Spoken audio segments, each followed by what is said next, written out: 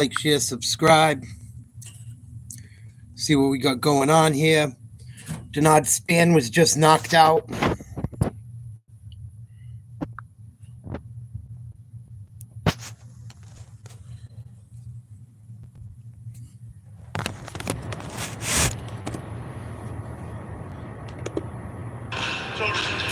Waldo Cortez-Acosta, 6-1 in the UFC's heavyweight division, ranked number 12 and charging forward. Very dangerous guy, and people are not sleeping on this man anymore, I promise. He's not just 12-1, he's 12-1 with a lot of knockouts, 5 wins by KO. This would be number 6. He's also got a Kimura submission too, so he's well seasoned, he knows what he's doing. Cortez-Acosta is dangerous, people. Keep an eye out for this man. He stretches his win streak to 4 here in Las Vegas to make it official. Joe Martinez. Ladies and gentlemen, the end comes officially 4 minutes, 48 seconds of round number 2. Your winner by TKO, Waldo Salsa Boy Cortez-Acosta. I'm here with the winner, Waldo Cortez-Acosta. Congratulations. Another knockout in sensational fashion. You got to be pretty happy with that one. Un knockout sensacional, o sea, siempre bien con tu performance tremenda, debes estar muy feliz con eso, ¿no? Nana, 50G, 50G! You got a lot of competition tonight. There's been quite a few knockouts, but you've had a lot of knockouts in your career so far. You rank number 12. Who do you want next? Bueno, hay competencia.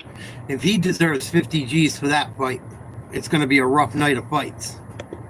Después de eso, estás en 12. Dame un nombre, el próximo. Derek Lewis o Taito Vasa. Estoy ready para ello. Taito Vasa, I think I heard. Derek Lewis or Taito Vasa, I'm ready for them. Both tremendous matchups, if you ask me. Was there anything that surprised you about this fight from Ryan Spann tonight, his approach to you? Serían tremendas peleas, ciertamente. ¿Algo te sorprendió acerca de Ryan Spann? ¿Algo fue nuevo para ti que no esperabas? No, nada. Solo entrenamos con mi coach aquí y mi compañero. Entrenamos fuerte 2 meses y medio sin cansarle. Vimos todos sus movimientos, vimos la derecha, pero sabíamos que si subía 30, 40 libras, no me iba a aguantar el primer round y se iba a cansar para el segundo. Listen, nothing surprised me here. I got my coach over here. I got my sparring partner over there, my partner. We trained for nothing. We knew who he was going to come with. We knew that Wright was coming up, but we knew that if you got a lot of pounds of him, he was not going to have all the stamina to go throughout a whole fight. Well, Derek Lewis or Taito Avasa, I would love to see either of those matchups. Ladies and gentlemen, congratulations to your winner, Waldo Cortez-Acosta. Well, safe to say, I think fight fans will look forward to Salsa Boy locking horns with the Black Beast or Bam Bam in the future. And yeah, why don't you polish off a little salsa on a Saturday in Las Vegas? We'll flash back to his knockout against Lucas Dresky. This came about a year and a half ago in Singapore, Dom, and it was the other hand that cracked Lucas Dresky tonight. A big shot. Impressive. Big right hand, lads. Now he uses the other one. He's got a jab, left hook combination that is nasty, as you can see right here. He had him wobbled and then finished the job when he saw the blood in the water. Cortez-Acosta showing why he's a knockout artist in the heavyweight division. 4 wins in a row. We shall see what's next for Waldo Cortez-Acosta. Here's what's next for us. Main card is coming up in just minutes at the top of the hour. Marvin Vettori, Roman Dolidze 2. Their rematch from 2 years ago in London when Vettori outlasted Dolidze. That was a 3-round fight. They've got 5 tonight in the headliner. You also have Alexander Hernandez and Kurt Olivo. Both of these guys want a violent fight, and that's what we expect. Host of prospects as well. Blackshear, a big favorite over Cody Gibson. But let's get back to that co-headliner, Chidi and Jokani. He's been perfect so far since moving down to the welterweight division. Back-to-back victories, and now he looks to make it 3 in a row against kind of a brand name in this division. If you've been watching the UFC for the last 10 years or so, and Zaleski dos Santos and Jokani wants to push the pace, and of course he's best when he's living up to the nickname Bang Bang. But Zaleski dos Santos has shown absolute wizardry in the capoeira department, including his huge win years ago over Sean Strickland. And of course, where's that Brazilian Jiu-Jitsu black belt proudly? Get the job done anywhere. That's just part of our 6-fight main card as we continue. Hopefully this card's all right. I don't know. There's some basketball on tonight. The referees got me so pissed off in the Celtics game, the last 2 games, even though they won last night. I couldn't do basketball again tonight. What up, Maki? I didn't have it in me to do basketball tonight. I was so fucking aggravated after that Celtics game. I think the worst referees have got to be basketball. Football's close, but holy shit. So we'll see what happens tonight. It's kind of a shitty card. It's not the greatest card, but the last few cards haven't looked too good on fight nights, and they ended up being pretty good. So let's see what happens tonight. Hope you guys are having a good weekend. Yeah, that fucking game's annoying, Jet. Something happened in your last horde, bro. Because I never seen nobody get fucking 3 exploding zombies right off the bat and them go off on top of it.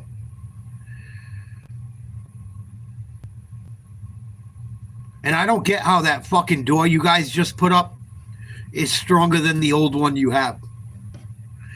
It don't make much sense to me. How the fuck is that shitty door you just put up stronger than the other one? And why didn't the steel all around that door get fucking destroyed as well? I don't know what happened in your last horde. Nice, Mark. It's still freezing here.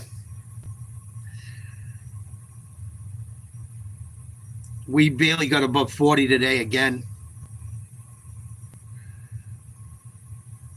And it's going to be like that, I think, most of the week.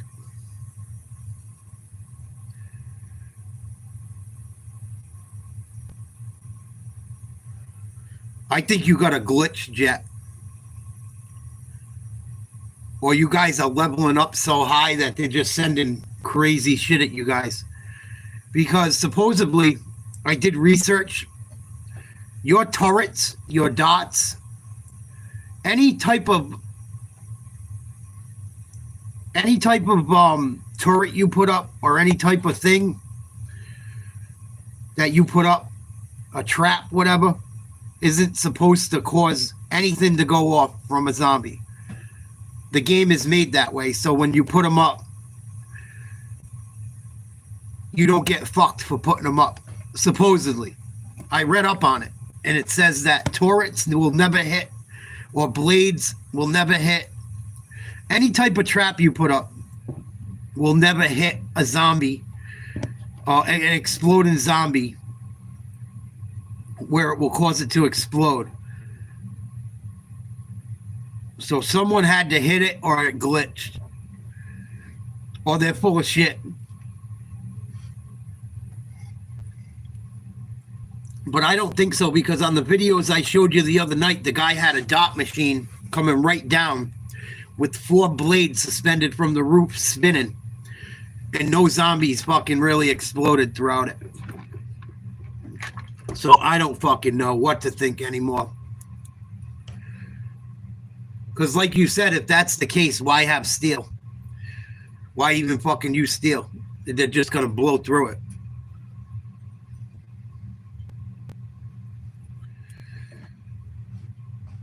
Yeah, I've had enough of winter too. I've had enough of a lot of things lately, man. Last day or two. So we got some UFC tonight. We'll hang, watch the game. Well, watch the fights, excuse me. Keep an eye on some of the goings on in college basketball, maybe.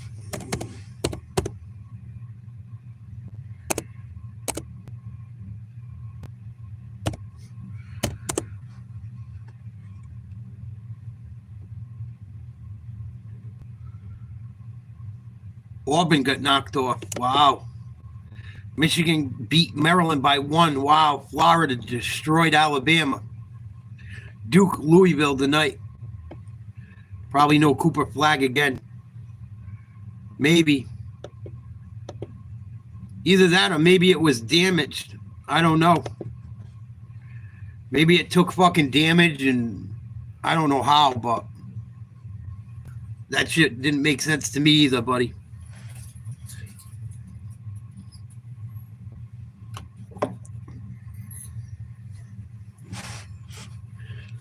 I hope Marvin Vettori gets his head knocked off tonight. I know that. He's ranked number 8. Now he's had a couple injuries. Can he keep this ranking? Can he keep driving the same way he did before after facing some adversity? Or does the adversity take away the win from our sails and start taking away who we were? Vettori of himself, and especially in a rematch versus Dolidze. Roman Dolidze, this guy kind of feels that he won the first match and was very unlucky on the scorecard. Yeah, Marvin's a fucking... I don't know what Marvin is. Marvin's like a journeyman. I can't stand Marvin Vettori. He's so fucking boring to watch.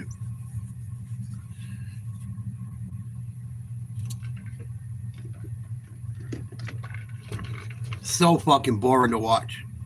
Hopefully he's not boring tonight. And that's the skills that this man has. When you look at him, he's big, strong, he looks big, but he's a very technical competitor. These two are certainly kindred spirits. All respect this week on Fight Week as they square off once again. It was March of 2023 when they fought in London over 3 rounds tonight. 2 years later, they get the headliner, and many changes personally and professionally on both sides of this matchup. Megan O'Leary on hand with us here tonight in Las Vegas. She helped set the stage for our headliner. Hey, well, thank you so much, Brendan. Yeah, like you just mentioned, it's been almost 2 years to the exact date since we first saw Marvin Vettori versus Roman Dolidze in a fight that resulted in hand raise for the Italian Dream. But in speaking with both men this week, neither was overly thrilled with their performance that night. In fact, Marvin Vettori told me that he felt like he didn't fight clean at all. He left too many openings, and he didn't really fight up to his capabilities. And as you just mentioned, he only had one fight after that before this 21-month or so layoff. He had the shoulder surgery and the relocation to American Top Team in Florida, and he said, of course, his skill set has grown. And since being at ATT, and how could it with the coaches and training partners they have there? But perhaps the biggest area of improvement for him has been in his fight IQ and the way he approaches fights. He said that will make all difference as he makes the climb up this middleweight mountain. And funny enough, that's a very similar sentiment that his opponent Roman Dolidze he told me about earlier this week as well. He said he used to fight. I don't know though. She looks like she wears wigs and shit.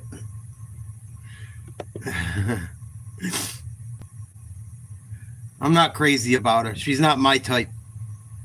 Maybe on a night where I had nothing better to do or something, I'd probably throw her around, but to each his own. I'm kind of sick of woman announcers, to tell you the truth. That's something they've been doing a lot of, putting women in men's sports. ESPN's doing it with everything. Women commentators, women fucking talking sports. Come on. Enough's enough.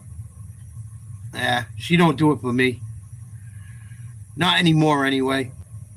Not most women don't do it for me anymore, Mark. Honestly. They're all the fucking, most of them are all the fucking same. Cuckoo.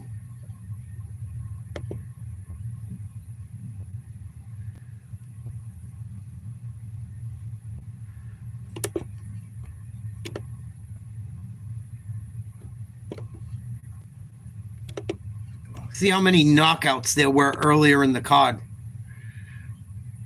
I know the last fight was a knockout. First fight of the night was a knockout. Oh, the girls fucking had 2 knockouts. There was a submission. There was a split decision.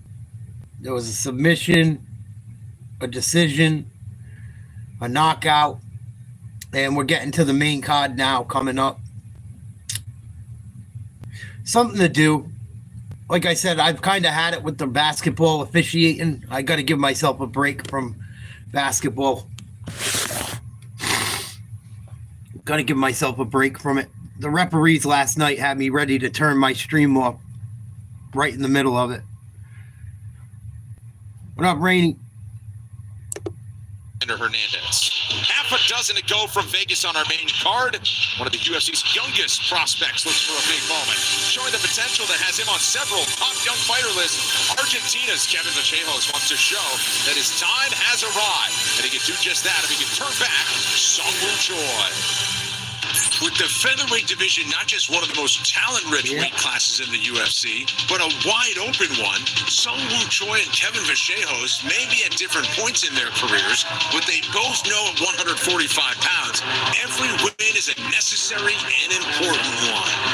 En esta pelea siento que va a pasar que yo voy a meter presión y él va a salir solamente a correr. No siento que quiera meterse al cruce conmigo. 결국에는 상대가 KO 시키려면 자기가 원하는 그런 거리와 싸움이 돼야 되는데 저는 그 거리와 원하는 싸움을 해주지 않을 겁니다. 네. With nearly 6 years under his belt as a UFC fighter, South Korea's Sungwoo Choi has kept his roster spot with a willingness to face all comers and the talent that's led him to wins over Yusuf Zalal, Julian Erosa, and Jarno Aarons. Tonight, he makes the walk for the 11th time to face Kevin Vachejos. I hope Vachejos looks for 상대보다 더 that. 리치가 길고 네 그리고 더 멀리서 싸울 수 있고 다양한 옵션이 더 많다고 생각합니다. 킥도 있고 Fuck Liu Kang. 그리고 뭐 상대보다 더 이제 스텝 부분이나 그런 부분이 더 빠르다고 생각을 합니다. 네. When 23-year-old Kevin Vachejos enters the octagon for the first time tonight, he'll become the 5th youngest fighter on the UFC roster. And with that youth and the talent that has led him to 14 wins and 10 knockouts, it's clear that the Argentina native will be a threat to anyone he faces on fight nights. Si la pelea se va de pie, yo siento que tengo no más que ventaja, tengo la. I try not to support anything out of China. Straight up. China hates Americans' guts. So fuck them too. Straight the fuck up. Young fighter here tonight. Fighting is life. This is my belt. I earned this in blood, paid in full. This is Should be getting going any minute. Hope you guys are having a good weekend. I'm going to go use the restroom. I'll be right back before these fights stop. Sacrifice is the price for glory. The very struggle for survival is the fight for greatness. At Burger King, we flame grill our burgers. Why? Because that's how it should be done. Hot, juicy, smoky, flame grilled, and made your way. Come experience the flame grill difference with our $5 meal deal. At Sleep Country, we know that for every reason that keeps us awake, there are hundreds more that make us dream. That's why we're offering 25% off, because great sleep fuels tomorrow's dreams. Sleep well, Canada. Hi, we're Felix, here to help Canadians get erectile dysfunction care discreetly online. Just answer a few questions and connect with a practitioner to see if a treatment plan is right for you. Plus, free delivery. Start your free visit at felix.ca. Tired of the cold? Winter Grill is on now for a limited time at the K. Featuring our fire-grilled 24-ounce T-bone French onion sirloin. You'll see it tonight. From a first game to their biggest game. From ESO medals to gold medals. We are dedicated to Canada's game. With the all-new FanDuel Sportsbook, you get more everything, all in one place. More ways to cook with live betting as it happens. More ways to lock in with player prop tracking. And more ways to celebrate with quick and secure withdrawals. Download FanDuel Sportsbook and get more. Crunchy or sweet and salty? When it comes to Nature Valley, which camper? Old El Paso. What? There ain't nothing weak about weeknights. Go on, get yourself Old El Paso. You get rid of that artificially drawn line. Polyev would pull over for Trump. He'd sell off our public health care so American investors can profit. And he'd give Americans control of our natural resources. You get rid of that artificially drawn line. Yeah, you can make Chinese food yourself. You got to look it up. The trick to Chinese food is very easy. It's just sauces. And if you want your meat to taste like Chinese food meat, just learn how to make the sauce. Add some fucking, you know how they make their chicken and their meat taste the way they do? All you got to do is put fucking cornstarch on it. I'm telling you, it's not that hard. I make fucking Chinese just as good as the place up the road. Look into making it. It's not that hard. Save yourself a lot of money, too. Matter of fact, I should make some videos how to do that type of shit. Because I make a fucking fried rice that'll make your fucking Chinaman fucking not even know the difference. Here we go. I'm rooting for Kevin Vallejo against Seung-Woo Choi. Fuck communist China. Oh, he's from Korea. Setting the table inside the octagon, Joe Martinez. Well, ladies and gentlemen, here we go from the UFC Apex here in Las Vegas, Nevada. Welcome to UFC Fight Night. Vettori versus Dolidze 2. And now, fight fans, we are set to go 3 rounds this scheduled in the UFC Featherweight Division. Introducing to you first, fighting out of the blue corner. He's a striker standing 5 feet 7 inches tall, weighing in officially 145 and 1/2 pounds in 15 fights. His record stands at 14 victories, with 1 defeat from Mar del Plata, Buenos Aires, Argentina. Here is Kevin El Chino.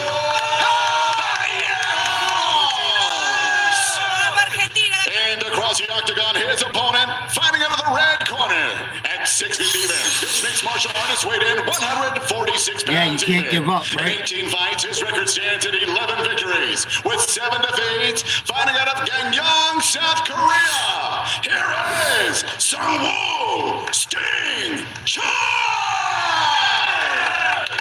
And your referee in charge of the election is Kerry Hatley. Also support on each side of this matchup. I'm not betting on anything tonight. Seung-Woo Choi has some fans in attendance, and you may have noticed Eileen Perez, UFC bantamweight, and Argentine here to support Kevin Vallejo. You also have Santiago Montenegro on the desk for our Spanish broadcast. This Fight Clock is brought to you by Bud Light, the official beer sponsor of UFC. So the hand speed of Kevin Vallejo, I mean, he's got beautiful boxing. Of course, went up against Lord in his first contender matchup. Gave him a good run, you know. So definitely had his hands full. And he was just 21 at that time. He was a baby, and he still is at 23. Obviously, we know since then John Silver's knocked everybody out and made it look relatively easy. Bunch of leg kicks, none of them Kevin's landed. looking to set up that right hand right there over the top of the jab of Choi. Keep an eye out for that right hand. The one thing I'm curious to see how Kevin keeps adapting in this weight class is size. As you can see, he's a little undersized for 145. All these guys are going to be giant, and I think as he moves up in the weight class, he's going to find ways to adjust to that better. He does look more built, though, from when I saw him on the contender. He's packed on some muscle for sure. Yeah, he's a strong guy. What up, Kenny? The hand speed, though, when he lets it go, likes to go to the body. Nice right hand, Vallejo. Come on, let's get into it. At 145, that's the difference. When you're shorter, the fight starts on the feet, so you want to utilize, you know, the head movement the way that Kevin does when you're the shorter guy. Look how he's attacking the calf, start at the bottom and work up to the head. That's what Kevin does so well. And look at his head movement, too. He's so good at staying out of the way on the big shots. Vallejo giving up a lot of size to Choi. Choi's much taller.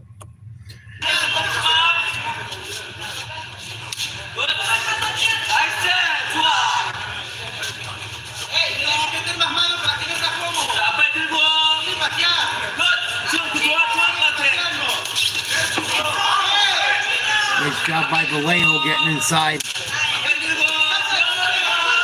Choi just letting him have calf kicks here and there. Nice calf kick, Vallejo. Good timing.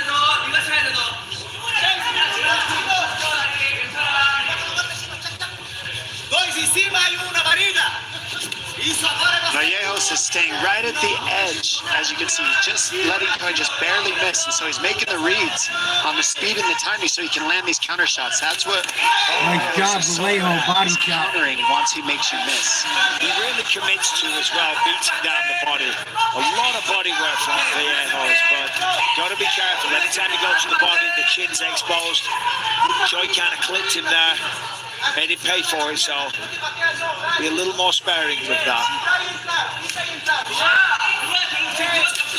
This guy trading cap kicks. Oh, big right hand. Vallejo put him down. Choy right back up. He'll let you keep going and going, and he'll make sure you miss, but he's looking to land the more clean. Oh, hit him again. Finish him. Vallejo with the W. Big right hand. Good night. Say hello to the 23-year-old prospect, Kevin Vallejos. 1-0 so far tonight. When I first saw this young man compete, I was extremely impressed. Both showings on the contender were phenomenal. Lit him up. Perfectly timed right hand sits him down. Wow. Lands the backflip. Yeah, and I watched when he was practicing that. He was practicing that with Julieta Martinez back in Mexico City, and he accomplished it here today. We have a future star in our hands, I'm telling you. Now for a look at tonight's blazing knockout moment, brought to you by Buffalo Wild Wings. Let's take a look at this finish. He waited for the right hand to finish this one. Instead of the jab, he pulls it out with the head movement. Look how he dips his head side to side, pulled out the right hand. Look how he throws it right when he wants. Boom! I mean, beautiful timing, beautiful finish, and then just a picture-perfect right hand off of the right hand. What a counter. And when big things are expected, what a way to deliver on the hype. Big right and hand. what a way to Holy polish shit. it off. Perfect backflip. Look at that. Awesome. Kevin Vallejos, 23 years old. The future is bright for the Argentine slugger. We'll make it official next. Kevin Vallejos just knocked him the fuck out. Woof. Big right hand.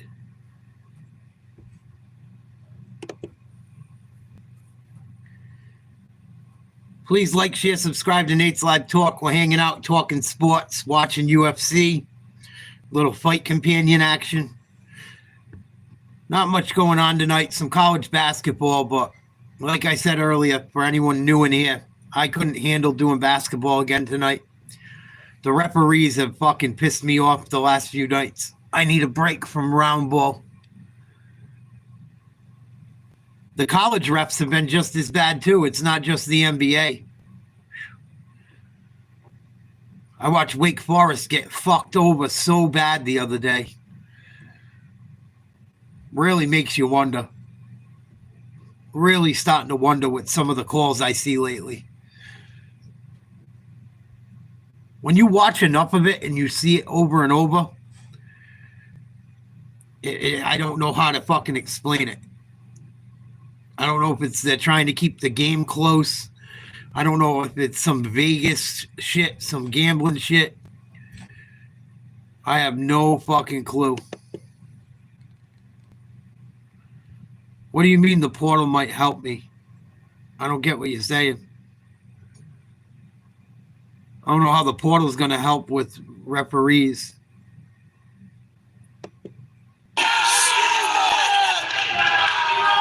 I'm here with the winner, Kevin Vallejos. Kevin, unbelievable. Beautiful performance. Ever since I first saw you, I knew you were going to do big things. You just went out against a very dangerous opponent, and you made that look easy.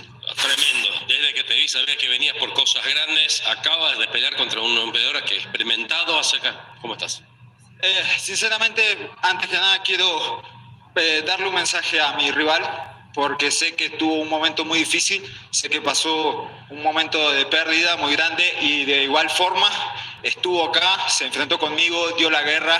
La verdad que más que agradecido con él y ojalá que le den más oportunidades en UFC porque guerreros como él no se ven. First of all, I'd like to send a message to my opponent.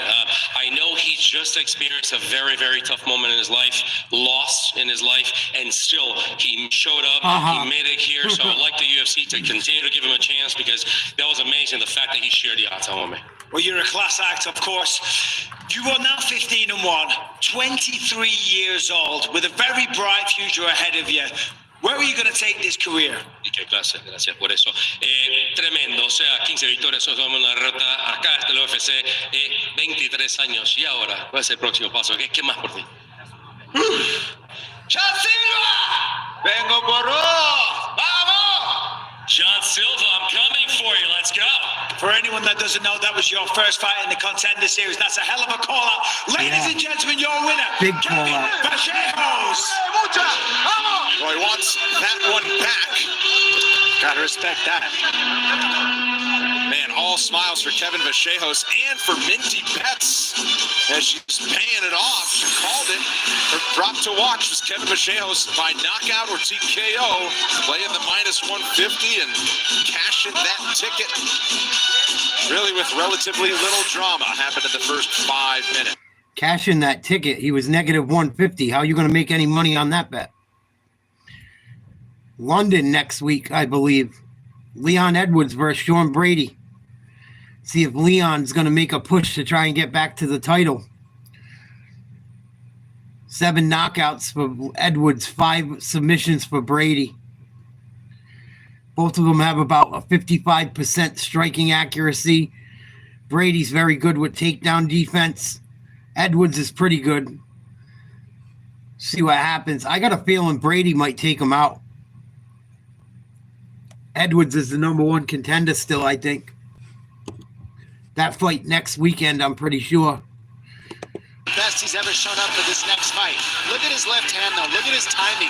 Look at the way he pulls people into shots. Look at the way he can move forward and punch you with aggressiveness. Driving me crazy, He's got nasty jiu-jitsu. He's got amazing takedown defense that he's jocked against Kamaru Usman and knockout ability. But of course, Sean Brady wants his shot at a belt, and he wants a rematch with Bilal Muhammad, who of course took the belt off Leon Edwards. So Sean Brady, stylistically, kind of has a similar style to Bilal Muhammad. He's got excellent wrestling. He's extremely strong. I mean, look at that takedown there, and he's got some of the best jiu-jitsu in all of the UFC. And he's still very young in his career. He's getting better and better. Now he has tremendous. Sean Brady might give fucking Leon Edwards some problems next weekend. Never know. If it goes to the ground, it could happen. Next weekend's card looks pretty good. Kevin Holland, Molly McCann, Jan Blachowicz versus Carlos Olberg, Leon Edwards, Sean Brady. That's going to be a pretty decent card, I think, next weekend. We'll definitely be looking into that. Yeah, she's been driving me fucking nuts, dude. Thank you for asking, though, Kenneth. But my family drives me fucking nuts. They drive me nuts. Absolutely fucking nuts. Pretty much all of them are fucking useless. A lot of selfish people in my fucking family. A lot of selfish people.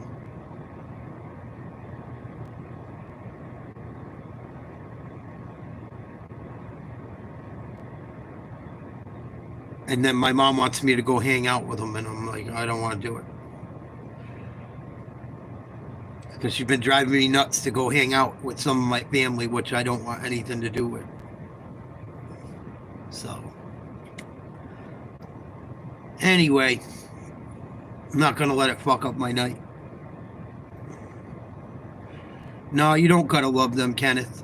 You don't got to love people that stick it up your ass and only need you when they need you and take advantage of you. No, you don't. You don't have to.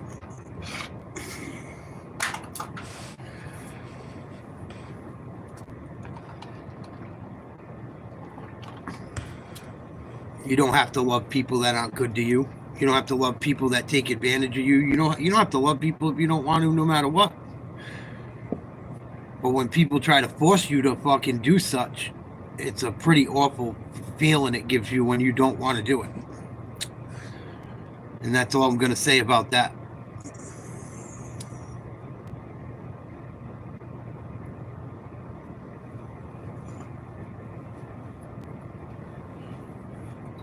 You know.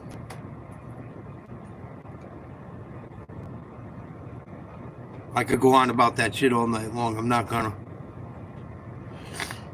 I've been talking about it with her all day long. Who we got next?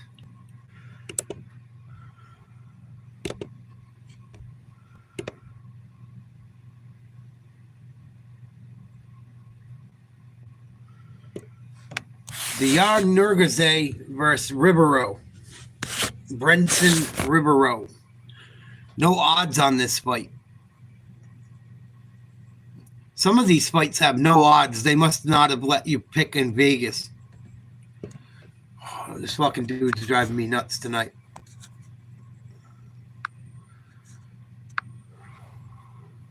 I can't be bothered tonight, Kenneth, with stupidity. You're driving me crazy tonight, bro. I can't be bothered with you.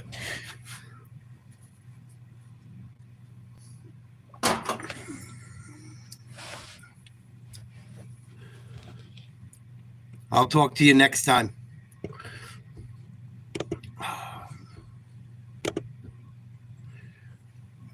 I don't like overbearing type shit whatsoever.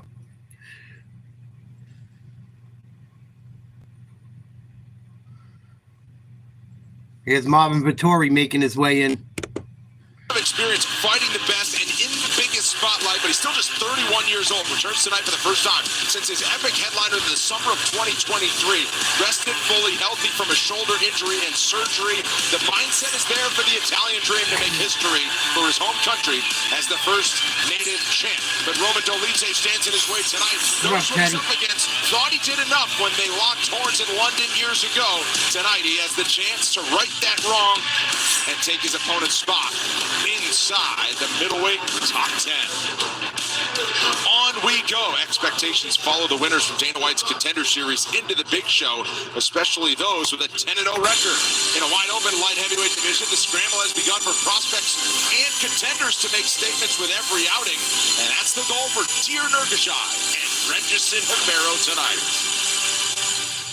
A light heavyweight prospect of the highest order, Diar Nurgaze had been on the radar of fight fans for several years. And when he stepped up to fight for a UFC contract on Dana White's Contender Series last October, he delivered. Tonight, he makes his octagon debut against Brenson Rivero. Я буду стараться искать финиш. Это будет очень красочный и яркий boi. Я оставлю это в истории UFC. Esta noite eu tô esperando fazer a melhor luta do evento. A minha melhor luta desde quando entrei no UFC. A world champion in pancration who was perfect in 10 professional MMA fights, Diar Nurgaze made the most of his big opportunity on the Contender Series with a second-round knockout of Bartosz Shevchik. And now he's got his sights set on securing his first UFC win over Brenson Rivero. Хочу заявить всем в моей весовой категории, что казахский воин вернулся, и он будет доказывать, что он лучше в этом деле. Whether by knockout or submission, Brazil's Rivero has made it his mission to pursue a finish on fight night. And after getting one on season 7 of Dana White's Contender Series, he earned a contract and a place on the 205-pound roster. Next up for the Gorilla, Diar Nurgaze. Meu adversário vai dormir, irmão. Pode ter certeza, eu vou nocautear ele.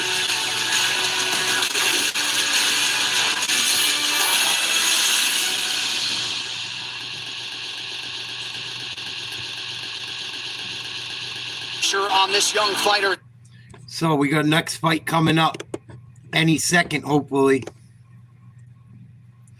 Diar Nurgaze. Diar Nurgaze versus Brenson Rivero. Then we got Blackshear versus Cody Gibson. Alexander Hernandez versus Kurt Holloway. Chidi and Jokani versus Dos Santos, and Vettori versus Dolidze. Please like, share, subscribe. Hope you guys are having fun tonight, having a good weekend.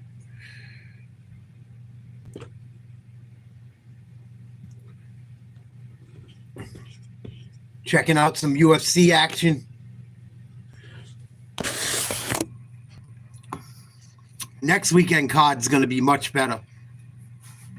Much better. But the fight nights have been good lately. That's why I didn't want to not check this one out tonight. Fight nights have been pretty freaking solid for the most part. 2025. I think some of the fight nights might have been better than some of the pay-per-views lately. The last pay-per-view was all right. The Strickland pay-per-view was horrible. Some of these fight nights have been better than the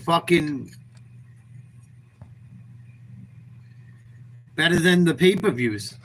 That's why I figured, fuck it, we'll try it again tonight. We've had a lot of fun so far this year watching these fight nights. They've been good.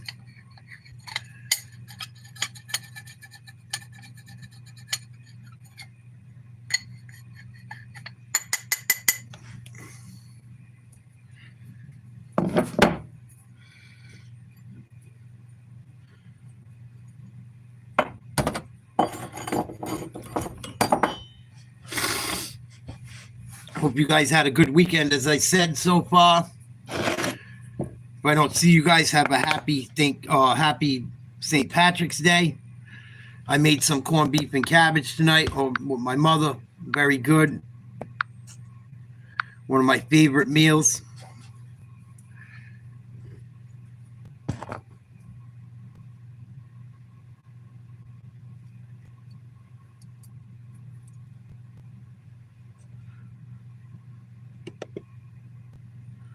Yeah, there's no odds on this fight. I can't tell you guys much about them, unfortunately.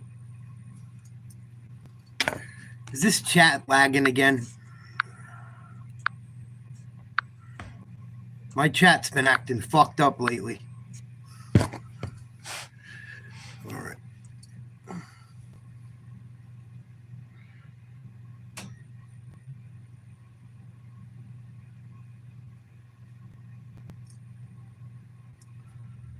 No, not so far, Mark. There's a lot of fights that there's not even action on tonight.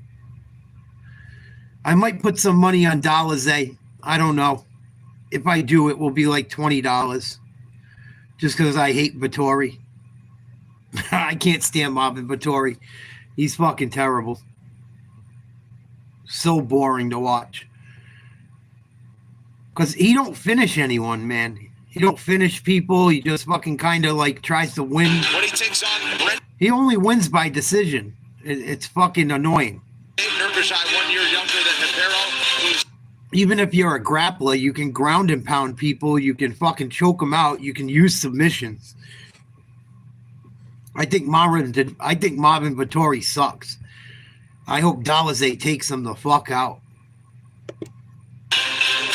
And now, ladies and gentlemen, here we go with our next fight tonight. 3 rounds in the UFC light heavyweight division. Introducing to you first, fighting out of the blue corner. He's a striker sitting 6 feet 3 inches tall, weighing in officially 205 and 1/2 pounds. His record stands at 16 victories, 7 defeats, with 1 no contest. Fighting out of Curitiba, Paraná, Brazil. Here is Brengerson, the Gorilla.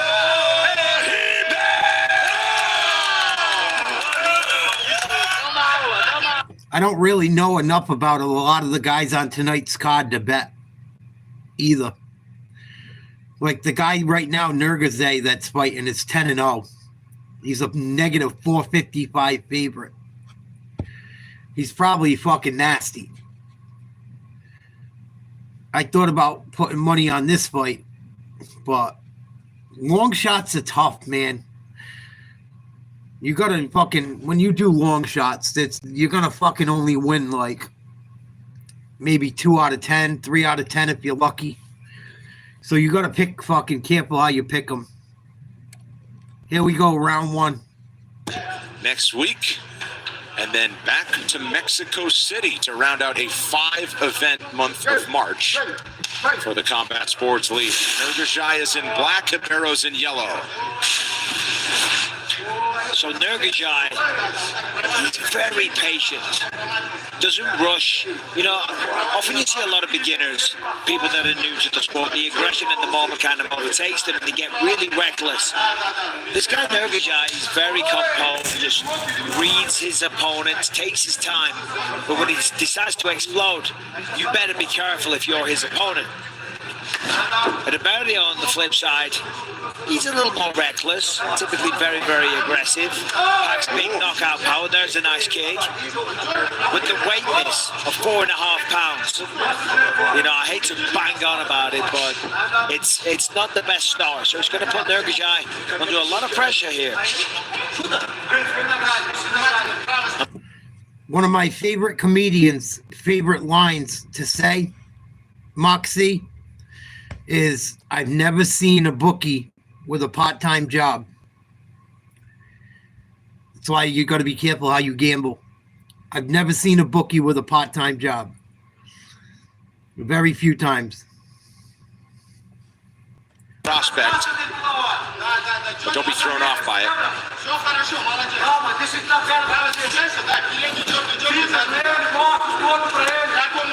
So I love the hand fight going on right now. It's the southpaw versus conventional hand fight that you see so much when you've got opposite stance. And the hand fight is everything with the foot placement. You see Rivero circling the correct way. He's circling to the weak side. He's firing the teep kicks to the body and the left and the right high kick. And those are the weapons for both guys. You're going to watch the backhand and the back leg, the lead hand fight and the lead foot battle. And that's what happens to find the strategy here. That's a really nice sequence there by Rivero. Didn't actually connect, but thrown really well, put together a nice combination. And it's interesting what you're talking about there, the tick with Nurgajai. So you're talking about every time he kind of wipes his eye. Interesting. Oh, big body shot, Nurgajai. Closing him down along the fence here as he looks to attack. Yeah, I mean, this is what Nurgajai does. Takes his time, cuts off the cage, traps his opponent. Rivero can catch him though.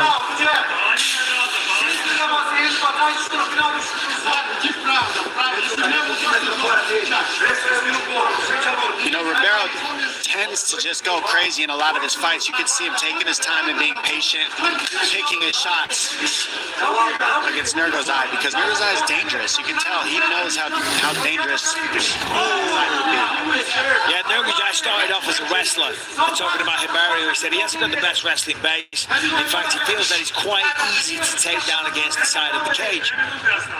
So don't be surprised if Nurgajai mixes things up next time he backs him up, looks to clinch, take him down.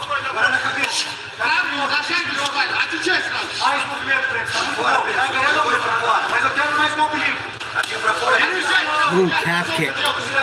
Rivero.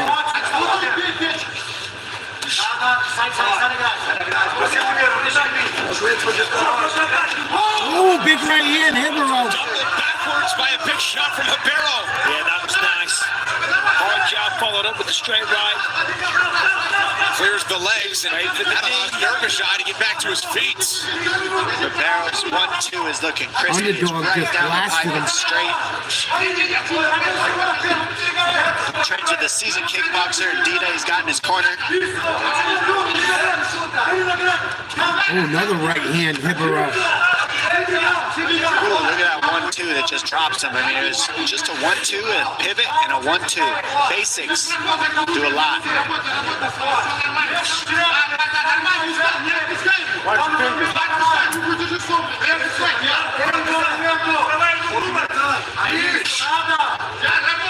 See, what Rivero's doing really well is he keeps circling to the weak side, so that's why you're seeing that Nurgajai is trying that spin kick, because he can't get the angle he wants for that left hand. Rivero's doing a real good job staying safe while he's entering. Oh, big swing and a miss on both. Oh, nice kick. They're going to pile up as well. Nice hard body kick. Gone through to the ribs. Ooh. Forcing Nurgajai back now, which is smart. Nurgajai might be in trouble. There's a nice kick. Oh, he got a Rivero. Starting to land big. Yeah, he's looking for the finish here. Oh, Big moment for Rivero in the first round. Jokani. nice job, Rivero. Almost got caught with a spinning back fist, though.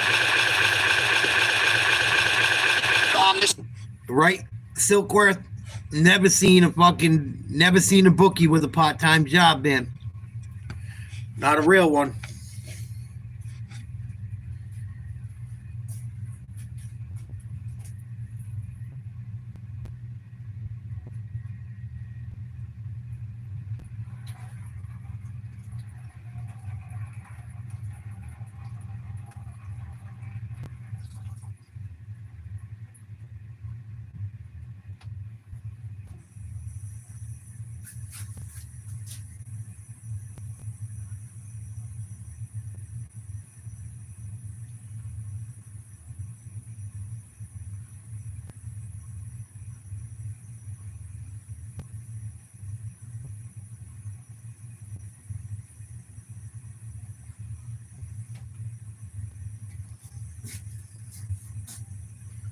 Here we go, round 2.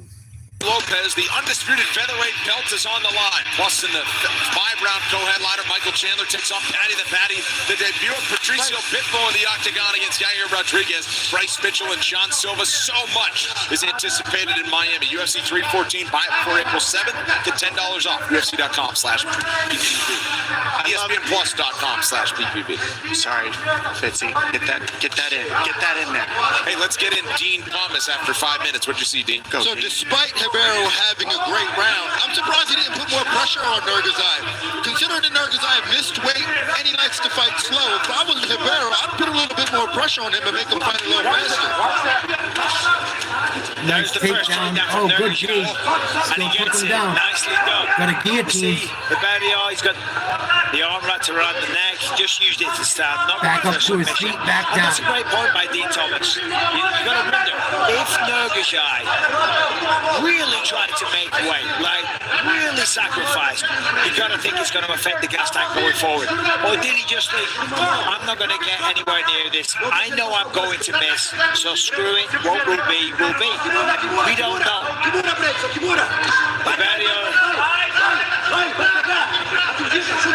It's got the Kimura here, so Nurgazai's got to be careful because he's got the correct leg he's got it. And there it is, he's past the body. This is dangerous. He's got it. He could tap him. Oh, Nurgazai's in trouble. He's lost it. Oh, he lost it. Oh, he tapped. Beautiful. Wow, big upset. Rivero. He was +4 something or +395. Holy shit. Wow.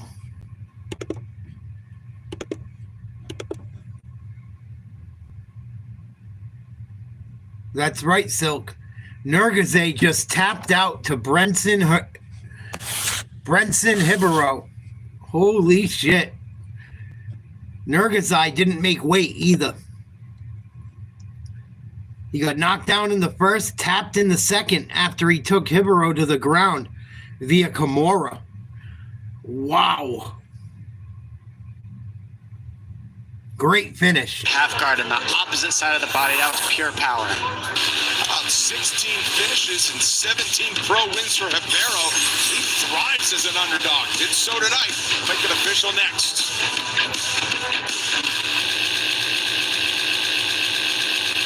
Why is everyone always feeding me? Just get my back if I ever need it. That's why you got to do your research and try and pick an underdog to make money usually. What up, CB?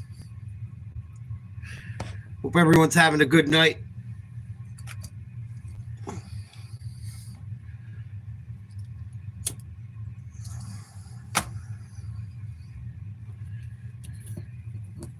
Big underdog win right there. Rivero takes out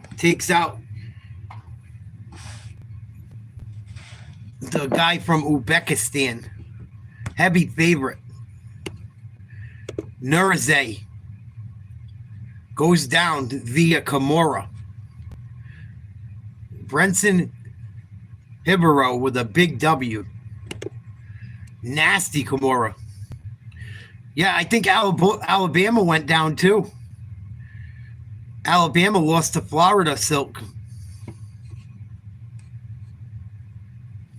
From their biggest event on the calendar. calendar. WrestleMania goes down right here in Las Vegas. Individual event and combo WrestleMania tickets for the shows at Allegiant Stadium Saturday, April 19th and Sunday, April 20th are on sale now via Ticketmaster. And Michigan State went down too. They lost to Wisconsin. The official beer sponsor of UFC, we send it to Joe Martinez. Ladies and gentlemen, Kimura submission comes officially 1 minute, 28 seconds. Round number 2 for your winner, Brengerson, the Gorilla Hibero! I'm here with Brenderson Hibero. Congratulations, Brenderson. That's 2 wins in a row. Of course, he was undefeated, 10-0. He was a bright prospect, and you finish him in the second round with a Kimura. It's going to feel pretty good. Parabéns pela vitória. São 2 vitórias seguidas. Esse cara vinha 10 vitórias e nenhuma derrota. Você chegou e pegou aquela Kimura. Como é que você está sentindo, cara?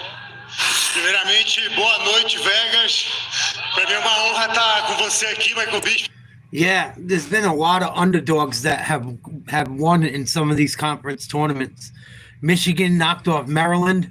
Memphis almost lost to Tulane today. Tennessee beat Auburn. Florida edged Alabama. I told you, Florida's got some fucking height. Florida has some height, and they got a couple good, really good guards. Florida could be trouble. Florida could cause trouble to a lot of teams. I've watched so much basketball this week, Silkworth. I'm kind of basketballed out. I watched 2 Celtics games where the referees were terrible. I watched I watched Wake Forest. The referees absolutely give the game to North Carolina. So, like, it's not that I don't love basketball. It's just the referees, after a while, if I watch a couple games where the refs just fucking are terrible, I got to give it a break. It makes me miserable. I don't like when refs ruin a fucking game. It really, really fucks me up. I probably shouldn't care so much, but I just feel so bad for the other team.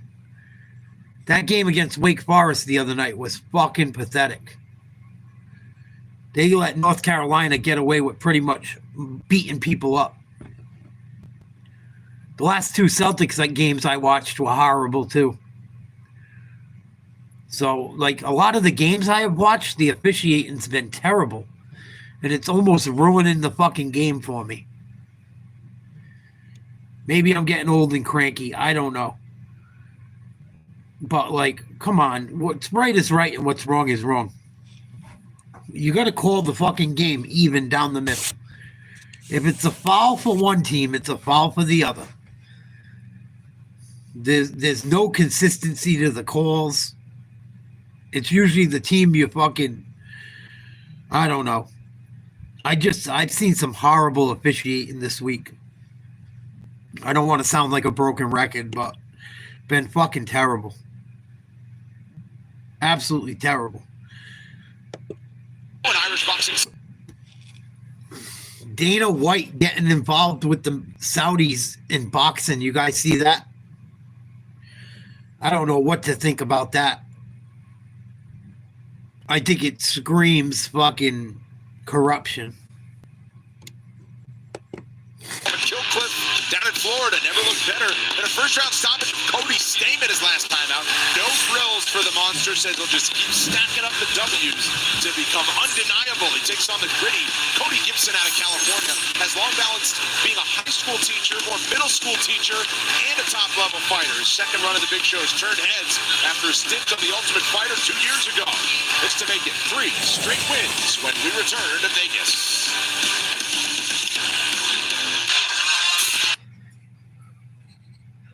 Veritas, where do you come up with some of the shit you say? You sound like such a fucking idiot some nights. I'm really considering blocking you altogether. Some of the shit you come up with makes no fucking sense.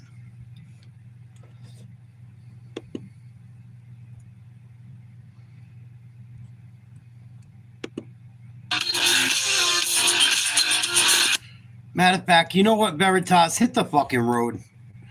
You always got something dumb to fucking say, usually.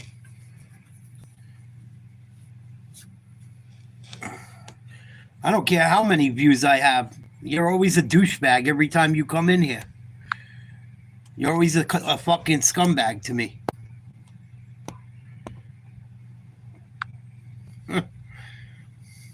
Later, dude. I don't care how many views I have. You're not going to talk to people like pieces of shit. No. You're not going to make weird fucking racial comments. Tom Brady's the only real white dude with an immigrant mentality. Tom Brady grew up very well off, you stupid prick. Unfucking real.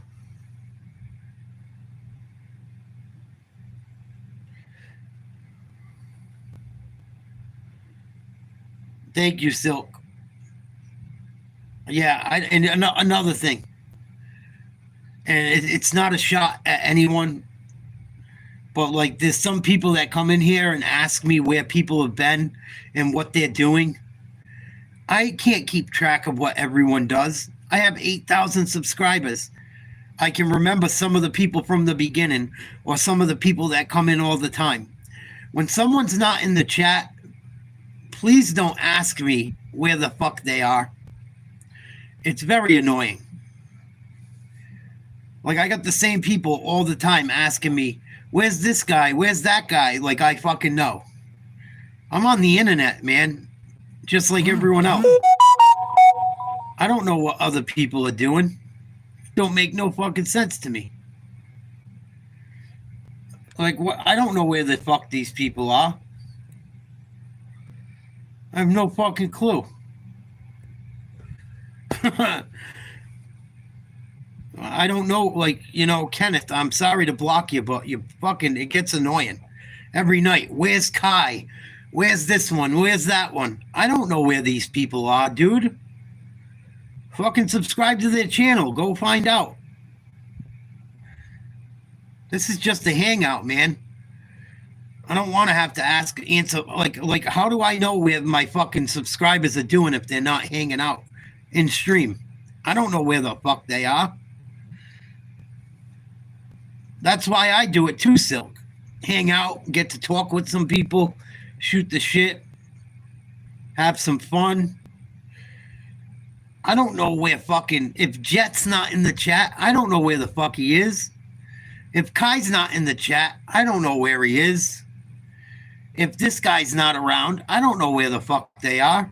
We're on the internet, bro. You think I talk to these people in real life? I really don't, other than on the internet.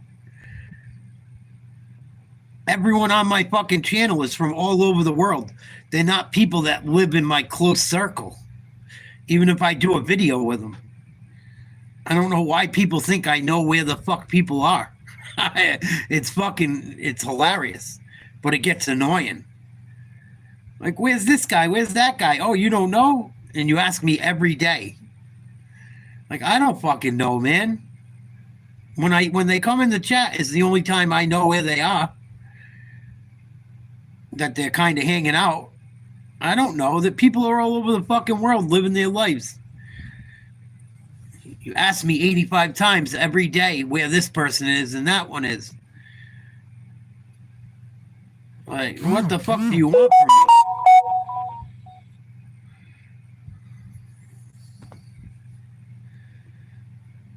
What do you want from me? Fucking people are nuts, dude. And I appreciate the subscribers and shit. But when you think I know where everyone and their mother is all hours of the fucking day because I'm streaming, I don't have a fucking clue. You don't even know if they tell you what the fuck is truly up with them. It just gets fucking annoying, man. I hate to be like that, but what the fuck?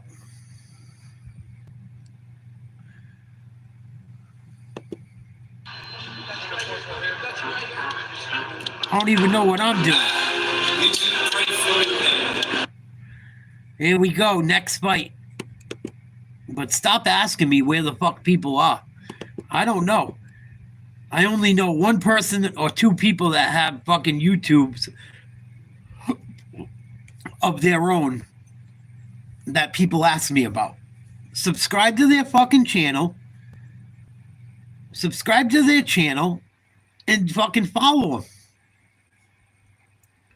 If you want to know where these people are at to talk to them that you asked me about, subscribe to their fucking channel. Stop asking me. I don't fucking know where they are. Come on. What up, Matt? We got Damon Blackshear versus Cody Gibson. Gibson, a big underdog, plus 370. He's got a great gas tank. He's an excellent wrestler as well. Doing pretty good, Matt, besides the referees in basketball. Last two Celtics games have been horrible with the officiating. I was going to cover the games tonight, but I didn't have it in me. I couldn't watch another basketball game 3 nights in a row. The fucking referees have been terrible. Bobby Lawler in the corner tonight. Time for a tail of the tape. Devon Blackshear, sizable betting favorite of minus 425. He's 7 years younger. Both of these bantamweights stand 5 feet 10 inches tall. Blackshear with a 1-inch edge in the reach department. Back inside the octagon we go to Joe Martinez.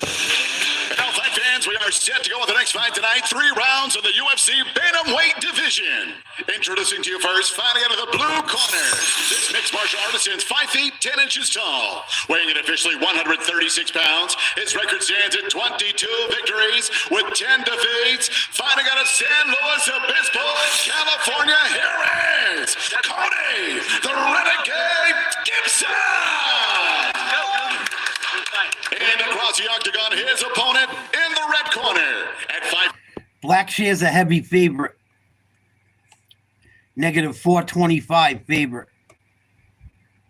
He's 15-7-1. Miami, Florida, here is Damon, the monster Blackshear. And your referee in charge of the nation is Chris Tornione. Nice cutaway shot of Cody Gibson's wife, Jackie, his 2 daughters, Ella and Margot. He's also got a son, Hank. Probably a little too young for the Apex. Devon Blackshear, meanwhile, we're going to make it back-to-back victories here tonight at the Apex. This fight clock is brought to you by Buffalo Wild Wings. Blackshear in blue, Gibson in black. Yes, sir. How about the dedication of Cody Gibson? When's the last time, Michael, you woke up at 4 in the morning not to catch a flight? Yeah, well, I was going to say, to go to the airport. Yeah, no, I get up at 4 every day, bro. Oh, yeah? My ice bath is just a lifestyle. That's right. You know. How about this for Gibson? Put the pressure on early. Yeah, that's a great start. Put a lot of pressure on, rip to the body, and then in on the first takedown attempt. This will be interesting to see who wins this battle. Both good wrestlers. Gibson's just on fire here. Gibson right hook to start the fight is the slowest right hook I've ever seen in my life. Maybe he's just messing with him to start out, but he's starting to come in on Blackshear. He's got him up against the ropes. Could be trouble. Watch Blackshear. You cannot let him move forward. So Gibson's just doing what you need to do to make the fight easier for himself. I think one of those body shots though is taking the wind out of him. Oh, look at that. He went from the leg, let go, cracked in, and then straight back to the legs. Now hands locked. This is a great performance. Look how he's stepping alongside that knee because he doesn't want Blackshear to dig for that guillotine when he finishes this double. So he's timing, he's taking his time. That's why you didn't see him just extremely pull it off the octagon, because Blackshear dug in that guillotine just enough for the defense to stop that takedown. Blackshear with it enough to defend the takedown. Yeah, nicely done by Blackshear. That could have been the beginning of the end. Yeah, I heard they have him now. Yeah. To catch you driving. But we're still only 2 minutes into this fight, not even, you know, so with a few shots, nothing life-altering. Blackshear seems fine. It almost got off to a really good start. It almost just looks like to me, yeah, Gibson had a good start, but it almost looked like Blackshear didn't come out awake. Like maybe he didn't warm up enough in the back or something. He just started a step slower than Gibson. This coach's cam is brought to you by Cuervo, Antonio Bonwell close, leading the dance in the Gibson corner. Give me the pendulum. Pendulum, pendulum. It's there. We need back up. Let's go. Pressure, pressure. Pendulum, pendulum, pendulum. It's there, Cody. It's there. Yes. Oh, they blocked the kick. Both went down. Circle, circle, circle. Get that lead hand busy. Relax. Yes. Tighten it up. Good. You finish now. Nice. Circle, circle, circle. And left the break. Nice jab. When Gibson gets that jab going, he starts connecting everything off that. And I love how he's mixing in the takedowns. That's the key. It's not about just finishing the takedown. It's also about attacking them so it changes your opponent wanting to throw the offense. And this is what he was watching out for on the first double leg takedown. He knows Blackshear has a good guillotine. And by stepping outside those legs the way he's doing, he's stopping that guillotine from being a problem. That's why you see him stepping outside the legs and not letting Blackshear get that full guard position. So this is the best that Cody Gibson's ever looked, in my opinion. The boxing looks the best ever.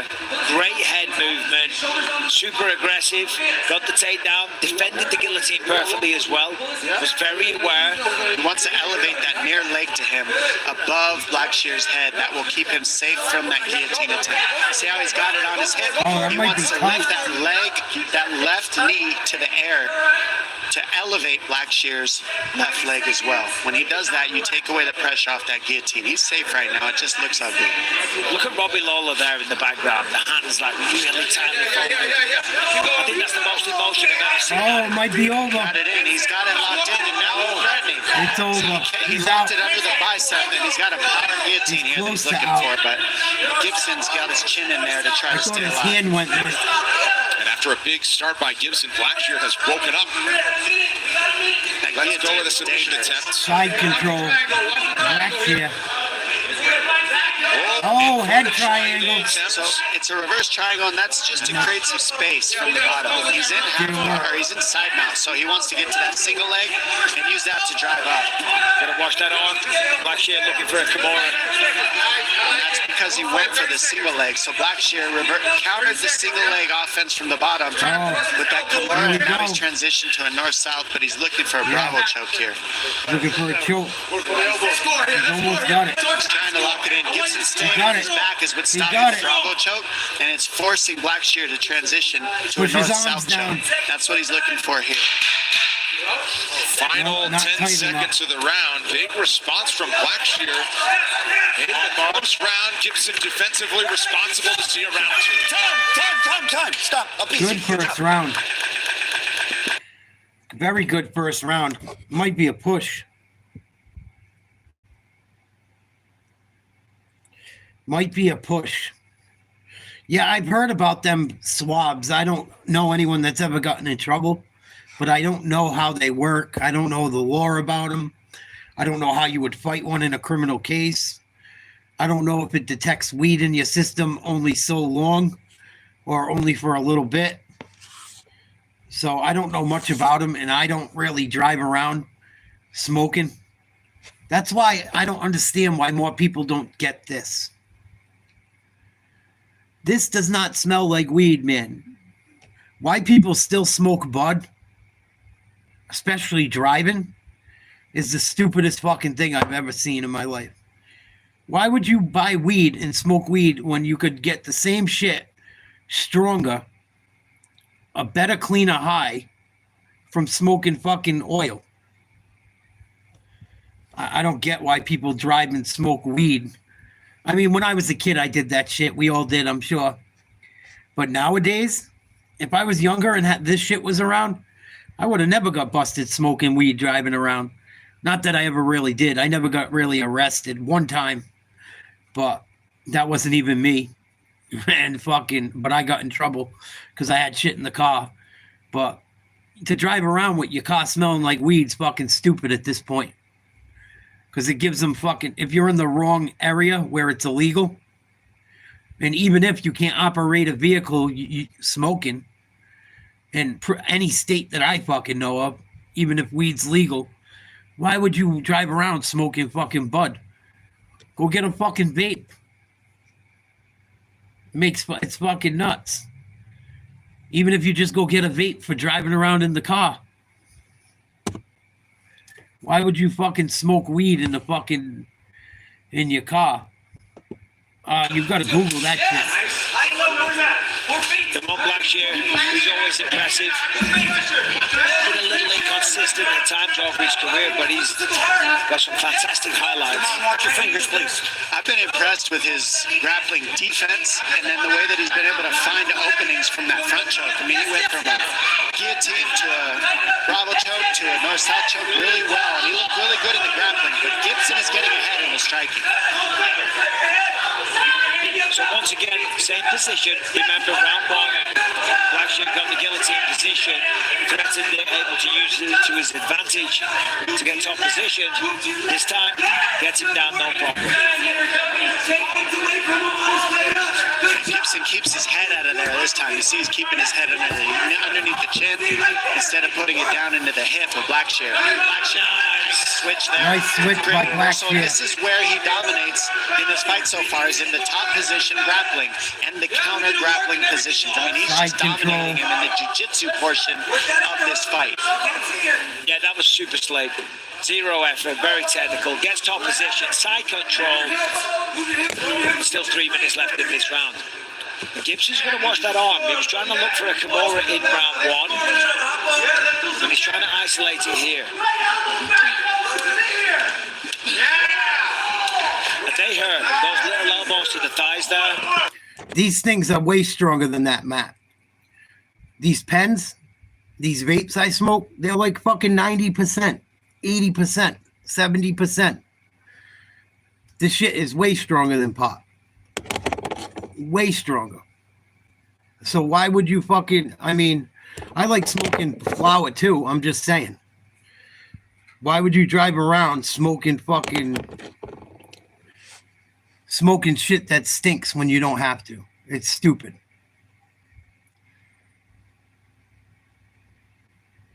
And smell everything the fuck up. Got a very good... In your vehicle. You do what you want in your own fucking house, but I got every fucking type of way you could smoke. Besides the dab bong. I don't have the fucking attachment for a bong, and I don't have a bong, but I don't know why people drive around fucking smoking weed. They're gonna get in trouble. You get this, it don't even fucking smell like weed. And you get stoned out of your fucking tips. Fight shorts, exclusive styles, and more. Available now at UFCstore.com. Yeah, Gibson's really let himself get trapped here. His arms are really wide. He's not keeping him close to his chest and his face, and so it's allowed Blackshear to get into this open position where he's got a Kimura attempt, or he's got these elbows that he can land from this crucifix position too. He's got one under a minute. Yeah. Right now he's on the... Oh, he's got it. There it is. That's it. Wow. Weathers the early storm, dominates on the ground, and gets the tap out round two. Blackshear beat the fuck out of him that round. The white kid's all bloody, fucking tore up, eyelid all destroyed, taps out. Good night. Big win, Blackshear. He fucked him up really quickly. Wow. Now to the Kimura. Look at how he finishes this. He's over the top of the head of Gibson. Picture perfect. Steps over. We've seen guys like George St. Pierre finish this choke on Matt Hughes and other people. This is a very basic, high-profile. From there, you got no choice but to tap. Otherwise, they are going... Maki, are you still in here?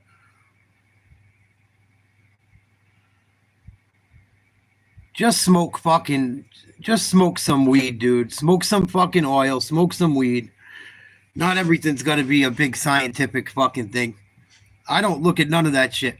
I look at the percentage, how fucked up it's going to get me, and are people going to smell it? Because I like to go places where I can smoke where no one knows I'm smoking. That's the two things I look for. Is it going to fuck me up? Number one. Number two, how bad is it going to smell? It's not that serious. A cheek swab to gather a salvia sample, which is then rubbed on a testing strip covered in an antibody that binds to THC. The testing strip is placed in an electric reading device. They have a blood or salvia test as well.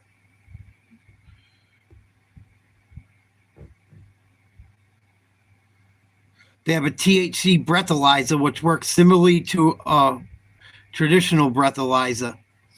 Officer will ask the driver to breathe into the machine that's designed to detect THC. So I would imagine these tests, you would hope, make it so just because you have it in your system doesn't mean you're going to jail. Hopefully it means like you smoked weed in what, the last hour, half hour?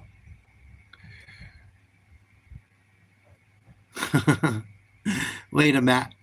Must have hit a nerve. It's true though. Like, everyone wants to be fucking scientific. Like, just fucking smoke your weed. Get one of these so you don't get caught. Smoke some bud where you want. Don't drive around doing it. Come on. What the fuck? Everyone wants to be a fucking weed fucking I don't even know what. Rocket scientist when it comes to weed. Come on. Eat some fucking edibles. Looking into every little fucking aspect. You want to get fucked up or you don't? Traditional DUI test permits. Everyone makes a huge issue on everything, Jet. Jet gets it. You want to get fucking stoned or not? You want to get in trouble or not? That's the two things I think of.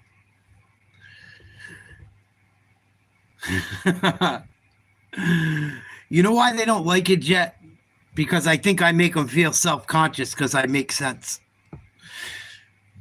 Traditional DUI tests, primarily designed to detect alcohol impairment, often involve standard field sobriety tests, like the walk and turn, one leg stand, and the horizontal gauge nixtamus test. However, these tests aren't always effective in detecting marijuana impairment, as the effects bop.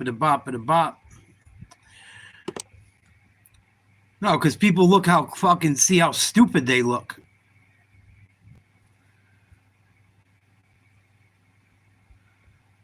So it doesn't say much about them. How long, like, I'm not going to go digging down the rabbit hole. If you guys want to find out. But I don't know how long they last. They don't say. There's like no science on it. On the articles I looked into.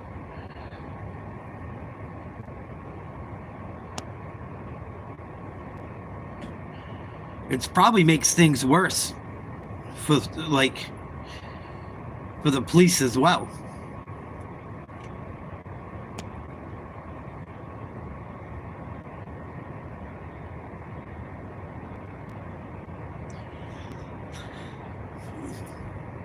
Supposedly in Missouri, they're trying to come out with goggles that measure your pupil size and your pupil movement. That's fucking nuts. Come on.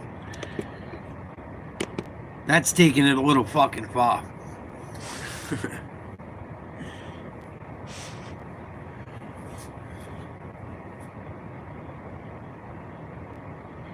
Yeah, exactly, Mark. Well, you know what it is? It's not them legalizing it, really. It's the states. Not, like, why would the state legalize it if there's a problem with law enforcement enforcing it? At the same rate, you shouldn't really operate a vehicle fucked up. Weed does hurt people. Driving stoned can get someone fucking hurt. Let's keep it real. It can. You'd probably have to smoke a ton and not be a very good driver to begin with, but probably don't want to do too much driving stoned. If you can help it.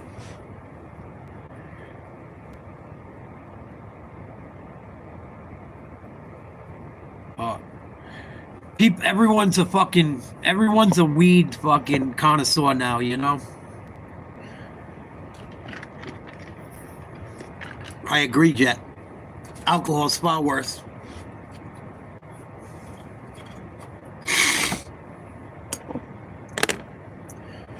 Far more people getting accidents drinking.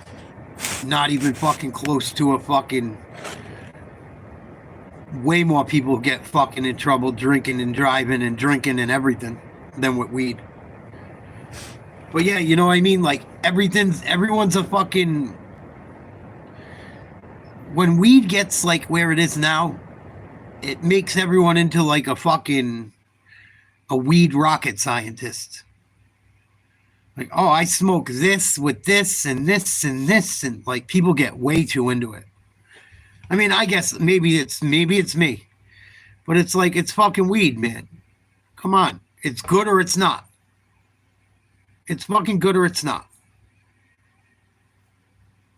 You know what good weed looks like and tastes like. You know what bad weed looks like and tastes like. There's not too much fucking bad weed out there anymore. It's so fucking cheap if you live in a state that's legal. You know what it is, Jet? People from up my area, like the person that got offended, they know everything, man. They fucking know it all. That's why I hate living where I live.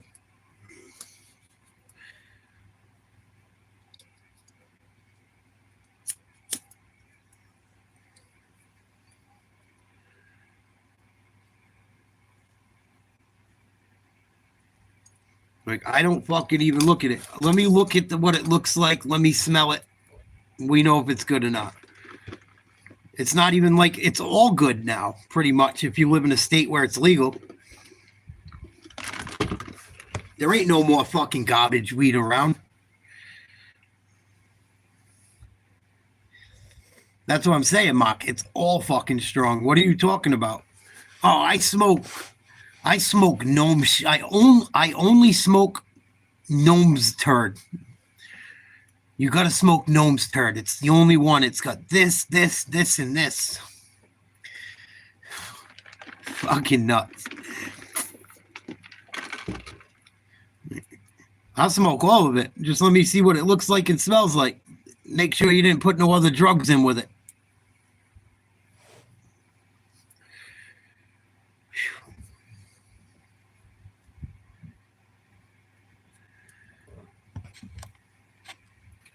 Oh, it's only got this many terpentines, and it's 34 this percent and 22 this percent,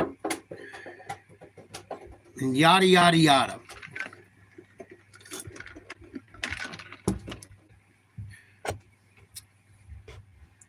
When the motherfucker used to smoke swag by the pound. Motherfuckers used to be pulling sticks and stems out of everything. Now they're a fucking weed doctor. It's fucking funny.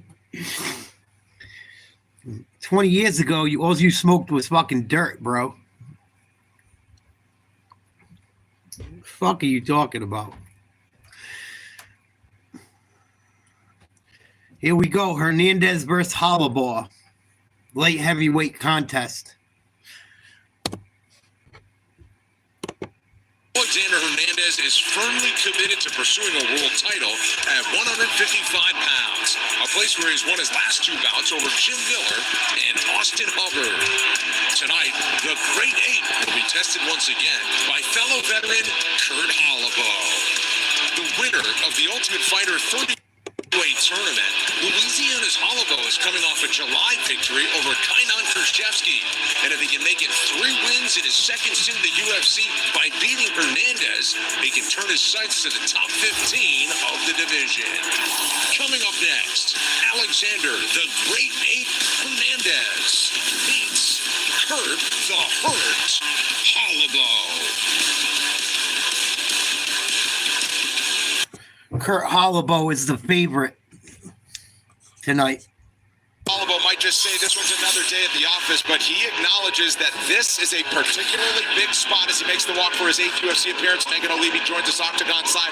Head appears to be in the right place for a big challenge tonight. You guys, okay, there we go. You guys, or Brendan, you just mentioned, his resume. He's fought in Strikeforce, season 1 of Dana White's Contender Series, the Ultimate Fighter, and of course UFC. But he said this fight is his toughest test to date. He believes that Alex is going to try to wrestle here, but he's intent on using his conditioning and his cardio to be the difference maker tonight. But he questioned a little bit Hernandez's desire to kind of bite down on that mouth guard and brawl, and that is something that Kurt believes he can bring to this fight. His entire family is dedicated to the world of martial arts. There are no real distractions for him because they do it as a family. So this is something he is all in on and believes biggest fight, but biggest performance could come tonight. Yeah, the thing that I love about Kurt Holloway is that, as you mentioned there, the bite down on the mouthpiece. Yes, Alexander Hernandez moves great and he's very technical. And a lot of people can learn that kind of movement. You can't learn or teach what this man has. He has that heart, that will, just that dog inside him where he backs his opponents up against the octagon, willing to trade inside the pocket and just throw down. And for that reason, I love watching this man fight. And his wife, Brienne, 2-time Brazilian Jiu-Jitsu world champion at the IBJJF. She's in the house tonight to watch and root for Kurt the Hurts. On the other side is Alexander Hernandez. Turned so many heads when he burst into the UFC. Oh, sorry, I can't play Kanye. I'll get a copyright strike if they hit Kanye West, no doubt about it. Alexander Hernandez out of St. Louis, Missouri. One of 6 active fighters out of St. Louis. Underdog against Kurt Holloway. Oh, no, excuse me. He's a favorite. Pardon me. Earlier in the week, he wasn't. Hernandez, negative 205. Holloway, plus 170. The matchmakers are who you're fighting, and they don't care about any of us. They want to make sure that we go out there and get beat up. And Hernandez is facing that level of adversary across from him. This man is not simple. Holloway has nasty jiu-jitsu, but so does Hernandez. I think the key to this fight for Hernandez is how long and how much can he stay on top position in the grappling, and can he keep it on the feet to use his athleticism, his strength, and his speed as his biggest weapons. I love watching Alexander Hernandez fight. I think he's got tremendous skills. Moves so well on the feet, switches stance, puts together beautiful combinations, good wrestling, excellent jiu-jitsu, good gas tank, and a fantastic athlete. I think mentally is where he struggles sometimes. And he said this week, I'm not putting the UFC on a pedestal anymore like I used to. This time he's just out there to impress himself. And I kind of like that attitude because that's all you got to do. If you go out there and make yourself happy, then you will get the results that you are looking for. Action expected at 155 pounds. Here's your tail of the tape. The betting favorite is Alexander Hernandez. He's 6 years younger than Kurt Holloway out of Louisiana. Holloway stands 2 inches taller, but it's 2 inches in reach for Hernandez. Here's Joe Martinez to get us going. Hey, Jet, if you're still in here, I think you can put a door that flaps on top of where your electric posts are. I think they have a steel trap door that you can open and close. I'm checking out your stream real quick if you're on here.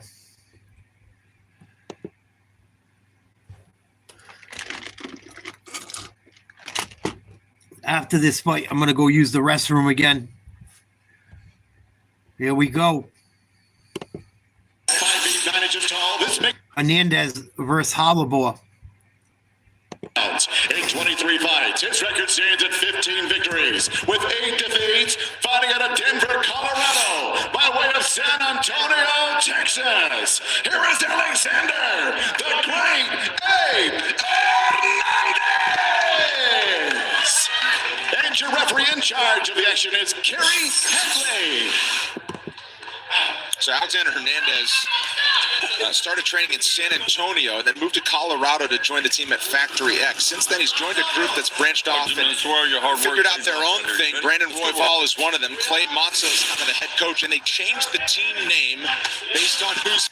UFC over the last at least 10 years.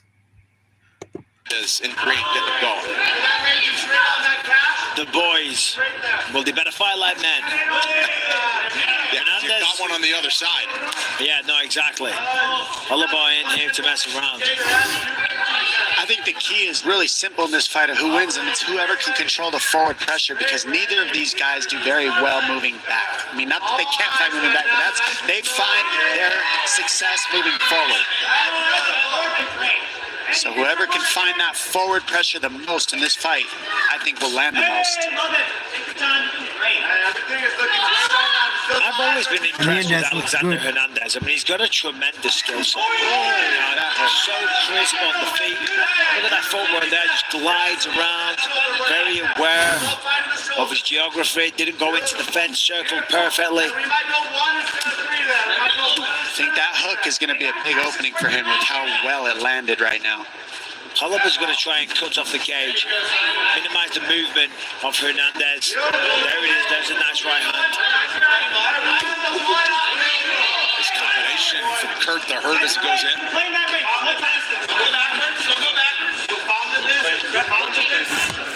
Good. What's the thing?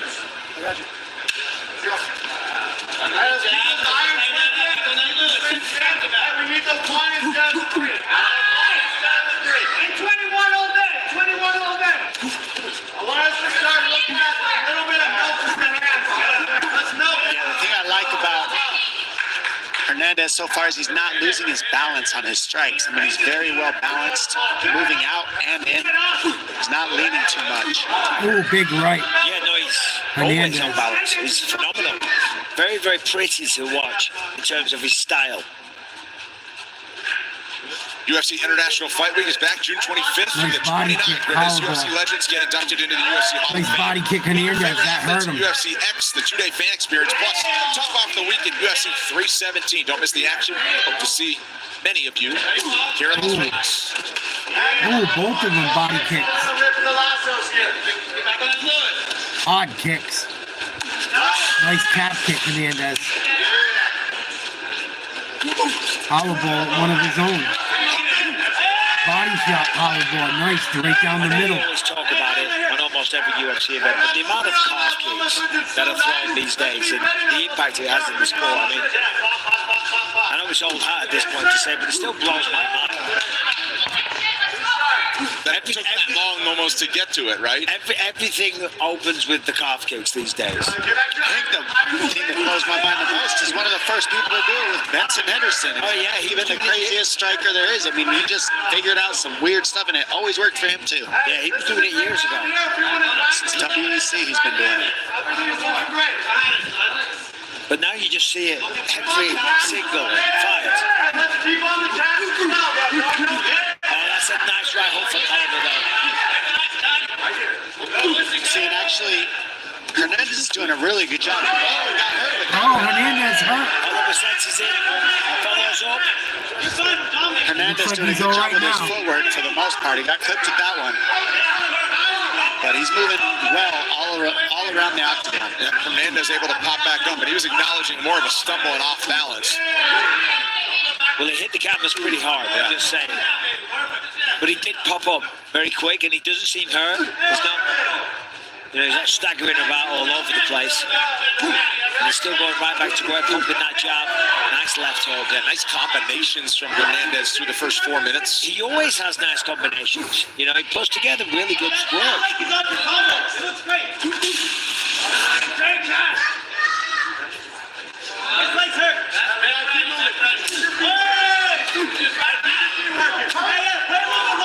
And you know, we're talking a lot about Alexander Hernandez, but realistically, Holloway's making this fight fun to watch. Yes, he's keeping the constant pressure. He's heading off Hernandez well. And right here, we haven't seen his jiu-jitsu yet, but even that, might have a guillotine. Was beautiful. The way that he locked that in was a Hernandez might be in trouble. Where it's a real threat. 10 submissions. Real threat here. He might be out. This guillotine is a great way to finish the round as well. Gives a thumb up. He's It was a okay. takedown attempt initiated by His Hernandez. head's almost out. It is. Into something for him. Second round coming up. Ooh, close first round. close first round. Hernandez was in control for over half of it. Then things went the other way for a little while. Still landed a takedown, even though he got caught up for a second.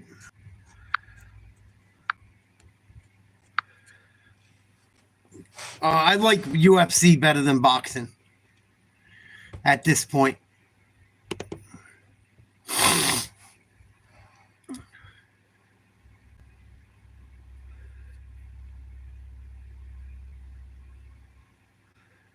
Second round coming up. How many fights we got till the main event? Let's see. We got Hernandez right now fighting. And we got Chidi. And then we got the main event. So we got this fight. And then one more until the main event. Next week's card's going to be really good, guys. This one's been fair. Not the best, not the worst, though. Not the worst. Free fight night. Here we go, round 2. Fan favorite activities, tickets on sale now. Scan that QR code, and we'll see you out here at Vegas. Look at this. Had enough. He's an animal. He is. Because I heard him in the first round. He's like, screw this, let's just go for it. Dean Thomas, your take on the lightweight action. Oh, big right hand, Hernandez. Alexander Hernandez. And the fact that he just took that takedown at the end of that first round, I think he needs to fake the takedown, get Holloway to drop his hands, and come up with that left hook. He didn't land a left, he landed a right. Keep working that left leg of Holloway as well. Oh, Hernandez in trouble. Gotta get off the cage. He does. Holloway's really controlled the whole momentum in this fight, and it's starting to add up in this second Holloway's round. starting to look good. Nice uppercut. But Hernandez countering as well. Yeah, both men really turned it up a notch here. Well, this is the fight we expected, seemingly what they expected based on what they were saying coming into this one. It's certainly a crowd pleaser. That calf kick of Hernandez has switched the stance of Holloway. He's now watching out when he marches forward because that calf kick is doing a lot of damage. Ooh, another right hand. Nice right hand by Holloway. Yeah, the punch power of Holloway, there's a big difference there. Hernandez, he's got a crisper style, faster in and out, but there's more consequences when Holloway lands. And it almost looks like the more you hit Holloway, the worse he gets to deal with. Yeah, unless you knock him out. Ooh. Big right hand, Holloway. See, the forward pressure, the forward momentum of Hernandez starting to look beat up in the face. Move back. If you're either of these guys, you've got to control the forward momentum. Wow. There we go. Hernandez is trying to get real estate back now. He knows he's got to move forward in this fight. Holloway wants it back. What a brawl. Oh my gosh. Massive rival. So Holloway just said, you know what, I'm making this as nasty and dirty as I can. And that's the perfect way to fight Alexander Hernandez because he's, technically proficient. He's very good to watch. You ain't going to beat him in terms of speed and prettiness and slickness. But if you beat him, if you turn it into a dogfight, into a brawl, a technical brawl, of course. And when you talk about Kurt Holloway, this is somebody that made his UFC debut at UFC 159 in 2013. Obviously spent some time outside of the organization.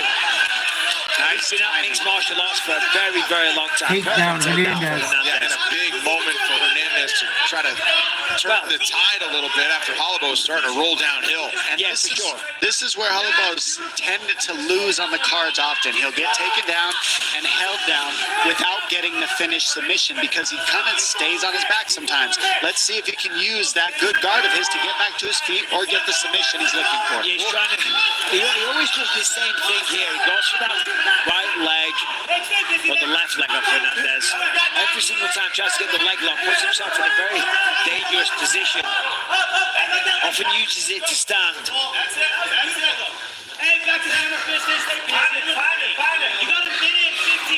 Yeah, Holloway Holobaugh has a great job that he likes to use this as a sweep. It's just hard to execute. Not that it can't be done. Don't put your fingers in the glove. And that's the danger right there. He's got all the flats and he's lost it. Hernandez doing the right thing, just staying postured, but he wants to get his arm out of there. You better. He's going to be in an armbar real quick.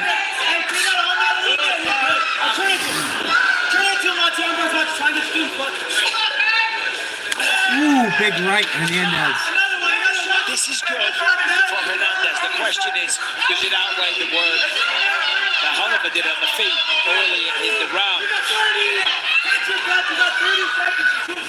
And these are the little decisions. It's fight IQ. If you're Holobaugh, do you want to stay in the round here at a close round like that? Or do you want to get back to the feet? It's up to you, but it's what the judges are looking at too. Another thing to consider though, and this is Hernandez might be like this, sometimes it's survival instinct as well. Ooh. The verge of being finished, maybe. Big elbow, Hernandez. Another one. Take this guy down. Not reassess Another that one. next round. Ooh. He's got him bleeding now. Fighter here tonight. Fighting. This is a very close fight right now. Holobaugh might be winning. He might be winning right now. In all honesty.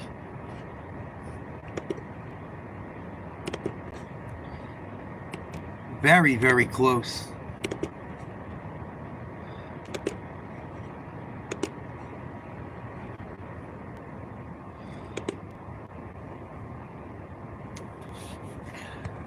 What else is going on in sports right now? Houston knocked off Arizona, Big 12 championship. Final score. They advance. I think Duke's coming on shortly.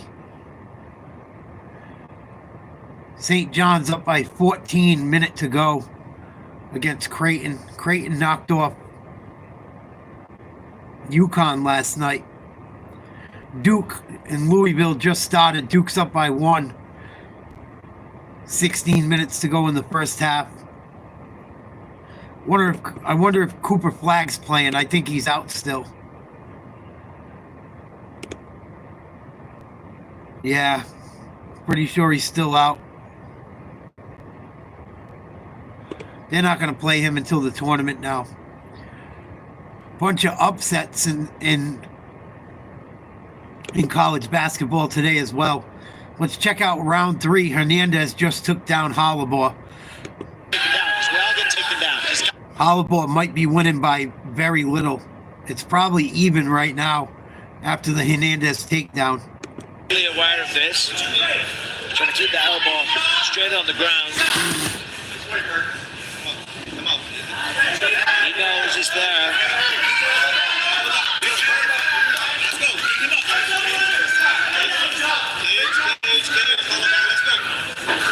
But a close fight through 10 minutes. Right now the live odds have it as a coin flip, minus 115 on each side. It has gone back and forth based on the action that we've seen. Yeah, he landed in Seattle, Mark. Last I heard. I think they signed him last night or today. Unless I saw a bunch of clickbait shit. Brandon Royval told Hernandez before round 3 that he believed they banked the first 2 rounds. How much confidence I have in that. Hernandez is not fighting. Don't play it safe. No, he's looking for a finish here. Trying to get a submission. And he's doing fantastic this round. Look for him in this moment to start raining down some blows. We've got to be careful though. Holobaugh does have a brown belt at BJJ. Does have 10 submissions. Knows exactly what he's doing down there. If you make one mistake, he's going to be back on his feet.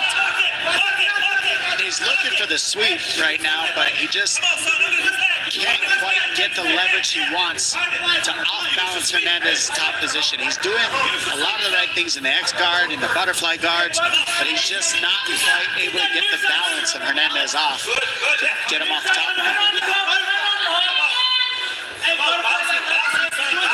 Look at Hernandez's right leg though. I mean, it is absolutely tangled.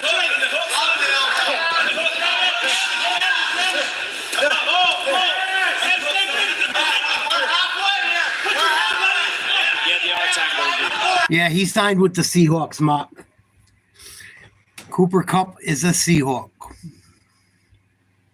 For anybody, but it's just a weird tangle they have with their knees and their legs. That looks like it's on purpose for Hernandez to keep it here, right? It's unconventional, but yeah, he's just trying to stay blanketed, and he's doing a good job. Randall by Olivo's back. With a puncher's chance, 2 minutes. And this is why Olivo needs to get to his feet more often, more fast, because this fight is dangerous when he's this guy. Yeah, Olivo stuff that takedown easy. He's dangerous. He doesn't get tired. He just keeps moving forward. Another takedown, Hernandez. 90 seconds on the clock. I mean, if that takedown doesn't happen, we don't know how nasty this fight can get. That was a big takedown. I think Hernandez is probably leading now. Making the right choice there. And it was a nice takedown. Blast double, took him off his feet. That was the smart choice. Going for a choke. We looked for this a moment ago. Let's see if he can get across the body. He's got to get that leg out of the clutch of Hollabaugh to really get the leverage he wants. He wants to step across the body towards the fence. We have seen this finished here a couple of times, but I don't think you'll finish Hollabaugh like this. His elbow's too loose. Right. Hernandez got him in a bad spot. Trying to kick that or pull that other leg through. Trying to get mount. Going to be interesting in the scorecards if we make it there. What up, Cannon? Salute. Please like, share, subscribe if you're new. Hit the like button. Trying to make submission happen off his back. So now we saw Go for Kimura. just earlier in the night. Oliver trying to grab the arm. By Rivero. This particular one, yeah. Let's see if we can get it done. Can't do it. That's Good what job by defense Hernandez. generally looks like these fights when you try the Kimura lock. So just to give you an idea of how tough that submission is to finish, we've seen it completed twice, but it's not easy. Final 10 seconds. Olivo, no choice but to just swing for the fences from the bottom as Hernandez executed perfectly in the third and final round. A couple of takedowns and a lot of control on the ground. Stayed busy to keep it there. They go the distance in lightweight. I think you got to give it to Hernandez. He controlled him on the ground a large portion of the fight. And the half of the first round was all Hernandez. It'll be close to see, but I don't see how Hernandez doesn't win that fight based on the judging criteria. Hope you're well, Cannon. What else is on tonight?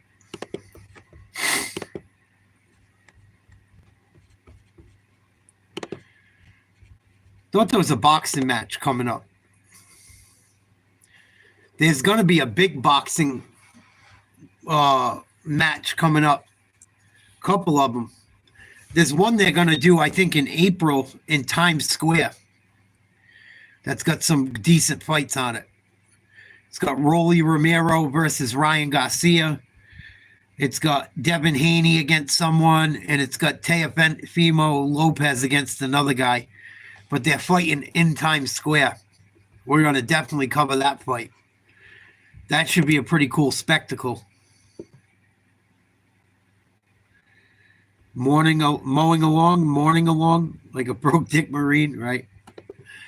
Here we go. Here's the decision.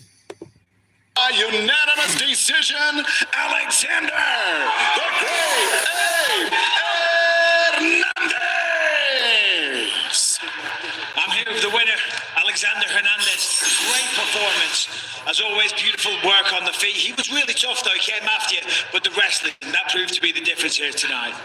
Yeah, he was great. I caught something funny that first and slipped, lost neck injury, and I kind of lost a lot of control on my right arm, and started trying to do what I needed to do to get the win with the takedowns and trying to find a takedown play anyways. But Kurt's a dog, great performance on his part, and we got the job done. You know, it is what it is. I wouldn't be down on yourself. It was a very good performance. You're always technical to watch, as we see here. Beautiful takedowns as well. What does the future hold for Alexander Hernandez? I like that. I like the limit. I got the takedown down. I'm good on the ground and well-rounded. So It was a good exhibition for that. I'll control the drawing board. Thank you, Sean Shelby, for opportunities. And keep me in the game, man. Believe in me and give me another shot. Thank you, my management. Iridium, thank you, my team, the boys. Head by Clay Monza, boss coach back home, Pedro Baca, Pastor Trevor Whitman, for those hours that he gave to us. Thank you. And everyone back home in Denver, Ohana back in San Antonio. Thanks, guys. Appreciate you. Well, congrats on a hard-fought victory. Ladies and gentlemen, your winner, Alexander Hernandez. A nice nod to his team and his head coach, Clay Monza. And you may have noticed Pastor Trevor Whitman. It was like praying at the altar of one of the great striking coaches when they work with him every weekend for this fight camp. Job done for. Nice W for Alexander Hernandez. Won by unanimous decision over Kurt Hollabaugh. Good fight. We got Chidi coming up next. He's an underdog against Elizu Zaleski dos Santos from Brazil. And then after that, we got Vettori versus Dolidze. And we'll hang out and shoot the shit for a while. Please like, share, subscribe. I'm going to go use the restroom. I'll be right back. Shared this week that he is thrilled to face a kickboxer to see whose discipline can reign supreme. While he's excited for what he calls a banger of a fight, don't be surprised if the Brazilian looks to take this one to the ground at some point. He told us this week he sees some openings in the grappling department. So will it be a rock'em sock'em battle or a more calculated approach? Well, we'll find out in just moments as these two decorated strikers go head to head with return.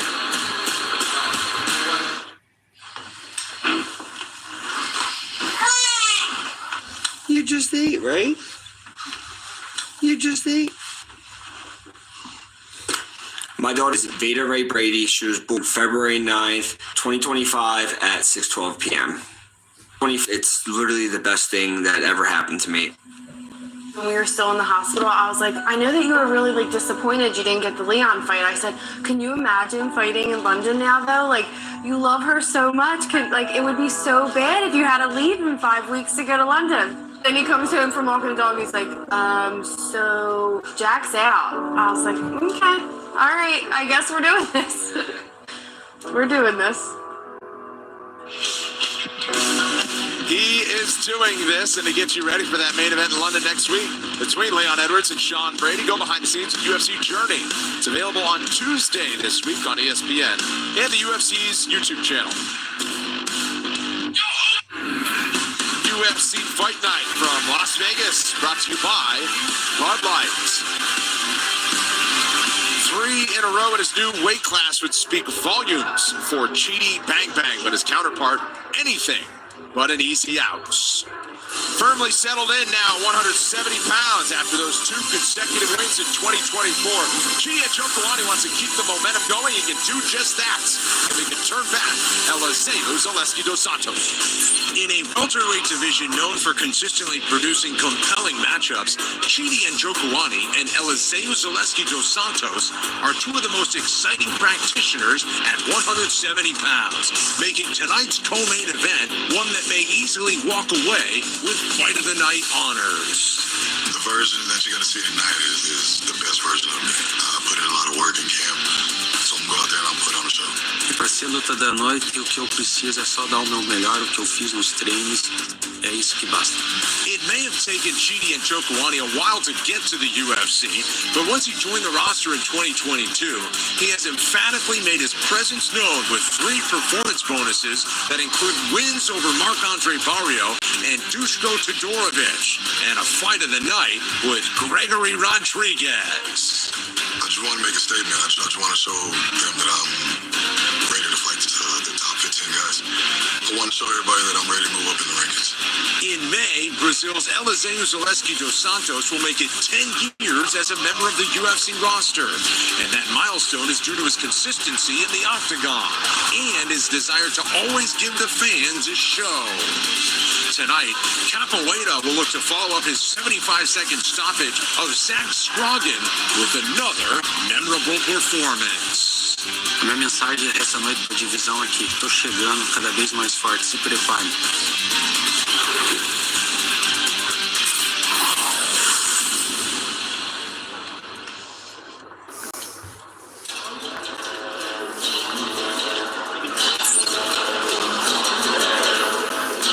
Here we go. An MMA pro since 2009 and still going strong.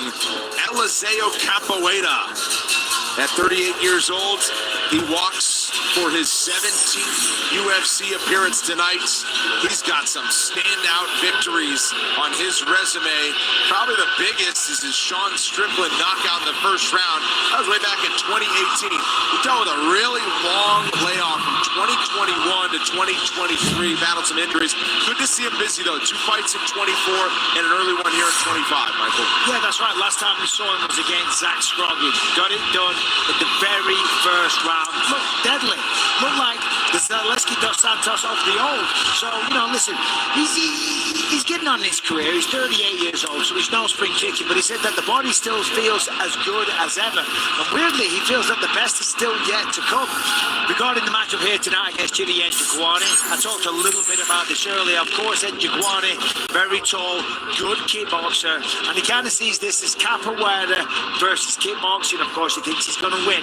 But I've been a big fan of this guy for years. I mean, a part of the UFC roster for a very, very long time. Always in an exciting fight and always brings it every single time. Yeah, I mean, these guys have so many knockouts together. We made corned beef and cabbage today. So fucking good. Oh my God. Carrots, potatoes, cabbage, and corned beef for fucking St. Patrick's Day. Oh, I fucking love it. Las Vegas home. Excuse me. Jokani, UFC start number 8. Back-to-back victories since moving down to the welterweight division. Those both Eating St. Patty's Day dinner, watching UFC. What up, Casey? Some corned beef and cabbage, some potatoes, some carrots. So fucking good.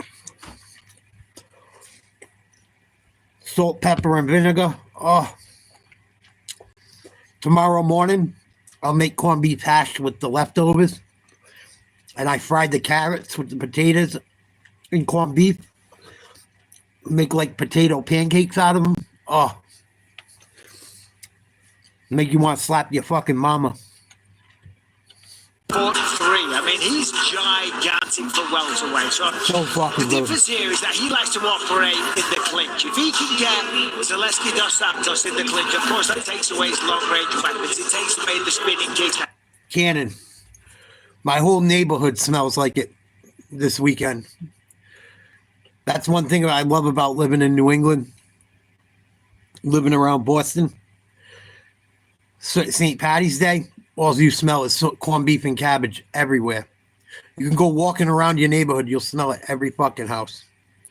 Even the people that aren't white will cook it. Everyone up in New England eats corned beef and cabbage with potatoes and carrots and fucking around St. Patty's Day. It's fucking phenomenal, man. Oh.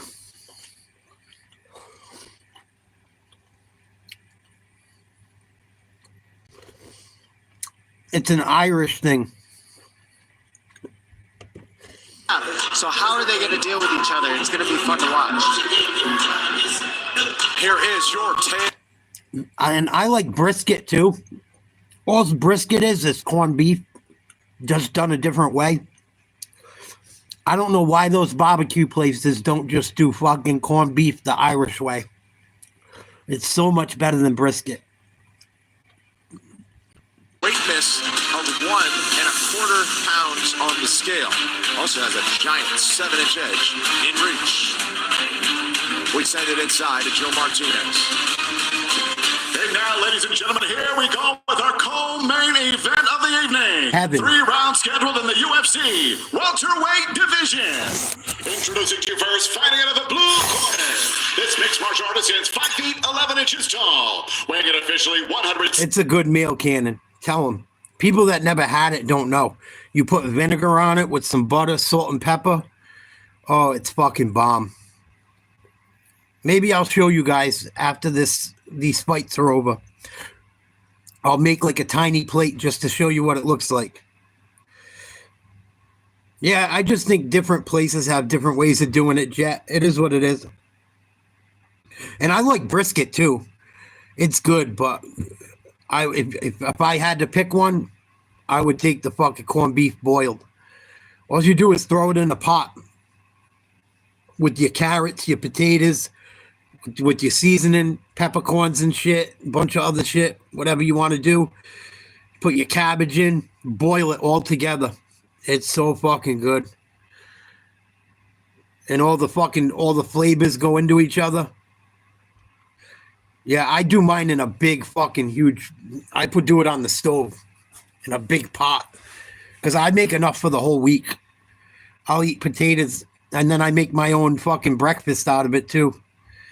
You can make your own corned beef fucking hash and shit. Here we go. That one right there. Dos Santos versus Chidi and Jokani. Yeah, I got a pot that's fucking like this big, dude, at least. My pot is probably bigger than this fucking bucket. And I make big sauces in it. I have a big family. I used to, so my pot is fucking... It's like a pot for a restaurant. It's fucking huge.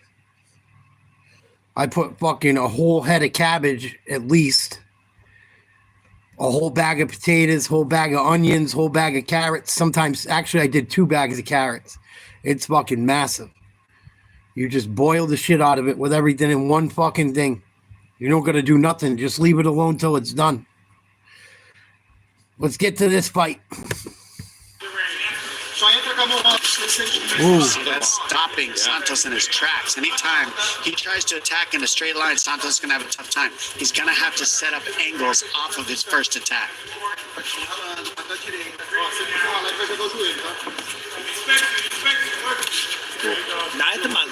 Ooh, both they kicked each other in the nuts.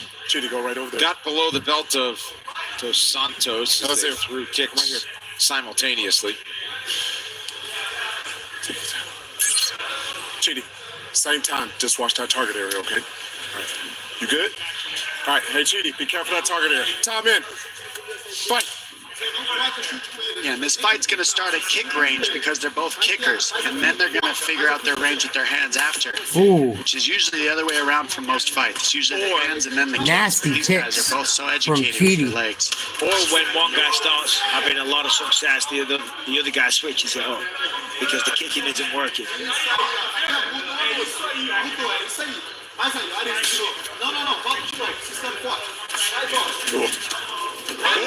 Oh, he might be hurt. Right hand as Dos Santos charged in. He definitely stunned him. Jokani. Oh, Chidi took him down. Forces him down. No, he gave that and used it to look for a sweep and was able to get back up to his feet. Beautiful job by Santos. Yeah, Dos Santos still got that power, man. Just a little short right hook, kind of to the temple. Buckled in for a second.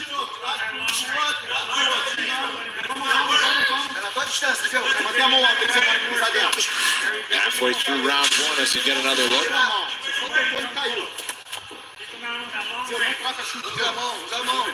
Until that point, Dos Santos has just been stifled. 20 total strikes landed for Jokani, just 3 for Capoeira. Yeah, and Jokani's just kind of controlling the range, standing right in front of him, just using those front kicks, those teeps to the face, inside low kicks. Oh, nasty little takedown. To mix things up for Dos Santos. Jokani right back up. It's mixed martial arts. Not to mention the fact that Jokani's got he's got an extreme natural advantage in terms of the fact that he's 6'3". He's got a really good frame. Nicely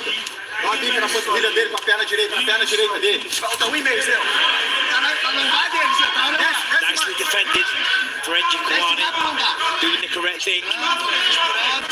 It's happening everywhere, Smoothie. Unfortunately. Because he is so tall, it doesn't make this position quite as precarious as it would be for somebody shorter.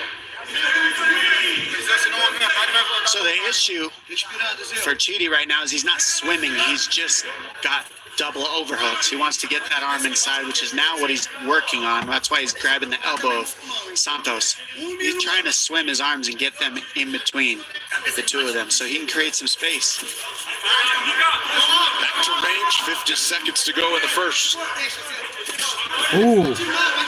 They kicked each other in the fucking Those kicks are crazy. Chidi. That must They have just hurt. look so fast, and he's not telegraphing them at all. They're just like jabs and straights, but they're kicks. Yeah, but the thing is as well, that people at home probably don't realize is that when they drive the ball of the foot right into the stomach or the solar plexus, it is so painful. It is. There's a push kick where they push you, but he's snapping that in. They hurt. Oh, both guys haul off and Nicely miss. as well. But Dos Santos lands a couple of little hooks. Watch the cup. Chidi has largely led the way through. Nice body shot, Chidi. Are you from Ireland, Smoothie? I seen Conor McGregor got himself in some shit at a Limp Bizkit concert. And supposedly went in a fucking, was talking shit about going in a mosh pit. And then he was at the concert and got booed. I think that's what I heard anyway. That McGregor got fucking booed. Out of a Limp Bizkit concert. I don't know if he made it to the mosh pit, but I know a lot of people have had enough of Conor McGregor just about everywhere. I never was a Conor McGregor fan, so. But I think he was in his hometown. I think he was in Dublin, and they booed him out of the fucking show.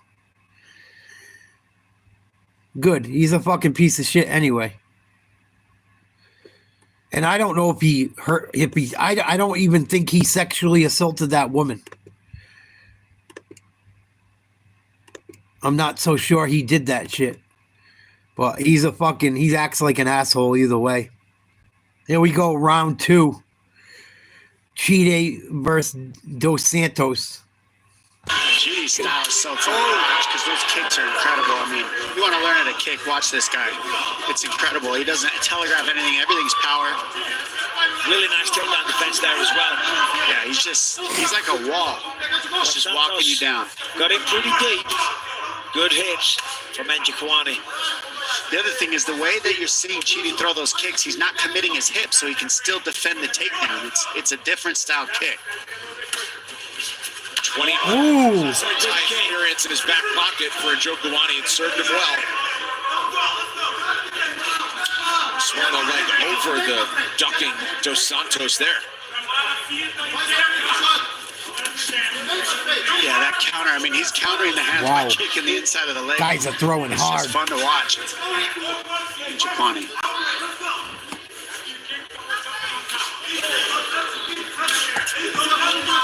It's just a really tough night for Dos Santos because Jokani can catch it, but he can't hit it. Simple as that. So that means I thought. Oh, come on. Dos Santos has to be the one. Let's see the replay. Forward. I want to see the replay. Some frustration there for Dos Santos. You need a doctor? Fucking eye pokes. Every time there's a UFC fucking event, it's always an eye poke lately. Oh, he got him a little. Not like he said, though. I don't know why he needs time for that. His eyelid was closed. The finger might have touched the bottom. When you're the shorter guy, you've got to be the one going forward, putting the taller, longer fighter on the back foot so you can take away that reach advantage. Level changes, footwork, head movement to get on the inside, land his own shots. Ooh, nice leg kicks, Dos Santos. But standing at range won't work unless it's something spectacular like a spinning capoeira kick. Ooh, big knee. He sets him down. Could be it. Dolidze has fought back. It's over.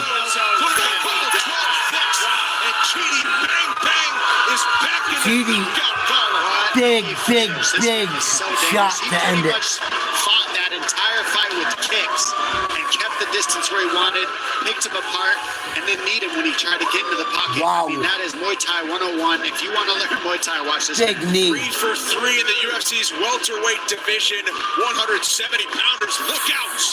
Yeah, I mean, all the way through, we saw fantastic striking. I talked about the knees in the tie clinch. Nasty knee. Look at that one. Right on the chin. Sits him down. Beautiful. Tries with that right hook. That didn't connect. Gets a hold of the neck. Spins him right into it. Boom. Bop. Just catches the jaw. Sits him down. Nasty elbows for the finish. Yeah, that was an incredible finish. I mean, that's so hard to get a hold of Santos, much less on the move like that. He grabbed double knee back to back. Have a sucker, motherfucker. Holy shit. He hit him with the knee when he spun him around. They're in the clinch. He missed with the left one, got pissed off, spins him, and hits him with the fucking right one, like as he turns. And it fucking was beautiful, like ballet. What a finish by Cheeky. Cheaty. And Jokwu. Big fucking knee. Good night, Mr. Dos Santos. Marvin Vettori. Roman Dolidze coming up next. Not a bad night of fights. Next week should be very good. Next week, at least the main card looks very good. I want Dolidze to beat Vettori so bad. I want Marvin Vettori going. He puts me to fucking sleep. We'll catch up the winners, so make sure you stay tuned on ESPN Plus right after the main event, because we are always down for a good time. We hope to see you then. Thanks very much. Present and accounted for, all 4 of them. Post shows coming your way after our main event. First things first. And I feel bad because I have Italian blood, and Marvin Vittori's Italian, but I can't fucking stand him. I can't. He's just boring as fuck. KO! Chidi Bang Bang! And Jokani! Chidi and Jokani, congrats. Beautiful performance. It was very strategic. You were using your range, keeping him at bay, using those front kicks, and then the second round, a beautiful knee from the tie clinch. You got to be happy with that. Yeah. I'm real happy, man. I was coming here expecting like a 3-round war, and I just kept preparing myself. Like, man, you got 3 rounds. Just keep picking apart. You got 3 rounds. I don't know what the hell I hit him with, but it ended the fight early. So shit, fuck it. Let's go. It was a big knee in the second round. Maybe we can get it on the screen and you can talk us through it. Coming into this one, he said that this was going to be kickboxing versus capoeira. Is that how you thought the fight would play out? Yeah, low-key, I was waiting for the spins. Yeah. I saw him kind of setting it up a little bit, but maybe I was doing pretty good with the distance, so he didn't really ever throw it because he didn't want to just like waste his moves, and now I know what he was doing. But I was waiting for the spins. We practiced that a lot throughout camp, and but it kind of just went exactly. Nice win by Cheaty. But Vettori, I mean, early in his career, he submitted people. He's got 2 knockouts. He's 19-7-1.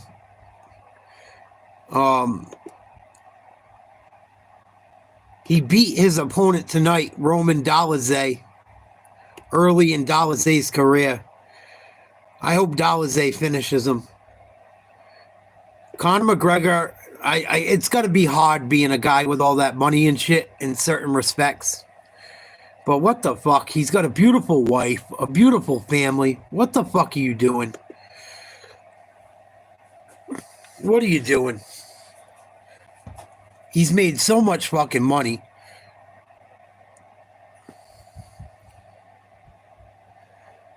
I feel bad for D. Devlin lately. I feel bad for his old lady.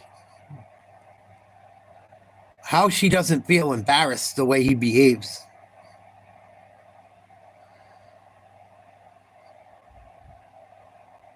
And if she doesn't tell him, she should. But Conor McGregor, man, what a fucking mess. Just because you have money doesn't mean you're not a fucking mess.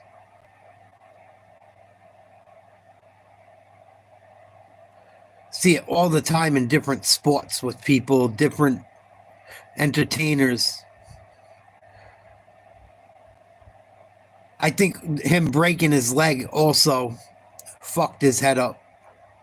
Because I think he thought he was indestructible before then. And he's taken quite a few... I don't think we're ever going to see Conor McGregor again. At least in the UFC, I don't. I think he's like... He's going to have to buy his way out of his contract or something. Or go fight for Dana in boxing. Do a boxing match with him, with Dana and the Sheik. Something's got to happen because his contract... I think he owes him at least 1 or 2 more fights. I don't know what to fucking think about Conor McGregor no more. I'm really not a huge fan of him. I never was, though. I never was huge. Never was a huge fan of McGregor. Like, you can sell fights without being a complete piece of shit, you know?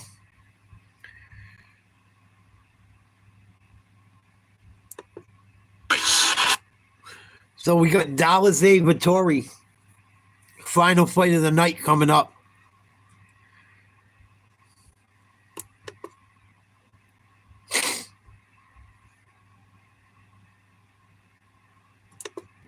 And we're offering 25% off because great sleep fuels tomorrow's dreams. Sleep well, Canada. Raptors, Trailblazers, say on Sportsnet 1. Warning, the following program contains extreme sports and violence and may not be appropriate for younger viewers. Viewer discretion advised.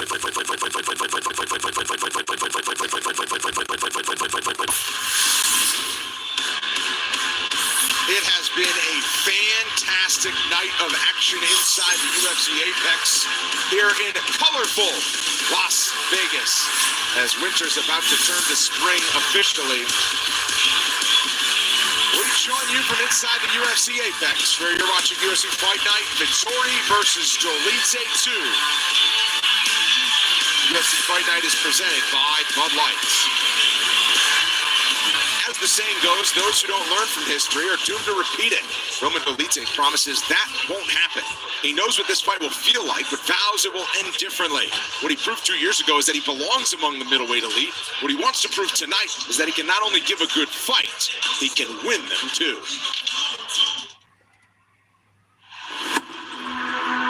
And still one of the best middleweights in the world, the Italian Marvin Vettori.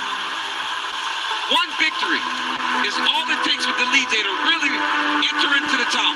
He cannot hold back in this fight. I was trying to hit him hard, but I don't understand what they saw this fight. Oh! Cracking right from Dolidze. I'm not happy with my performance either. I should have smashed him much more. Oh! That's nice work. I'm much better than what I showed him to that fight. Roman certainly proving without a shadow of a doubt that he belongs with the elite middleweights in the UFC. That 15 minutes with Marvin showed me that I need to try to work more. I was thinking that I'm doing enough to win that fight, and I was thinking that I won every round. I think I'm definitely a different fighter today. I feel better, I feel more powerful, and I feel more confident in my striking. Dolidze is just a bully in there, man. And there is just something about these dudes from the country of Georgia. Style-wise, I think Marvin will try to do the same. He will try to move a lot. He will try to work on points, and I will go forward. Another highlight reel finish. He's dangerous. He's a dangerous fighter. But with that being said, technically, I don't even think it's as comparable, to be honest. You ain't gonna bully a man like Marvin Vettori. He lives and breathes the fight game. He's as tough as they come. I'm looking to beat him. I'm looking to make him miss. Vettori teeing off here. I'm looking to frustrate him. But I'm definitely going to try to do my best to break him and smash him and finish him. It's just It's the pace that Vettori sets on these guys that wears them out. Gonna try to fight the hand. There's the tap. You're not gonna get me out of it. The future opponent needs to leave with like, what did I just run into? He just is in your face the whole time, looking for openings. I want my performance to be remembered as a 50K performance. He just brings absolute crushing violence. If I'm on the other side of the cage, she has to be me to make a name off of myself, and that ain't gonna happen. Win over Marvin Vettori will open the doors for top 5 for me, and maybe it's the last chance for title run.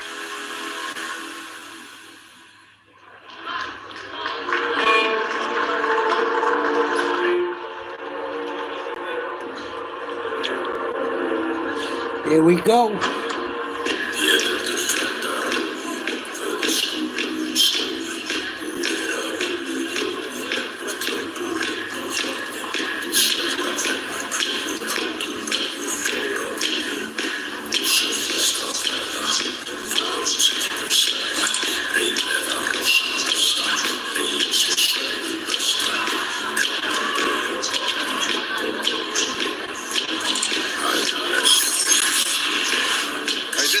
Sets the tone for who you're dealing with when Roman Dolidze makes the walk. He is an intense individual. You might not guess he was a former soccer player. Safe to say he found his sport by turning to mixed martial arts. Got a late start. Didn't start training in martial arts until he did some grappling in college in the later part of his 20s. But now 36 years old. A lot of gas in the tank. And this would be his biggest win. It would get him inside the top 10. High stakes for Roman Dolidze in the rematch. Yeah, not just that. I mean, it's a rematch. The rematches are huge because especially if you're on the losing end the first time, you cannot wait to get that back. Let me tell you, and he is ready. He's strong. He's powerful. He has everything he had in the first matchup, except now he's got the heat on his shoulders to want to get that loss back. And he's got nasty jiu-jitsu. He's got great boxing, great kickboxing. He mixes it all so well. And the only time I've seen that much hair on someone's back is when Michael Bisping is, getting ready. I don't do that very often. I don't want to intimidate people. But we can shout out to the fur though, for sure. Listen, Roman Dolidze, I love watching this guy fight. He brings a lot of violence to the table, but also a lot of technique. He's very technical. I mean, his last 2 fights, great performances. Went out there, put quite a beat down on Kevin Holland last time. Remember, he took him down, got to the mount, and just a brutal, vicious ground and pound. Before that, he had a really good win over Anthony Smith that he took on just 4 days' notice. And before that, went to a decision with Nasruddin Imavov, who's doing huge things, of course, to stop Israel Adesanya pretty quickly. So this guy's right there. Now, regarding the first fight with Marvin Vettori, he feels like he won. But and of course, both of them do. What he thought Marvin would do would go forward more. Thought that he would walk into traps. Marvin played it safe. He played it smart. He stayed on the outside, got inside, outside, butchered the kicks, butchered the legs, pardon me, with kicks. It kind of frustrated Roman a little bit. So it's going to be interesting to see the changes that he makes coming into this rematch here, because it was close. And both men do feel like they both won. I think Roman Dolidze is a lot better than what Vettori fought the first time. I don't know if Vettori has improved. He's been fighting some of the top fighters, hasn't beaten many of them. If he has, it's been in a boring fashion. So let's see how Vettori looks tonight since he's joined American Top Team.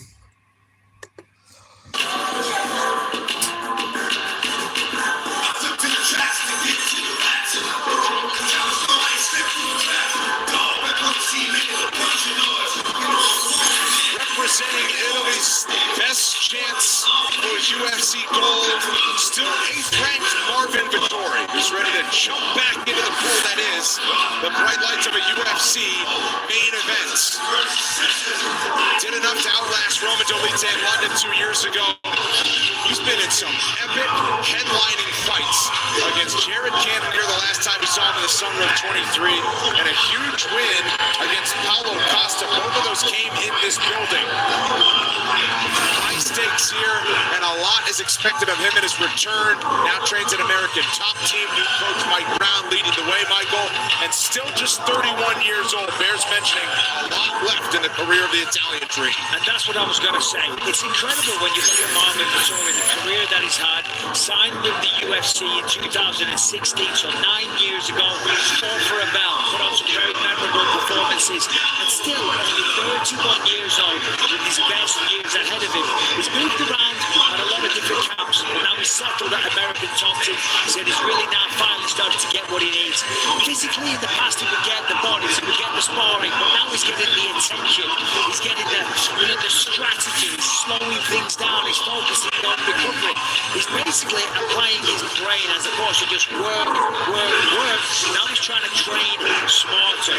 And I think that makes what looks good for Marvin Vettori, because we've seen great performances. He's made his way to a number one contender spot, fought for the belt, gave Adesanya a good run, was unsuccessful, but now he's switched on more and he's only getting better. The only thing he did wrong, he forgot his cup, so that's what we're talking about right now. He's on the prep point, and here we go. So now perhaps we use the curtain. Okay. I'm saying he's thinking so much and he's getting smarter. Yeah, let's remember, you said it, not me.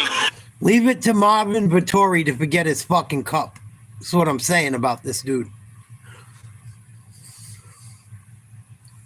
Fucking idiot. That's why this is one of the reasons I can't stand him.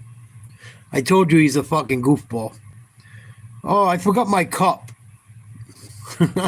You forgot you had a prick? What the fuck is up? The first thing I would put on in a cage fight is something to protect my dick. Trust me. Where the fuck? This is what I'm saying about Marvin Vettori. This is exactly what I'm saying. He had to go back to the dressing room to go get his fucking cup. Unbelievable. Fucking idiot. Making all Italians look bad. Vettori to win by KO plus 900. To win by submission plus 800. To win by decision plus 105 as of right now. Fucking, how do you forget your cup? That's like forgetting your mouthpiece. What the fuck? I hear Bisping saying, like, he's calmer, he understands the game now, and I think that's going to carry over into this fight for sure. The rematch goes down here and now. Roman Dolidze wanting to settle the score. Vettori wants to end the rivalry for good in his run back to a title shot. Vettori's your betting favorite at minus 150. He's 5 years younger than the Georgian top-ranked contender. Dolidze stands taller at 6'2", also holds a 2-inch edge in reach. Let's set the table one final time tonight with Joe Martinez. And now, ladies and gentlemen, here we go. I don't see how Dolidze loses a decision. I think Vettori's got to finish Dolidze. I don't think Dolidze's gotten much better since their first fight. I don't know what Vettori's done, but I think Vettori's going to get fucked up.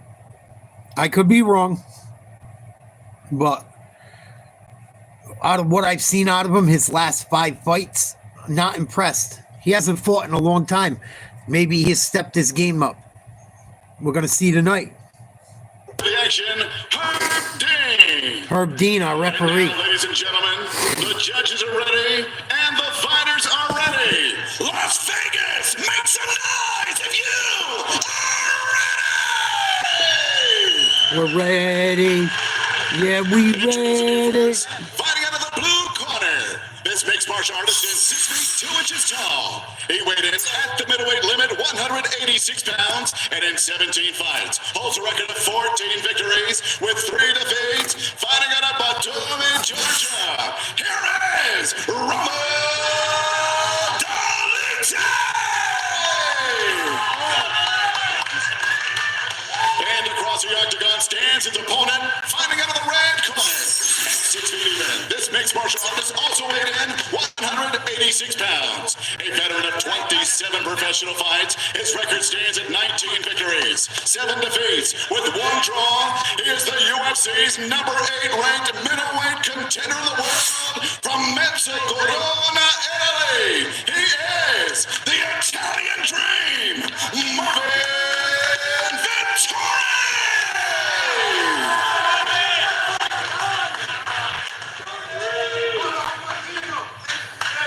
All right, gentlemen, we've been over the rules. Protect yourself at all times. Follow my instructions. Gonna keep it clean. Touch gloves. Let's do it. Dolidze looks way bigger. The return comes tonight for Marvin Vettori. First action since June of 2023. Yeah, he hasn't fought in a while. Dolidze off a win late in 2024, but his first start of the year comes tonight in a headlining spot. Vettori betting favorites in green, Dolidze's in black. So last time we saw Dolidze going forward just like that. And Dolidze should have the advantage on the feet. definitely a lot of power. Hurt Vettori on many occasions. But as the fight was progressing, Vettori did that. He chopped away at the legs. Nice cap kick, landed Vettori. good shots, had really good defensive footwork. He would get in, he would get out, he would circle, landing nice counters, sticking and moving. Oh, nice cap kick, Vettori. So to stop that this Dolidze time out, with one. Dolidze has got to have educated pressure going. Oh, Dolidze hit him with a right. And swing like he did a second ago. That right hook. Couple cap kicks by Vettori. Legs early. See Vettori going to the thigh, then the calf, then he came upstairs to the head. 1, 2. Punch your head. Stop. Yep. A lot of headbutts in this southpaw stance. It happens all the time.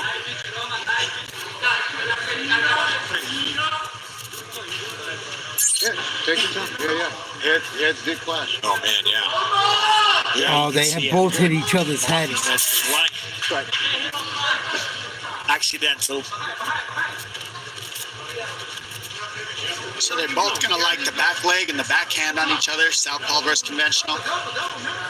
Vettori's a lefty, so we're going to watch the They're headbutts. both going to want that lead foot position. Whoever's on the outside usually can land the backhand and the back leg easy. Oh, big right, Dolidze.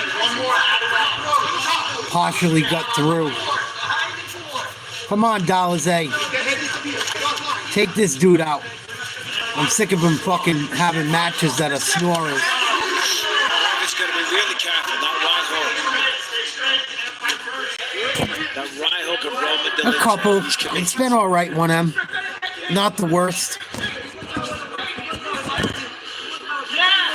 3 minutes to go. Round. Been quite a few knockouts. Submissions.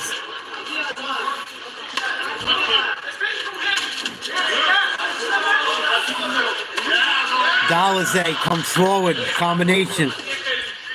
Not as Vettori's starting to feel it. Back in the fight for the first time in a while and engaged. Yeah, that's right. Yeah. Shoulder. Come on, Dolidze. Knock him out.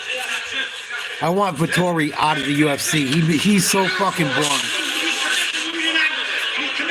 Very similar to the first fight. Oh, it's identical. Yeah, no, it is. It is identical. Exactly. However, this time they've got 5 rounds. First time over 3 rounds. Both these two, they're so tough. I think the Nice adjustment left. for both of them to conclude this, they're going to want to obviously finish each other, but because they're so well matched, it's going to be hard. I think it's hard to find a finish in this for both of these guys. Nice cap kick. Vettori. Jab gets through for Vettori and sits into a 1-2. Dolidze there to respond. Seems like Dolidze most of the time letting Vettori lead, looking for right hook counters. Little 1-2 there for Vettori gets through.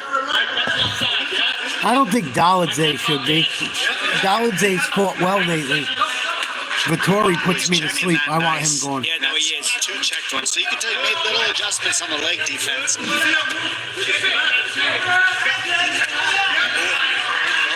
spinning elbow to Dolidze. That was creative. Yeah, very creative. That's what I was going to say. I'm surprised we don't see Roman shoot a little bit. That's something we didn't really see in the first fight. And Roman Dolidze's got a fantastic ground game. That's, of course, we got the victory over Kevin Holland. He was doing okay on the feet. Kevin was causing some problems with his length, of course. As soon as he shot a takedown, big right hand, Dolidze. dramatically. Nice counter right by Marvin Vettori. He used that very well in the first fight. Every time Dolidze would come forward, that check right hook from Marvin Vettori would land. Just keep an eye on that tonight.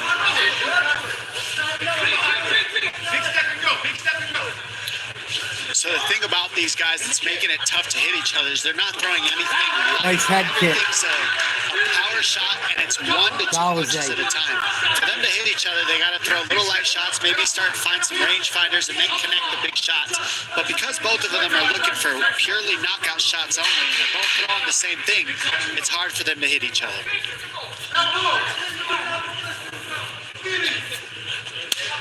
First of 5 potentially in the books. 30-second break. Nice calf kick at the end. So the thing about these guys that's making it tough to hit each other is they're not throwing anything light. Dolidze, nice calf kick to end the round. Very nice. Yeah, I don't mind Dolidze. Vettori's only 31, but he's fucking boring, man. I really don't have much more fucking patience when it comes to fucking Vettori. I've seen so many fights of his just suck.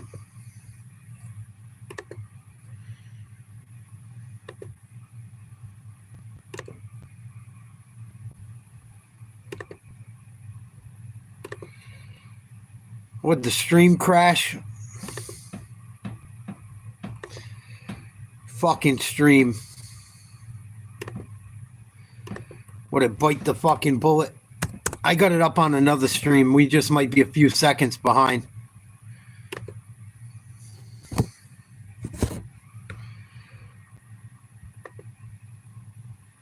Yeah, my stream's behind, Jet. One of them just shit the bed.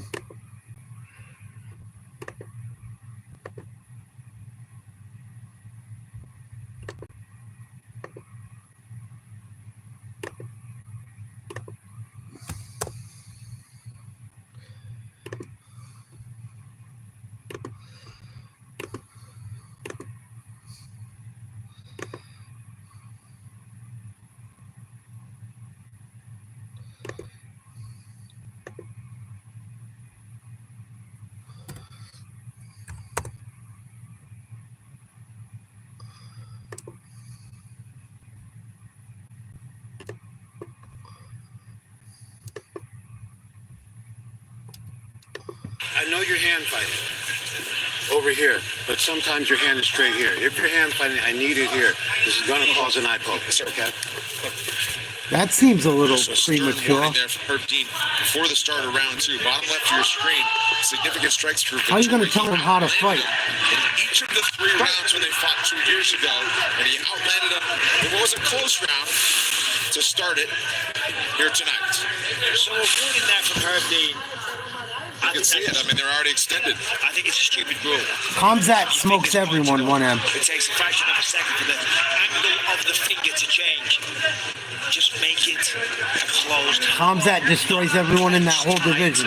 Just half closed. Why the fingers pointing to the ceiling is absolutely beyond me. I don't know what genius came up with that rule. It's idiotic. We'll see how Dean responds to this because they're still going out. Troy swinging through. Next with a left eye poke. Now, is it a point? Well, is it a point? He got a stern warning. Let's see. So technically, it should be. I mean, given the current state. We saw main event end this way in Seattle a few weeks ago, and it's unfortunate. Nobody likes it. Eye What's pokes the warning again. for if you're not going to go point? Well, it's not right to the eye. So hold on. Yeah, that's part of the issues. Each time it's kind of. You're the only one in the world, 1M. Okay. You have the fingers doing this. I understand your hand fighting. You need to do it like this or like this. If I see your fingers like One of this, them's in a towards his eyes again, confrontational mood we're gonna have tonight. to talk about that. I mean, he just. Right. I'd like to see a point in more situations. You want to prevent it? Start doing something about it. If they warn and then the next time they take a point, and that is the protocol every single time, I guarantee my points are dramatically reduced. Because the problem is, even if he extends the fingers, it's going to take another. Nice right hand, Dolidze. I don't think Herb will stop the action and take the well, the action's heating up here. Still, yeah, it is. Right. Dolidze cracks a nice little smile there after he landed that shot. Nice right hook from Dolidze on that one. That right hook right there is what is landing because he's switching to southpaw for a moment and then firing the right hook. That right there, and then he switches it. It's tricky. And this is what you want to see from these two. You want to see them get emotional and fired up and just like throw it all out the window and just throw down. And also be creative, like you were mentioning earlier. Like, you're going to have to be a little creative because they know each other's style from the first fight. Dolidze trying to spinning elbow there.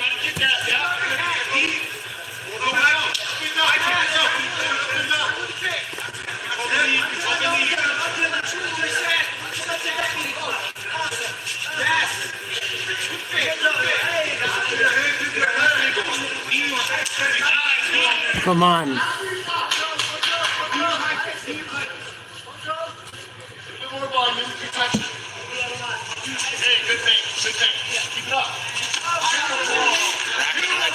Again, halfway through round two. Another thing you're not seeing a lot out of these guys, which you generally see at the top of the card, are fakes and feints. I was just thinking the exact same. Not a lot of them. And when you add those into the game, now you can find openings for more strikes to land. I think that's also what's making the punch count landed so low. They're not feinting, they're not faking, they're not tricking each other. They're kind of just going one for one. Yeah, and it does consume a lot of energy, and they are going 5 rounds. However, that's the negative part about going 5 rounds. When you're out there and you're against a world-class opponent, you need to be moving in perpetual motion, moving your shoulders to a certain rhythm and feinting and jigging and just that kind of confusion, twitching your hips and your feet and your hands, using a lot of misdirection, and then when you decide to go, It's you might land it. It's hidden from all that you just It's mentioned. hidden, correct. It's masked.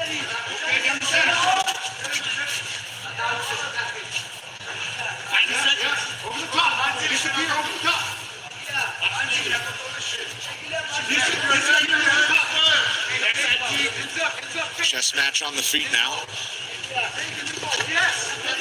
Choy just missed with the left. Fingers up, Roman. And that's fine. From the top. Take you go. Take you go. Yeah, take you go. Step, step. Yeah, you can hear Vettori's corner. Ooh, asking nice for the fakes. Dolidze. Yeah, they want the fakes, but it's just not really built into their style because they're not very rhythmic fighters. They're power fighters. Yeah. And they're both the same, so that's why this matchup is so wild. They fight exactly the same. Definitely a lot less kicks in this Casket, one, though. The first Vettori. time out, Vettori did a really good job utilizing the leg kicks. Slowing Vettori. Another one. Going to work with them a little bit here, but there's definitely been less. Good circles there for Vettori. Landed a couple of good shots. Oh, that's a good left as well.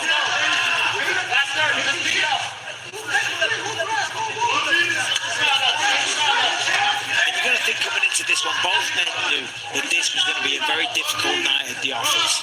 You know, when you've stepped in a cage and you've shared it, an octagon with a certain person for 15 minutes, and it's all Nice out left war, hand. and the next day you're black and blue.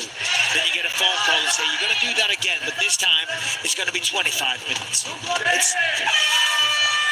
It's I got Dolidze 2-0. 10 minutes gone. We'll keep it here.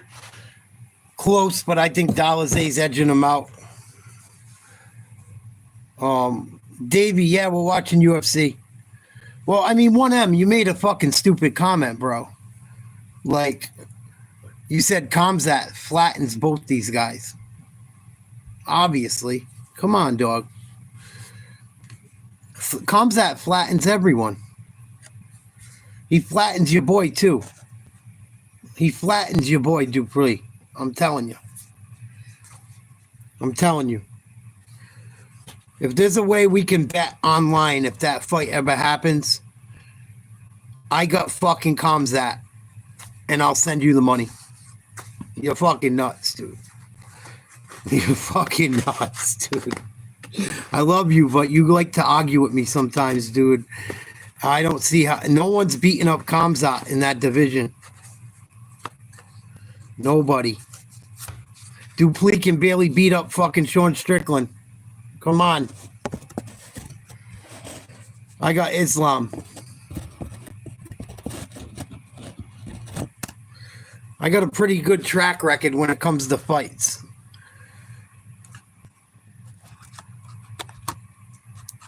You had a lot of offers the other night. 1M, you got like one fight right all last weekend. Come on, bro.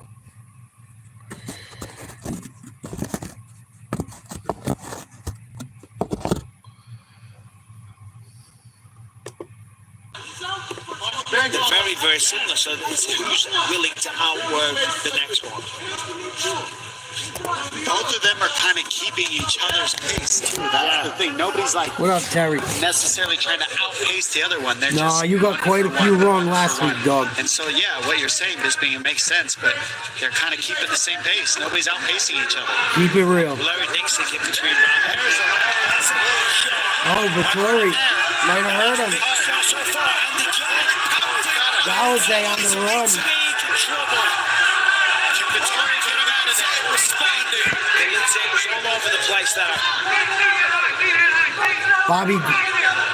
Bobby Green was a long shot. The one fight I threw money on, that was a major underdog. You got one fight right all last week, 1M. And you did it again the last time, too. Your picks haven't been too hot, buddy. Let's keep it real. Your picks over time have not been very fucking bueno. We do this every week. I'll put a fucking compilation together if you want. I'm just saying. Your picks haven't been too hot lately. I just gave out one long shot that I bet money on.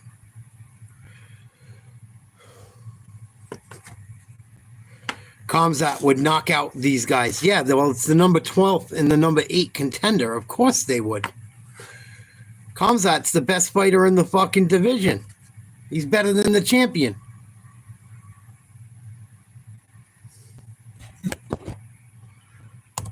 What the fuck? Tell me something I don't know. As he was clearing the cobwebs. Vettori slowly pulling away a little bit in this round now. Landed the cleaner shots.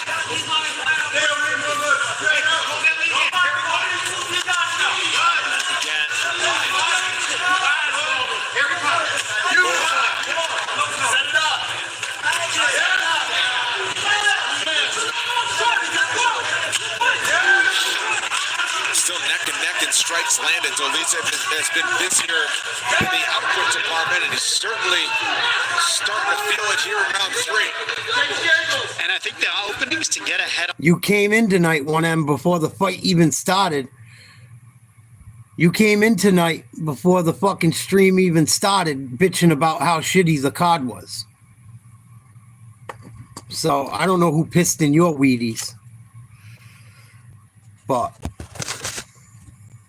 I don't know. I think you're in your feels, dog. I think you just like to argue with me sometimes. I think you get off on it once in a while.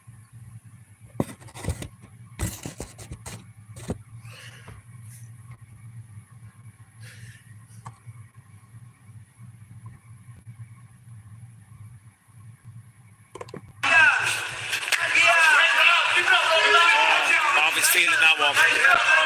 Limping a little bit now. Ooh, that's nice. Vettori. Crisp boxing.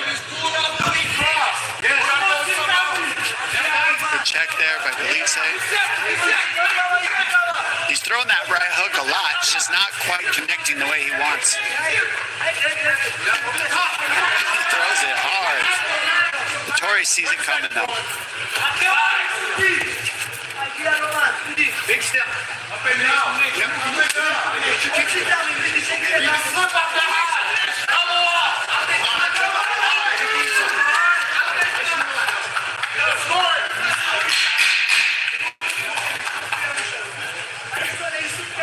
Dolidze got himself back into the third round. The big moment belonged to Vettori.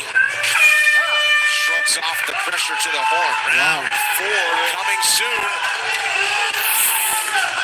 So as we see here, a big moment for Marvin Vettori. Cracks him with the right there. Dolidze feels it. Vettori goes after him again. Boom, there's a big left hand. Swarms all over him. Dolidze wisely grabs a hold of that leg, but didn't get a takedown. And here's some more of the work from Marvin Vettori. Vettori might be up. Action. That score definitely from Marvin Vettori there, based on damage. We have a couple options. My last little thing, he keeps stepping over without doing any offense. I want to car crash that elbow inside.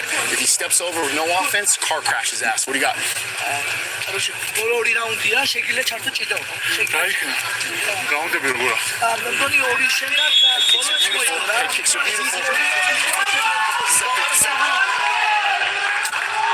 up next, Karen Bryant, Dean Thomas, Kamaru Usman, and Michael Chiesa have all the highlights. There have been many, and analysis from tonight's action on the post show, plus all the big winners. Check in with Megan. Don't miss it. It's coming up next. Keep it right here on ESPN+. So the bantamweight champ, Abdavalashvili, shouting instructions from the side of the octagon. It's good work from Dolidze. Nice calf kick, Vettori. Again, no real takedowns attempted. Yeah, Dolidze shot for a single leg. That was because he was hurt in round 3. But he hasn't really offensively tried to wrestle. Ooh, headbutt from Vettori. Thought he knee up the middle there from Dolidze. Tries to ref and stop it. Nice knee by Dolidze. Nice right left, Dolidze. Off the neck of Vettori that time. And that knee cut Vettori's eye just a little. It's a close fight. 19. Who cares? No, but I think that's 4 rounds.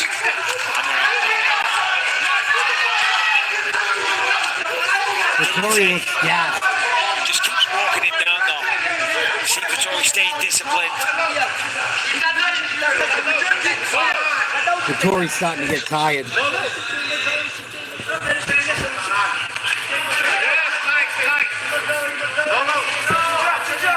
So this is rounds 4 and 5. Obviously, we didn't get to see this last time out. This could be the difference here. Misses a big left. And maybe this is why, maybe they don't want to wrestle because they know it's going 5 rounds. You got to pace yourself, but certainly a lot of output. Again, neither man ever finished in their respective careers. Marvin Vettori has never gotten a finish outside of a first round. But he still gets better as the fight goes deeper, as tough as they come.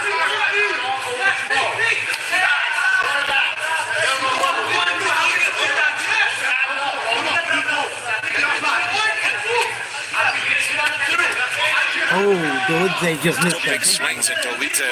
Oh yeah, Whip back an elbow with that same arm that he throws a hook with. massive swings. It ain't for lack of trying, that's for sure.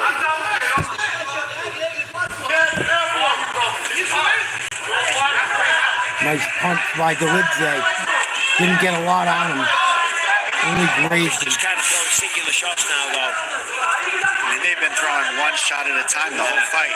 Come on. 1 for 1. He's just leading with a jab, and he's slowing down a bit on the exit as well. He's got to be careful. He's going to get clipped with a big right hook there.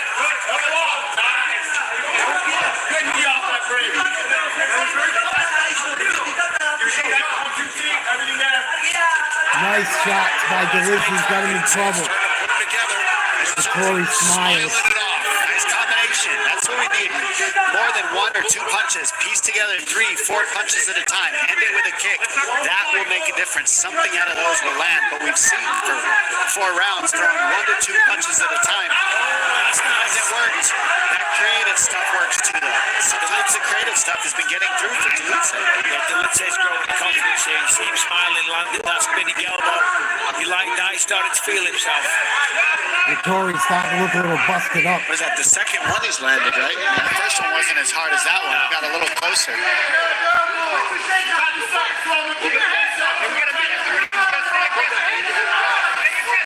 Vettori was the betting favorite at near minus 150 when the fight began. Dolidze is up minus 270 right now, and he is now ahead on output against Dolidze, or against Vettori, excuse me. It does seem that the pace of Vettori is definitely slow in this round. Now, sometimes subconsciously they take a round off and they come out hard the next one. Again, nice front kick. Big right hand from Dolidze. Nice shot by Vettori. Yeah, official numbers, Dolidze just kind of stealing it now. 85 to 72, unofficial.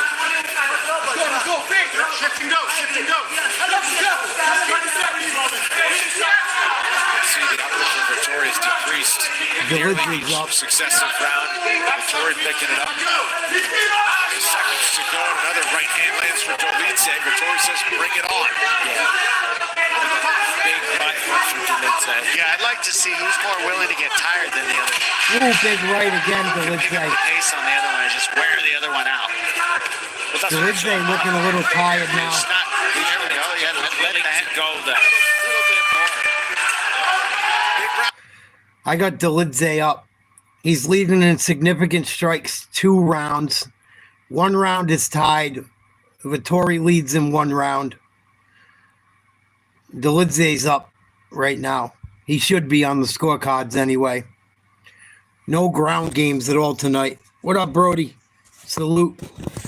Please like, share, subscribe if you're new. Fucking Vettori, man. He's so boring. Dolidze's boring too, but he's at least finished some people recently. He finished Kevin Holland. He finished Sean Strickland early in his career, if I'm not mistaken. If it wasn't him, it was the fight before this. One of the guys did. Dolidze's looked pretty good recently. I got him up. Yeah, I got 1 round pretty close. I got Vettori winning a round, and I got Dolidze winning 2 by at least 10 significant strikes. Rematch from 2 years ago, and perhaps Dolidze just 5 minutes away from evening the score. Another head kick. A lot of 5-round experience. Ooh, big right hand. Dolidze. A little bit. Round 4, definitely. Dolidze landed some big moments. Big right hook there to start the round. Nice job by Vettori. I need more volume in round 5. Coming forward now. We're seeing Vettori with a certain sense of urgency. This is what we've been waiting for the whole fight. What they're doing right now. I'm surprised neither guy has tried to wrestle. Especially Vettori. And you just don't know how they're going to score it. They always say, don't leave it in the judge's hands. And to do that, you've got to take chances. You've got to be a little bit reckless, put yourself in harm's way. But do you have the courage to do that? I guarantee both of these men do. Nice right. Dolidze. Right from Dolidze that time. Well, perhaps Vettori in his return kind of testing it out to see how he would feel now. There's nothing left to save with 3:40 to go. That's actually a great point, Fitzy. Like, we don't know how his shoulder feels, what adjustments he's making after the injuries, but man, the matchup looks so similar from the first one. It's very like, close. Yeah, it's almost identical. It really is. Even in rounds 4 and 5. Dolidze got a big China starting to develop too, though.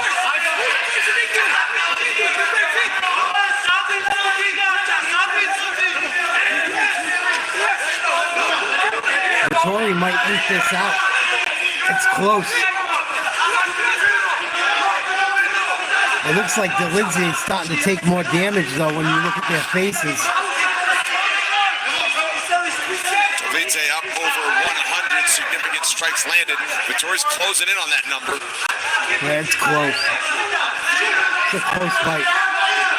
Probably like one round that's even, and then 2-1 Dolidze going into the fifth. And at least put a left hand behind it, make it a 1-2. Big kicks, Dolidze. Wow. Yeah, when that kick lands for Dolidze, it really does look different. Nice right hand, Dolidze. Another right hand, Dolidze.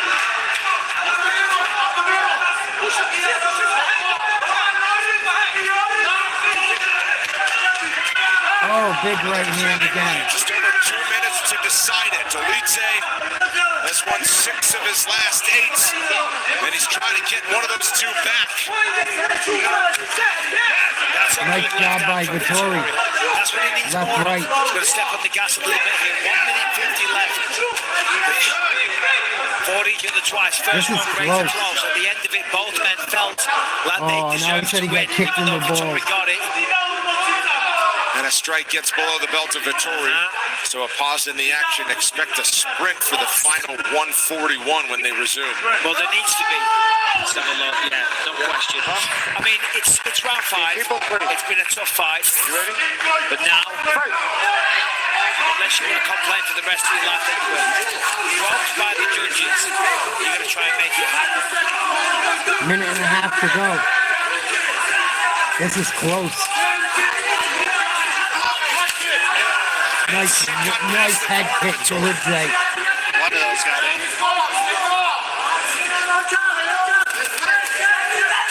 Oh, big knee, Dolidze.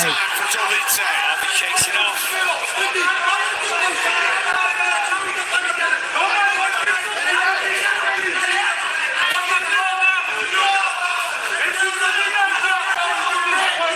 With 60 seconds to go. Another head kick. Tasked to try to put these guys away. Vettori was protesting another eyeball. Another left right Dolidze. Head kick. Got the back of the head, but he felt like it was an eyeball. Dolidze really with a high output here. Exactly what his coach wanted. A lot of significant strikes landing for these guys. Pretty much the entire fight was thrown with nothing but significant style strikes. That's it. There's like no light strikes in this battle. Yeah, total strikes and significant strikes are one and the same. As we look at the stats, here it is by round, and Dolidze outlanding him again in the 5th. Yeah, nothing but power in this fight. Ooh, Nothing just missed but. a There's huge been no light head shots. kick. And with 10 to go, a top 10 place in the middleweight rankings hangs in the balance. Will Dolidze leapfrog the Italian dream and settle the score? This fight goes the distance in a rematch. Roman Dolidze. I knew there wasn't going to be a finish in this fight. Both guys are fucking... Neither of these guys really finish people. Dolidze's been better lately. Vettori hasn't finished anyone in forever that I can think of any right offhand. Since he's fought Izzy, I haven't seen much out of Vettori. Fucking, he's so boring. So fucking boring. At least he didn't try to wrestle tonight. Because that shit gets boring.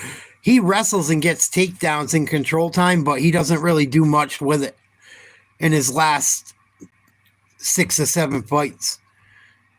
I think Vettori probably lost.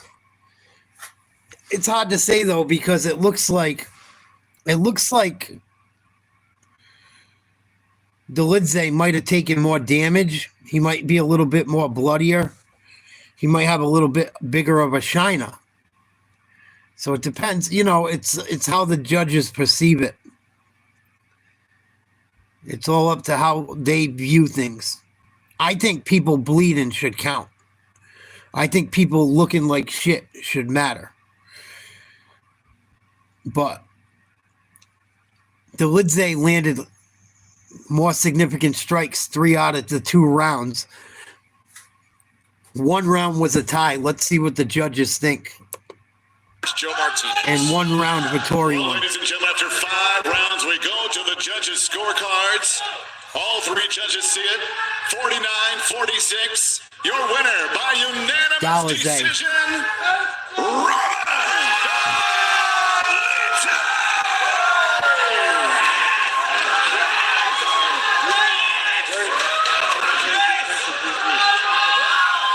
I'm here with the winner, Dolidze.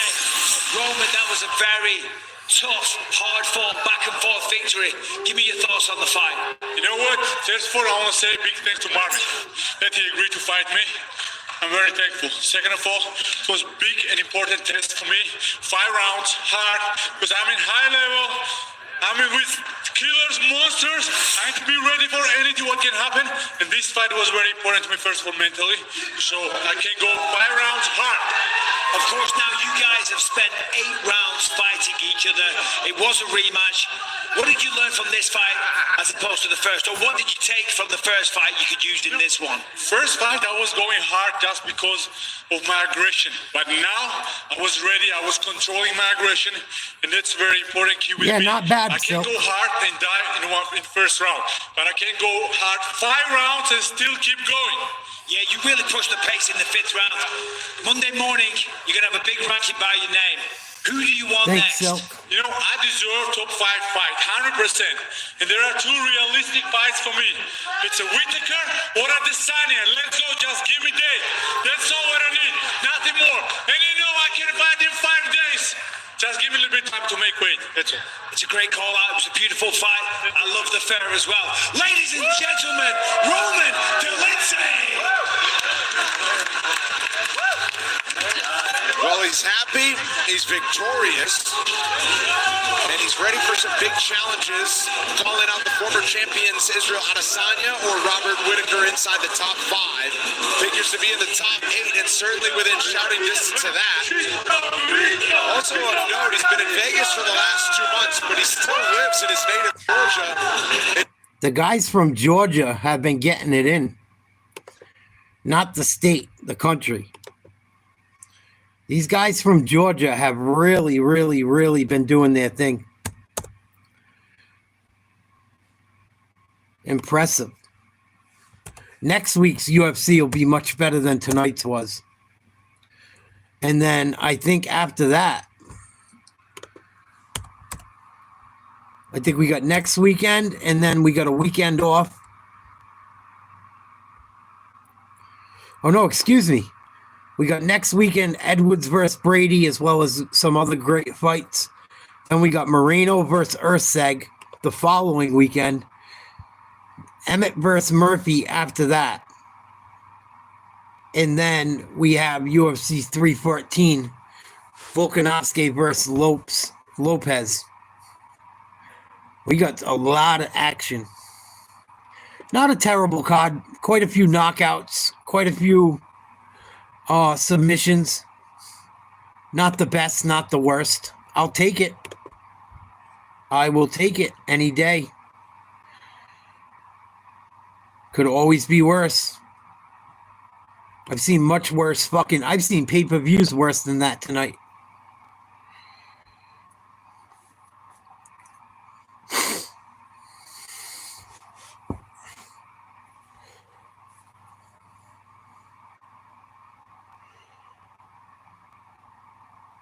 Doesn't look like any of these quarterbacks have signed yet.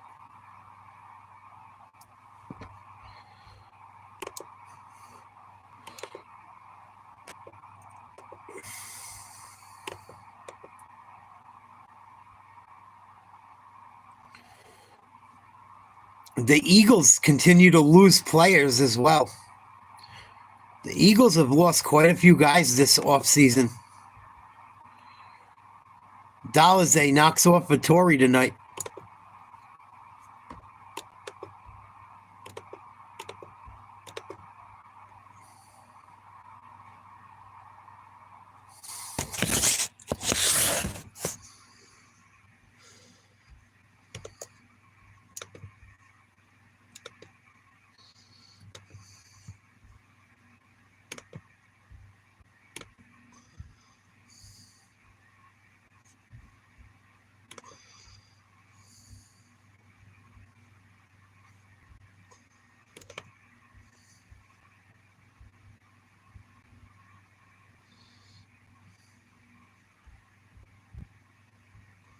Fucking Cloud Fair acting up. No wonder why. I love Cloud Fair. Sometimes Cloud Fair's a motherfucker.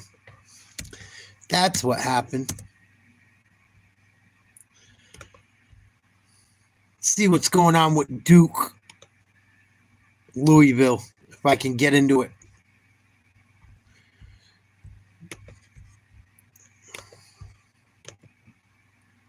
On the floor. Look at these guys. Look at them right there. Unbelievable. Knipple. It means so much, man. And that is all because what they get from their coaches. About we got to hustle, we got to scrap. A lot of guys talk that game, but the players don't relate and do it. These guys do it. Absolutely. And Dickie V, you know Nick Saban's one of us now. I know. He does a similar jump. I know one thing, his check's a little bigger. Wait a minute. I'm not sure anybody's check is bigger than yours.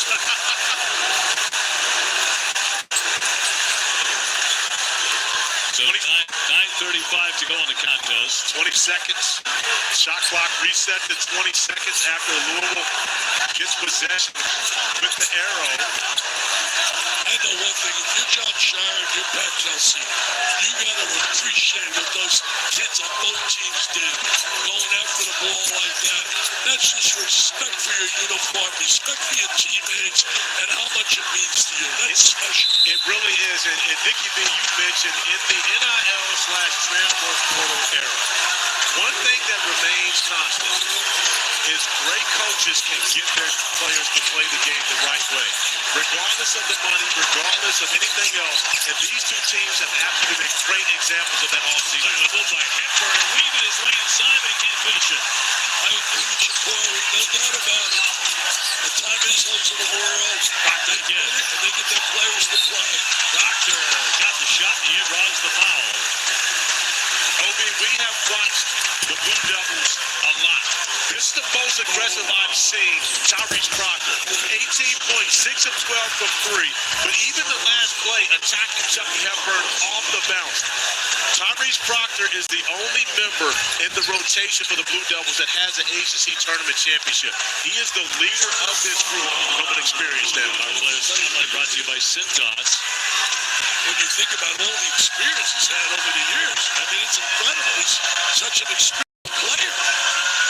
Hepburn picked up his third boot on the play. He's right now charted to the second-round choice. He also Evans. No, Evans is actually charted now in the first round. And Smith. James is also second round. I would love to see Tyrese Proctor come back and lead another Blue Devil team. I believe he's better than a second-round prospect. If that's not going to be this year, he can change the sport. Knipple got a really good look around and out. He doesn't miss many of those. 2 by 9. I've become a big Knipple fan. I love how hard he plays. Edwards gives that off. Royer back outside. He's beyond the 3 and now inside it. Trying to get by James, and that's an offensive. And that's an easy call. Roger Ayers right on top of it. You see the right arm of Choy go across the face of Sion James. An easy one. Roger Ayers right on point. Said one thing, got away from the game a little bit the last couple of years when the guys with cancer. But the one thing that's constantly coming back, Roger Ayers is always as efficient. You have him on the game, he's going to give you an honest day's work. The absolute best of the best. And there, Roger Ayers, the official's going to go over and look at the review for a hostile act to see if this should be upgraded to anything. But I agree with you, Dickie V. He is absolutely the best of the best when it comes to the officials at the college basketball level.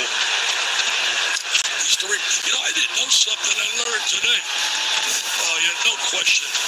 Watch the contact, absolutely. I did not know until Corey pointed out to me. David Robinson, who I labeled the Admiral, was so good at the Naval Academy, a beautiful guy. His son is an assistant coach, played here, and he's an assistant, right? He absolutely is. Justice the Admiral, who's my teammate, Dickie V. I was actually drafted to the San Antonio Spurs. The ruling on the force confirmed. Offensive foul. What a great guy. And there's Justin. We honored him at my gala. He was saying, David, I'm just raising millions of dollars. There he is right there. I did not realize, Dickie, that nickname was your idea. The Apple. I give a lot of nicknames. What about Michelangelo D. Smith? Let me say this. I'm so honored. They called me the other day. I'm the recipient of the Dean Smith Award by the Basketball Writers of America. Wow. That really is special. Congratulations, man. I'm going to go there in April up in St. Louis. Beautiful. I believe we can name more trophies that you don't have. The follow watch again. I'll tell you what a tremendous second effort right there by Duke. Blackshear is going to be special. 4 years playing basketball. Can't teach his mobility, his size. Duke trying to win the ACC tournament as they won the regular season in the ACC, but trying to do this for the most part without the best player in the country. Cooper Flag will only play about 15 minutes. There's the rejection by the big Malawatch again. He's having another night. But how about Malawatch just getting in his stance, doing a job defensively, guarding Terrence Edwards. Doing his thing. All night. However, the big fella sliding his feet, denying the opportunity, and leading the Blue Devils to 11-point lead. Finish strong. Finish. Duke holding on to an 11-point lead.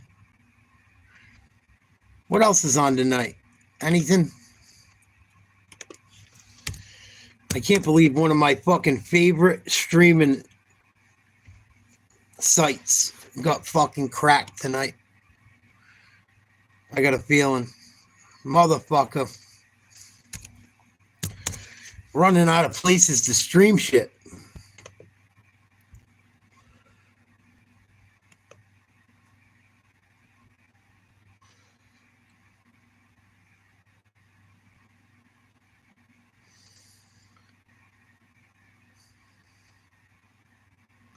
This is the last big college game on tonight.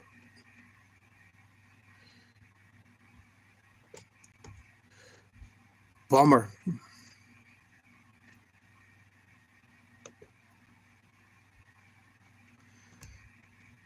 This year's tournament's going to be tough, man. I don't know who to fucking take all the way. Gilgeous-Alexander, 48 points tonight. I wonder how many free throws he shot. Probably about 20. I've never seen a player shoot free throws more than that fucking guy. It was so frustrating to watching him play the Celtics the other night. You can't even defend them. They blow the whistle. It's fucking crazy. I've never seen he got away with more flops. And he was on the road in Boston and got away with it. I never seen nothing like it. He's a great player, but he had to at least get 10 to 15 points off of fucking faking fouls. Ovechkin scores and Capitals win. 8 goals from breaking record. Wow. I never thought anyone would break that record.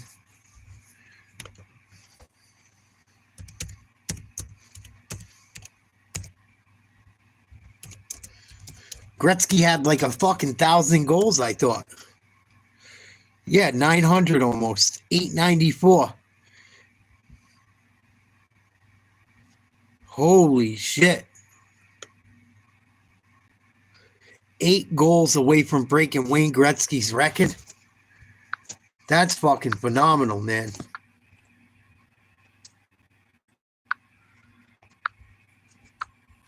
Sorry, guys. My chat died. As usual. What's up, Tyga? What up, Gino?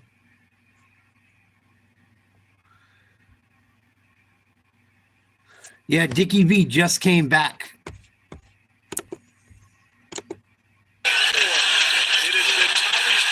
He's been out with cancer for years. Sorry about that. I didn't know my chat died. shooting miserably from three-point land, even though they won 2 games here in the tournament, but not tonight. Let's go to Angel. No, Gino, one of my sites completely crashed. It has nothing to do with that. Like, I know what I'm doing. Thank you. No matter how many times I try to refresh it or start it again, something happened with it. To lead in double figures and also has been able to defend. But in this game, I've seen him throughout this ball game, looking at him, backing him up, having conversation with him on the sideline. You said it earlier, he is locked in. And Angel, Coach Shire also talked to you about his guards defensively. Talk about the job that they've done on Chucky Hepburn so far in this game. Duke up 11. I'm going to go to the bathroom. I'll be right back. You look at Tyrese Proctor, what we said earlier is he's learned how to lead his way. It may not be the most boisterous thing, but he has led people. And Coach Shire said he believes he has one of the best backcourts with him in the nation. I'll send it back to you, Obi.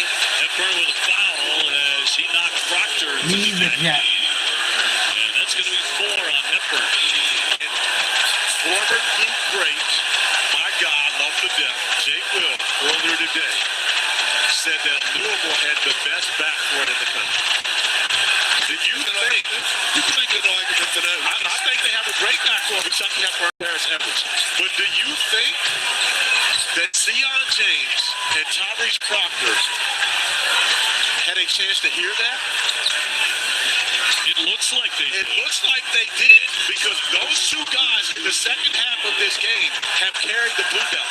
We talk about Continental and how great he's been, but when you look at what has happened in the second half, the Blue Belt was going in.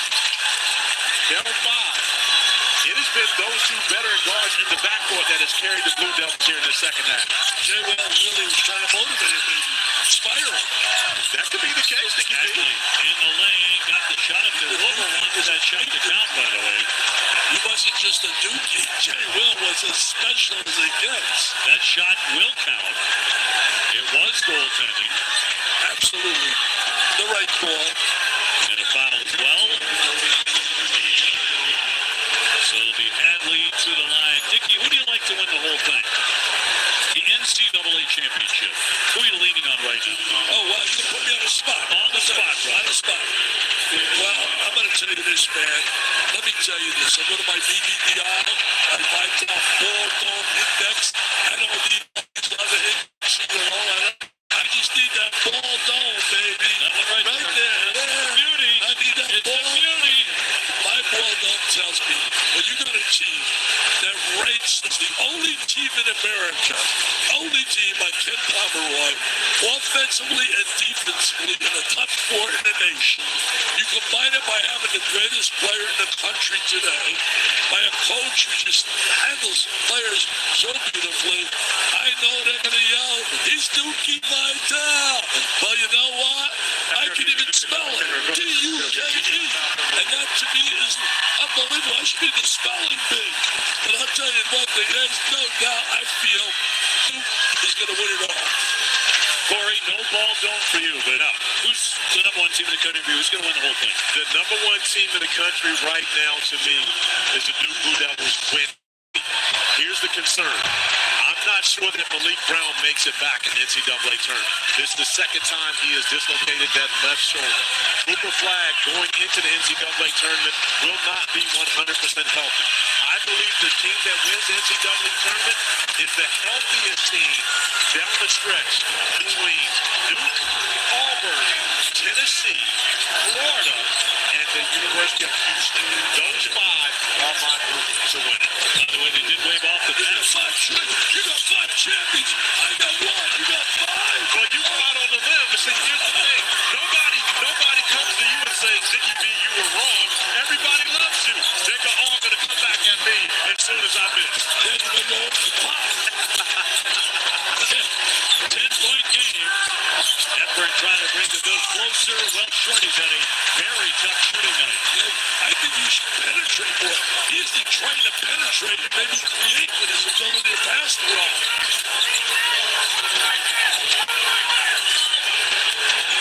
Pinnacle drives and scores it. Nice ball movement. He's one of the best drivers in college basketball.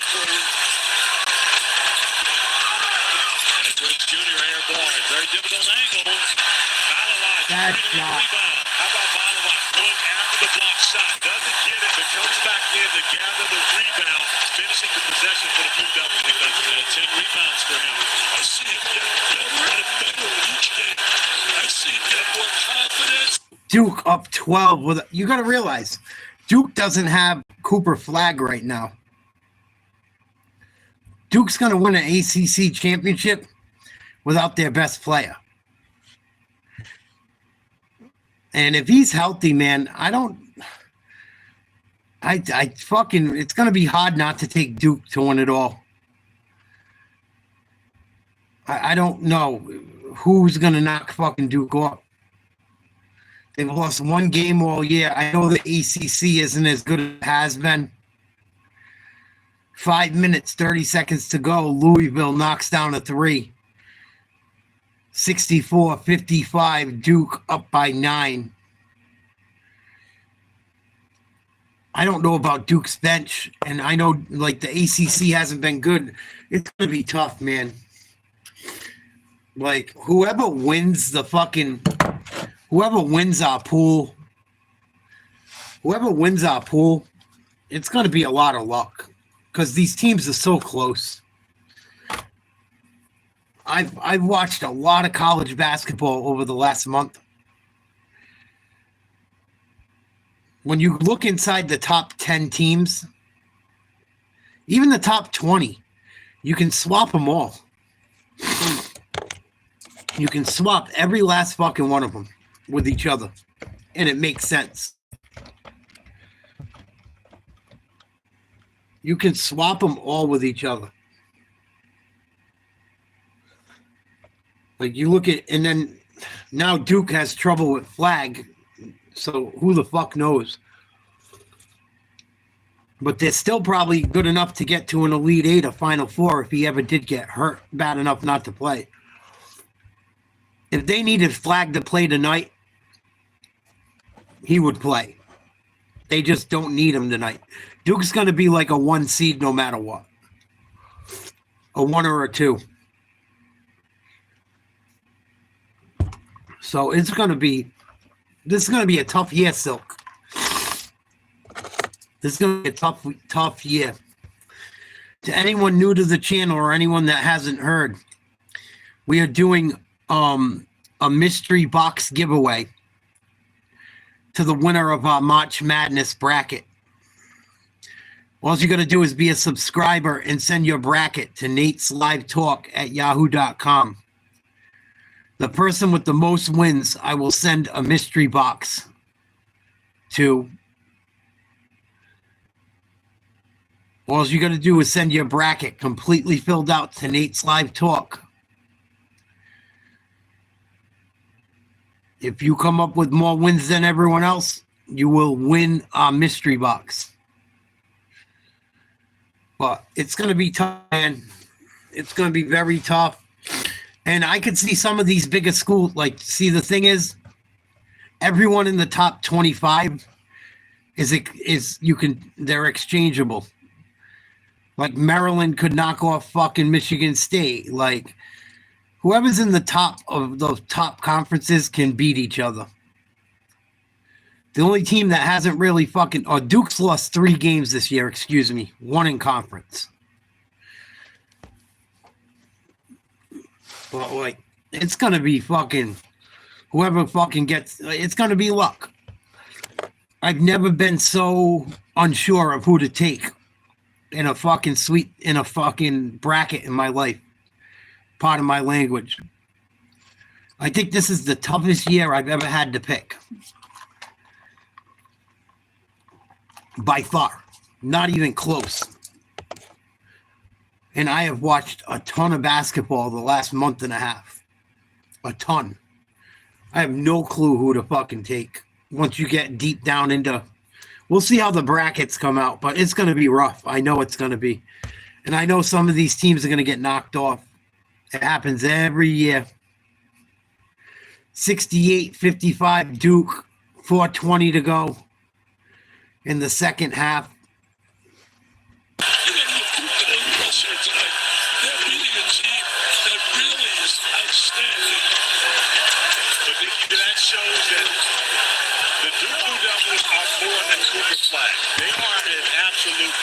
seen, in our opinion, I think I'm going to take Duke to win it all. I hate to be that guy, but they're going to win the ACC tournament without Cooper Flag, probably. That's still pretty good accomplishment. Like I said, it's a down year for fucking the ACC, but they're rolling over Louisville right now, down the stretch, without their best player. No Cooper Flag, and you're up 13 against Louisville. Louisville's one of like the top 10 teams in the country, top 12, something like that. Louisville got to be in the top 15. They got to be. They were playing very well last I looked. Let me see if I can look it up quick. They got to be a top. Yeah, see, they're ranked 13th in the country.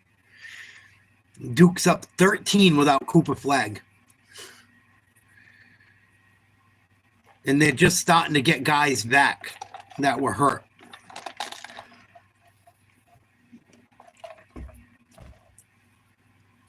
But if you take Duke to win it all, and Cooper, I think it's Duke, man. The only problem if you take Duke, you got to worry about their health. You got to worry about Cooper Flag.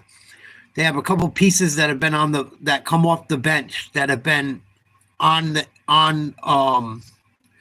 been injured on and off all season long. Well, I mean, they're all over Louisville without him right now. They knocked off fucking North Carolina last night without him. They've beaten everyone pretty much without him.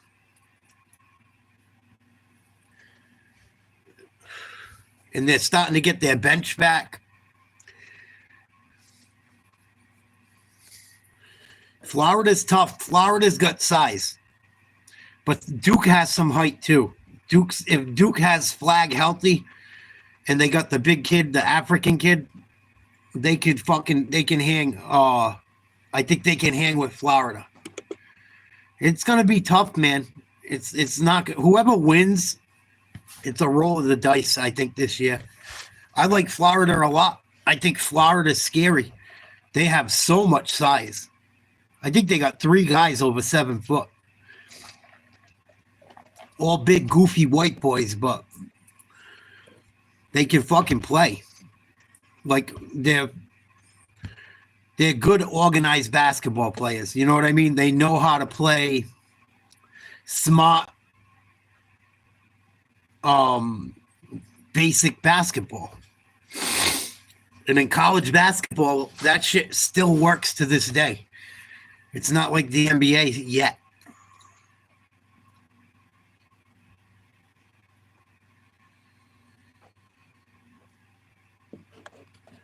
But I worry about Duke's youth, and I worry about their health. I like Michigan State. They got knocked off. I like Missouri. Every time they come starting to look good, they lose 2 or 3 against a ranked team. So it's gonna be a fucking crapshoot. It's gonna be tough. And then you got teams like Houston, you don't know what to fucking expect. Iowa State, don't know what to expect. Missouri, don't know what to expect. Bama, Auburn, don't know what to expect. It's a fucking mess. Kentucky. You know, them guys have already played each other. All those teams have played each other twice. And they could butt heads in the tournament.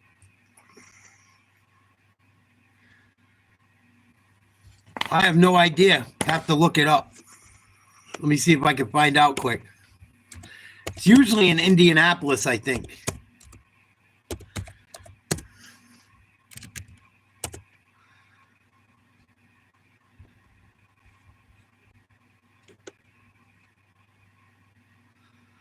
They're going to have it at the Alamo Dome, San Antonio, Texas.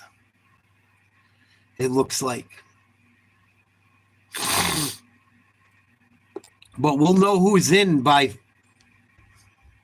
Sunday night. We will know what's going on.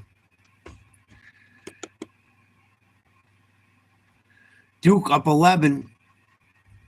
2 minutes, 50 seconds to go. In the tournament.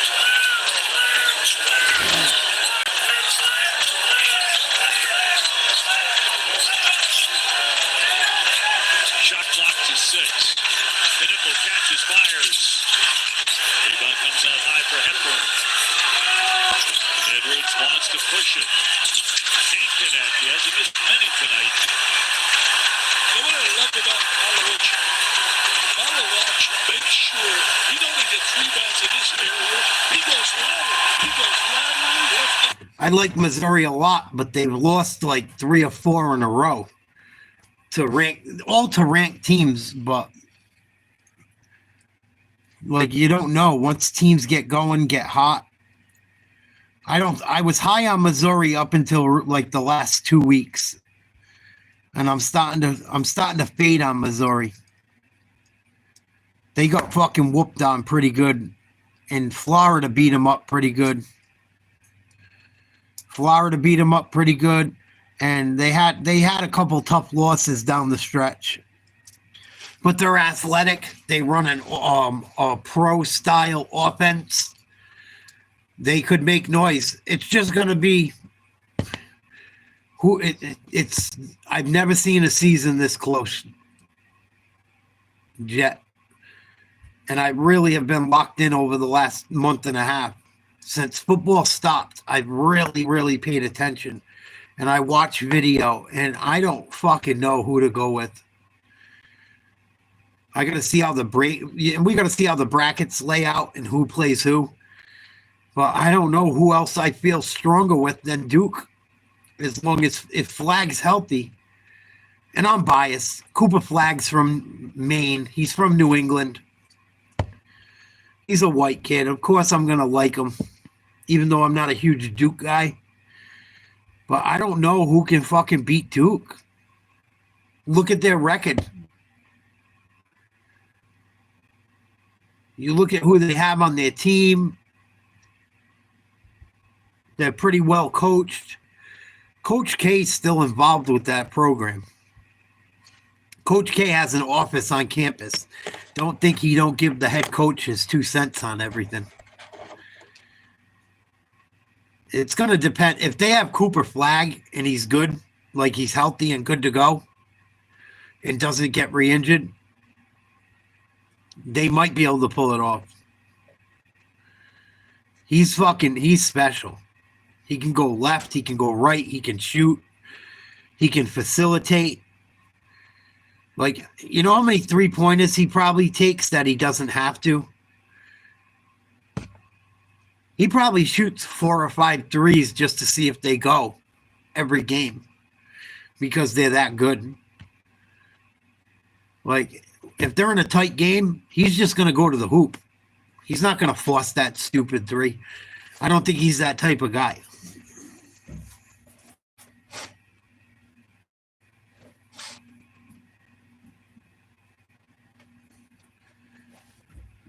You know, where everyone else wants to put up a 3 down by 3. Cooper Flag will go to the hoop knowing we got 3 minutes to go. I can go to the hoop 4 or 5 times and we'll win this game anyway. I can't stand St. John's Silkworth. I hate Rick Pitino.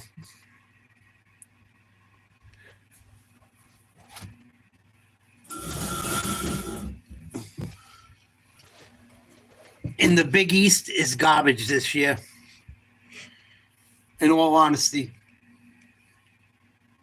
The Big East is not as good as people think it is this year.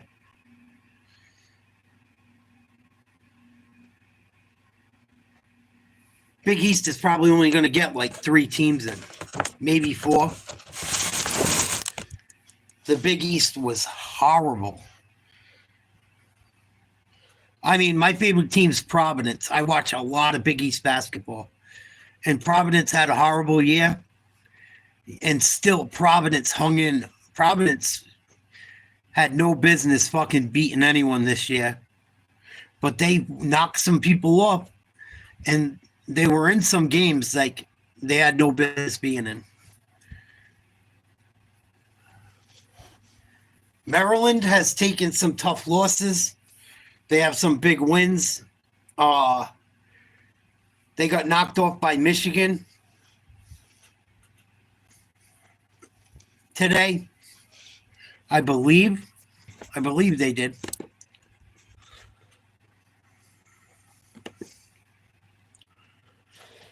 Yeah, Michigan beat them by 1. Michigan State beat them at Maryland on a half-court shot on a game where I did the play-by-play for on our channel. That was a lot of fun. But Michigan, Maryland, and Michigan State all could beat each other. They all have played each other tight. And they have all, I think all of those teams have also beat Wisconsin. And Wisconsin has beaten them. It's going to be fucking tough. This is going to be a tough year. You know what makes it tough? Is that all the players are moving around like crazy. And it's not like college football where you got 10 or 12 teams. You got 64 teams with the new fucking athletes getting paid shit. You know, you got guys that are on different schools since last year. Gonzaga hasn't been ranked almost all year. I know they lost to St. Mary's the other night.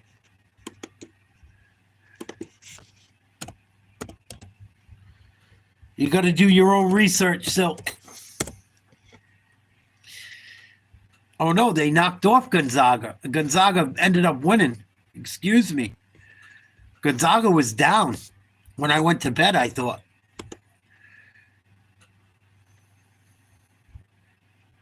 March 11th, Gonzaga beat St. Mary's.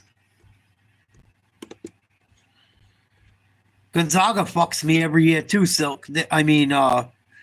Jet. They're another team. We were talking about teams that fuck us over. Gonzaga's good to fuck you over. Oh, yes, they are. Every fucking year. Gonzaga's bent me over a few times. Yes, they have. That's a team I forgot about that used to fuck me over in tournaments. Gonzaga. They have fucking burst a few of my brackets as well. I've won quite a few brackets throughout my life. I'm usually pretty good at it.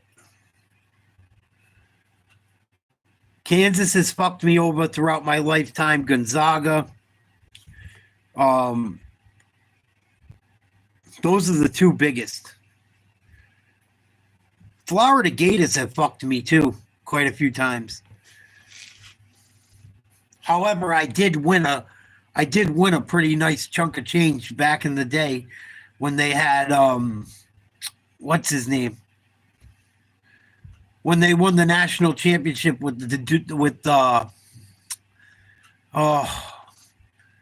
they had a couple years where they couldn't fucking be beat. I think they won back-to-back, maybe, the Gators. Back when Billy Donovan was there, yeah. Providence College alumni.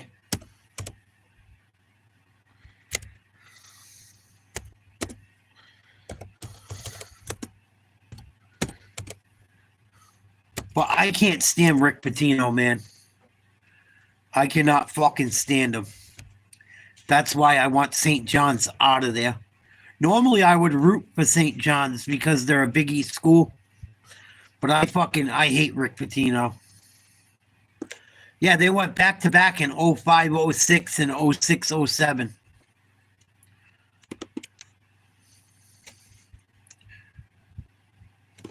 I think Mike Miller might have been on one of those teams, or he just left. They had the dude that ended up playing for fucking Chicago. Joakim Noah. Who else did they have?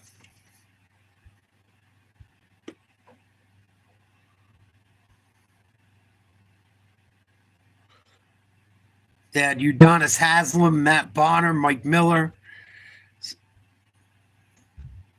Well, he was coaching him.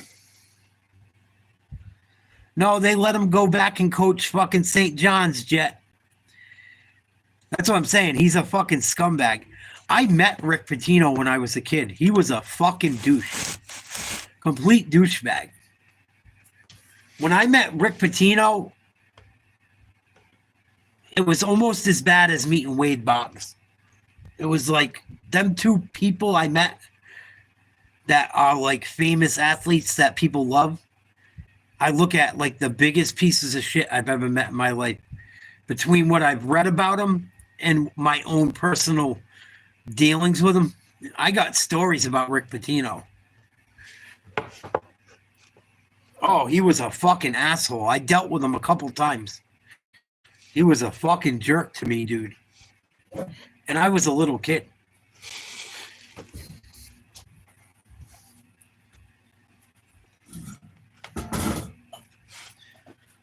When I was a little kid, there was this golf course. I used to, we're like in the rich part of the city I live in now, just outside of Providence. There was this really rich golf course, and a lot of Providence Friars players and ex-NBA players go to it. I was in junior high school.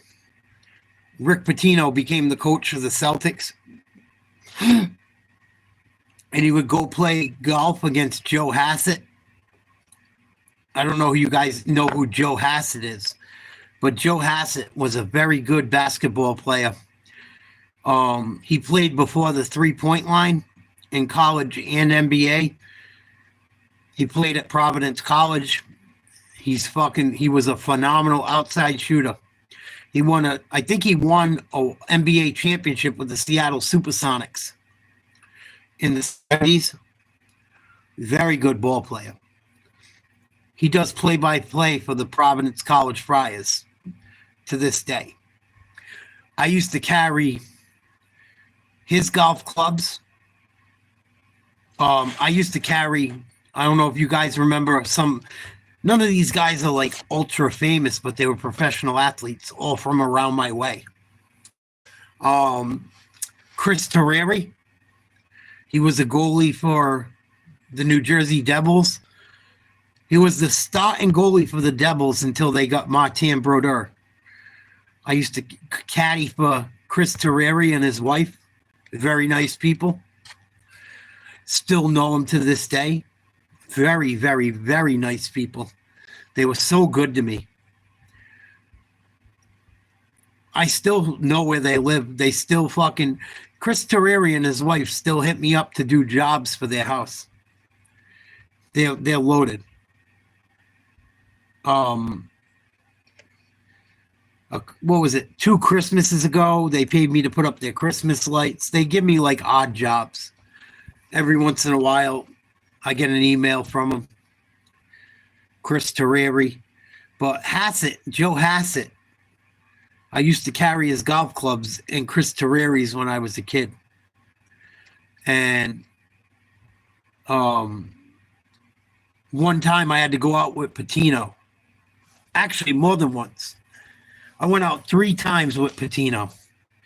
But Joe Hassett would give me money because he would, like, when you're a kid and you're a caddy for someone and they like you and you know all the, to be a caddy, you got to know how the guy plays golf. So if you're a good caddy, you know how far they can hit their clubs and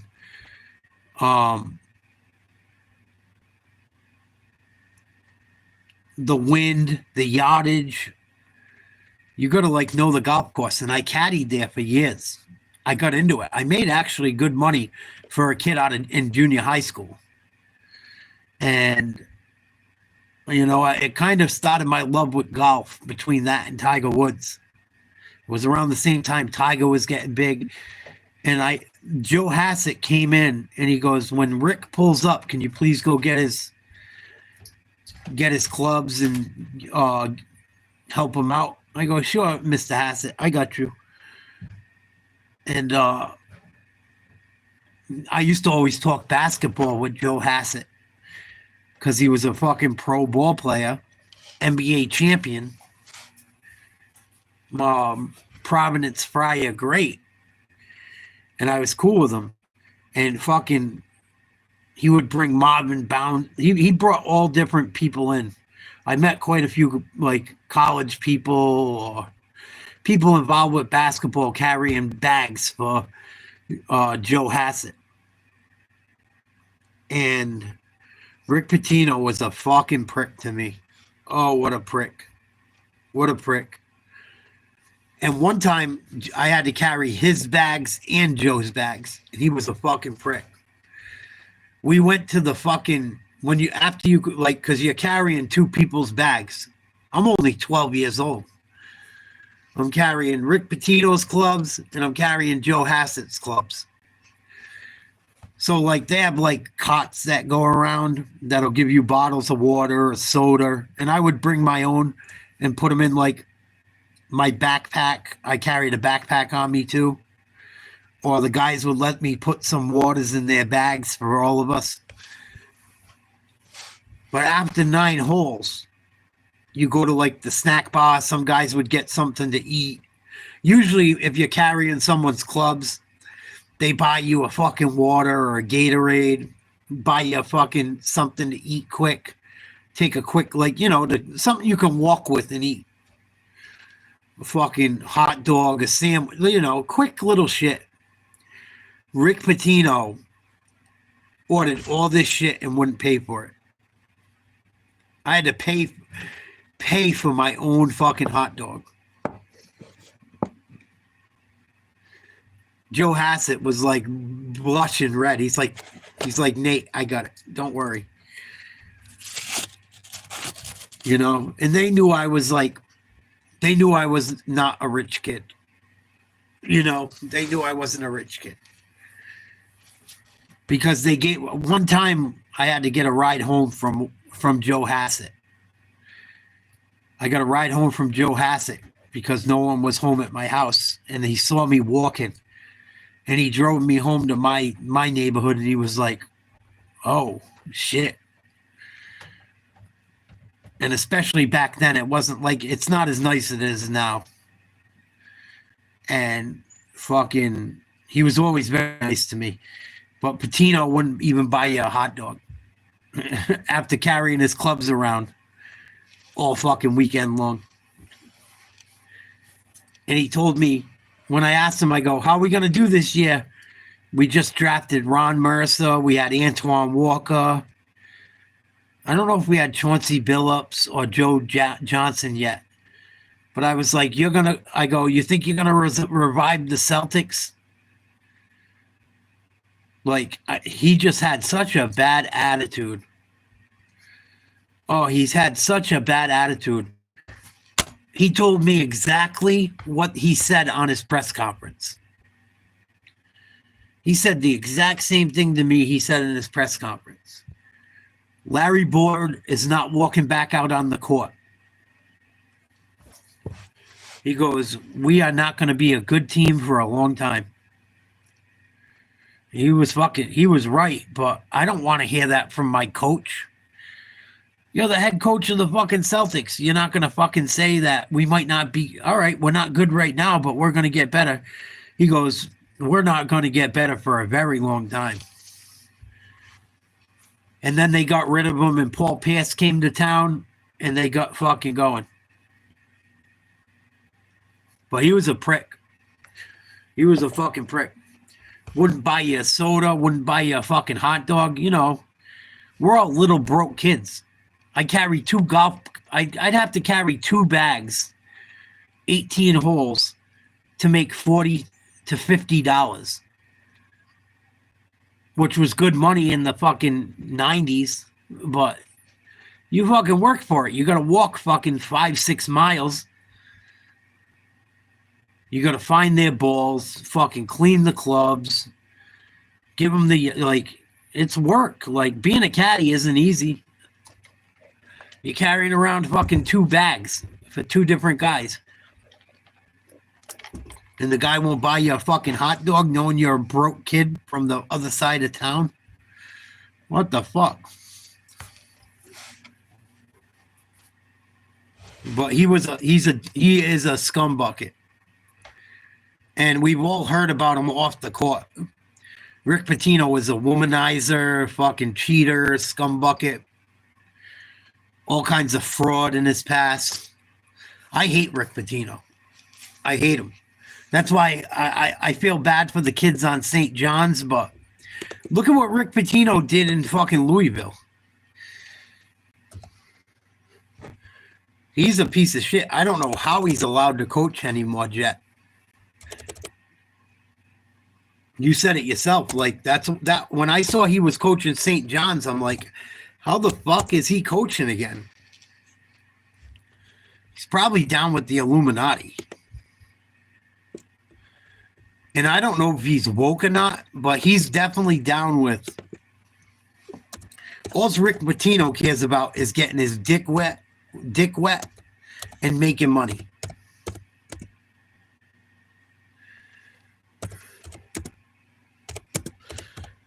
But Rick Pitino was a fucking douchebag. He left Providence College the minute they got anywhere. Like everywhere he goes, he fucking screws them. He bounced on Providence College. He bounced on fucking the Celtics. He bounced on Kentucky. Like he wears out his welcome everywhere he fucking goes.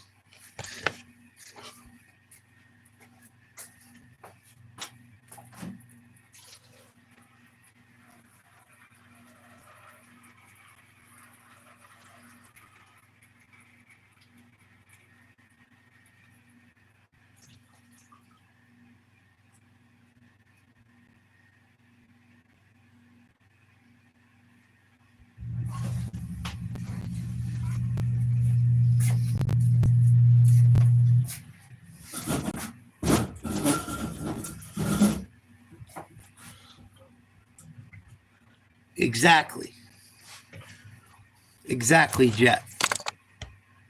My point exactly. And not to mention, right? You're a multi-millionaire and you got some kid carrying around your golf clubs. You're not gonna buy him a soda and a fucking hot dog? Like, who the fuck raised you?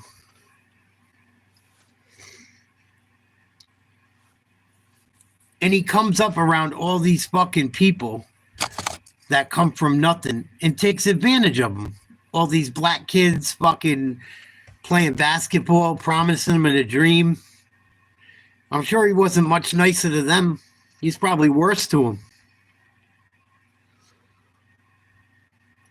Later, Silk. Have a good night if you're bouncing. But Rick Pitino is not a nice fucking guy. You know what Rick Pitino reminds me of? Like, if I had to say, like, describe Rick Pitino. Describe Rick Pitino. I would say Rick Pitino is a Fugazi Michael Corleone. I think he wanted to be fucking Al Pacino, a.k.a. Michael Corleone, so bad. But he couldn't be. But Rick Pitino's a fucking huge scumbag. I'm going to look into him right now and show you guys. Anyone that's hanging around still. He's a piece of dog shit. He looks like a reptilian. He's all beat up and old. I cannot stand Rick Pitino. Stand him. He was involved in sexual scandals and fucking prostitutes with his players and harassing women and sexually assaulting them in fucking restaurants, allegedly. Allegedly. I don't know for sure. But he's a fucking scumbucket, dude. Oh, I can't stand him, dude. I never liked Rick Pitino. From the day I met him. When I met him, I was 12 years old, all excited, being a young kid. Like, I'm fucking carrying golf clubs for people my dad and my grandpa talk about. or older guys from the neighborhood talk about, like, you know what I mean? These guys were supposed to be your heroes and people you look up to, and you meet them and you're like, what the fuck is this? That's the best way I can describe Rick Pitino, is a fucking fake Michael Corleone. Like the Timo version. He even tried to act like that. He even tried to act like that, like he was some fucking type of Spacone. I wish what he's not, because I know that part of Providence, where all the Spacones come from, and know some of them personally. So I'd sit there and listen to him talk and be like, this guy's so fucking full of shit, even as a kid. My uncle Tiny, my dad's best friend, was a guy that knew a lot of people. And fucking Rick Pitino had nothing to do with that shit. He'd be sitting around acting like he was fucking the Godfather on the golf course. Like, this fucking guy is out of it.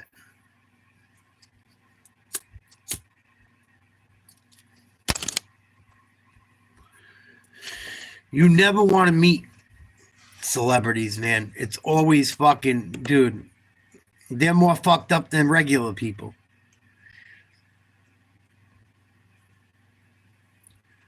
Rick Pitino came out 6 years ago, said he was done coaching. Yep, right back.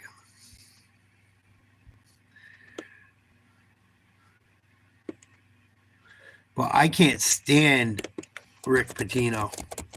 And I feel bad for the players at fucking St. John's, but he's a fucking shitbag. He really is. The guy wouldn't buy me a hot dog carrying his fucking golf clubs.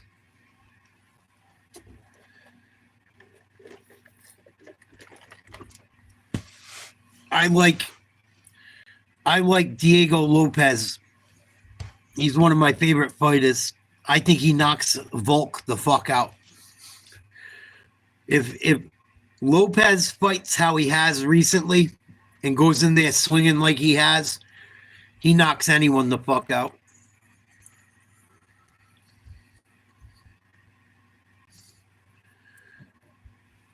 I think Diego Lopez is on a fucking mission. He's looked like it his last 5 fights or so. I wish Dickhead didn't go up, because I wanted to see Lopez fight him again. But Volk's tough. I mean, Volk's very tough. But I think Diego Lopez has fucking looked insanely good lately. And I don't know if anyone throws harder punches. And when you throw hard punches, you open yourself up to getting viciously countered. But Diego Lopez looks fucking very violent lately, and I like it. I like it. Listen to what fucking Rick Pitino said about his own team earlier this year. Listen to what he said about his own players.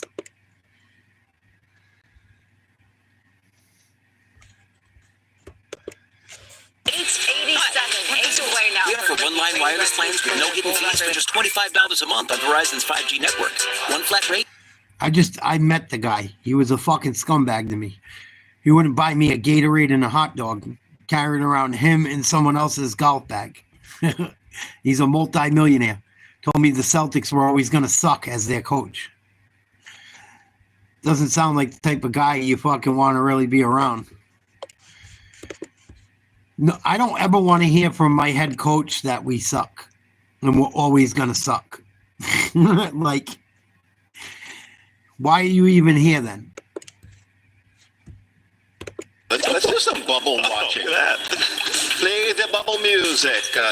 Position of Jordan Dingle, drained hardest day, 41% effort. Team Packers, 3. And Rick, I don't think they move well laterally. I don't think they're going to pick it up in the next week. I think they're slow laterally. I mean, Sean Conway gives you everything he can. He's slow laterally. About 5 guys are slow laterally. Even the Celtics, when we lost, I've enjoyed every minute being a Boston Celtic coach. Didn't like the fact that we lost in that following year, but this has been the most... He's so full of shit. Only thing Rick Pitino cares about is this. Enjoyable experience I've had He's since such I've a been coaching. Do you have any second thoughts of taking this job? No, not at all. It's not St. John's. It's my team. I think they're very respectful. They hear, but they don't listen. I can't fucking stand him. And let's not forget, he didn't want to even resign. He didn't even want to resign on the sexual scandal, the bribery scandal, the Adidas lawsuit. He's just fucking disgusting. Well, in order to try to deal with the scandal that's been dominating the sports headlines and airwaves. You could buy on your own. You could get a lender. Get viewings. Too small for a yoga studio. Too big for a yoga studio. Too much care. He's just a piece of dog shit. Rick Pitino's never been a good fucking guy. Tried to deal with the scandal that's been dominating the sports headlines and airwaves over the last 2 days. Louisville head basketball coach Rick Pitino tried to stop the presses by addressing the media on Wednesday night.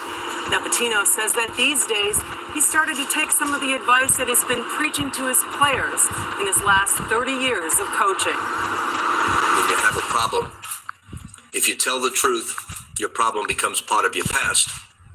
If you lie, it becomes part of your future. University of Louisville head basketball coach Rick Pitino broke his silence Wednesday on allegations that he sexually assaulted former model Karen Cypher in 2003. Pitino says they had consensual sex at this Louisville restaurant. The renowned coach and married father of 5 apologized to his family.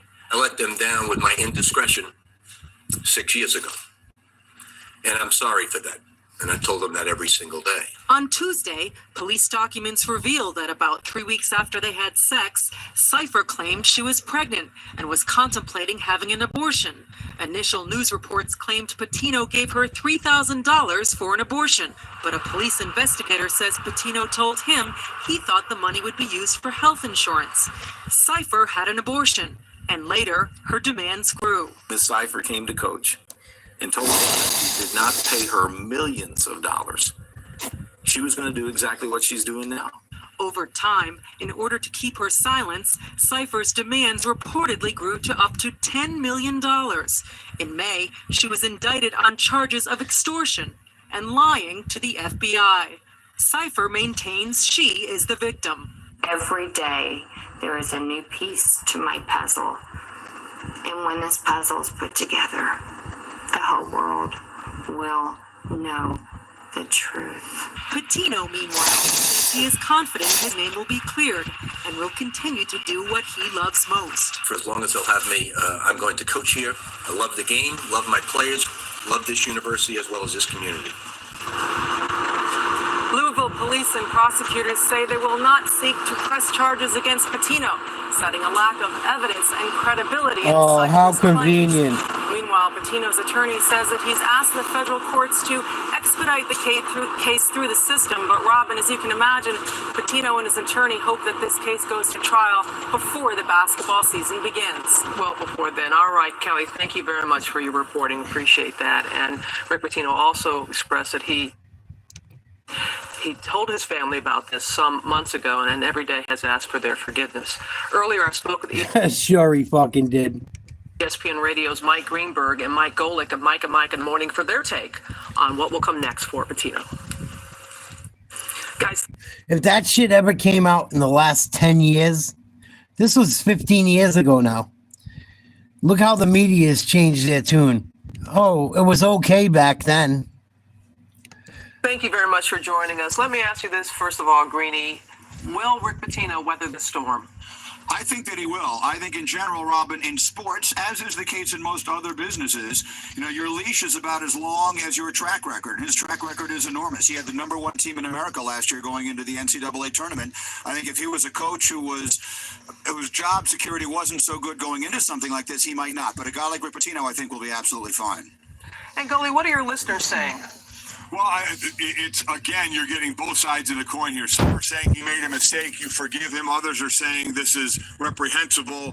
He shouldn't be mentoring and coaching young men like this. And Robin, I think the problem he may run into as you go forward here is, remember, he has to recruit kids to come play there, and he's going to have these guys sit in their living room with the parents, and he's going to have to try to explain to them. And is it going to be the kid or the parent that he's going to have to decide or to convince that what I did, I still want your kid at our school? And recruiting is a lifeline of. I bet, Jet. It pissed me off watching it. I felt so bad. I'm like, I fucked up their whole base.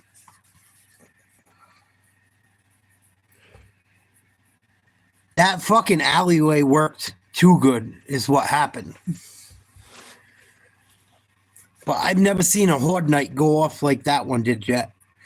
Your first 3 guys that showed up were all fucking exploding zombies. I'm going to go back and watch it too.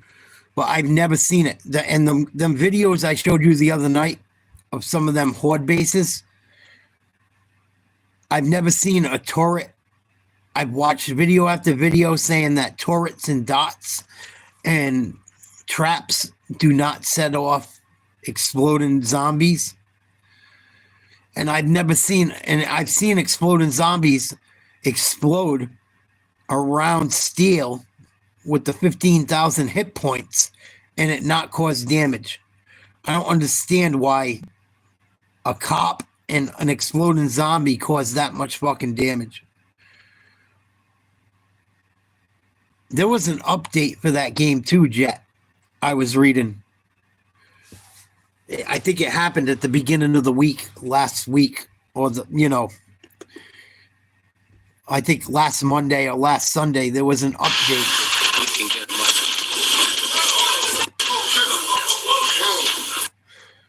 There was an update to the game that I think made the game harder, honestly.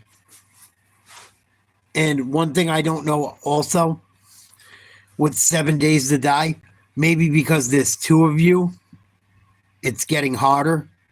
And you guys are doing pretty damn good, man. I know you don't think you are, but you guys got a lot of shit. So the fucking technology, the AI in the game is probably trying to make it hard as fuck for you. But I don't know, like you said, that Horde seemed off.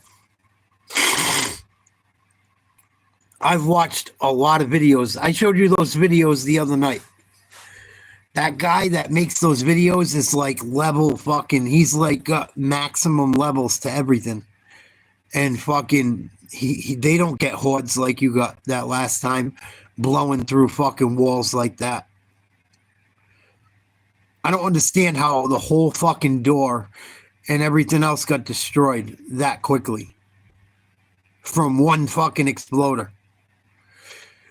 I think you guys are at such a high level and the game updated. I think the game updated and the difficulty is probably where the zombies are getting a fucking higher. I wonder if there's a way you can look into it. But I know as you do better in that game, you cause less damage to zombies. And the AI makes it very hard.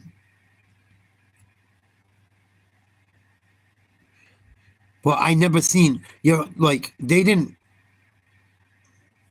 I don't know what happened tonight with your video game, but another thing I wonder, I wonder if,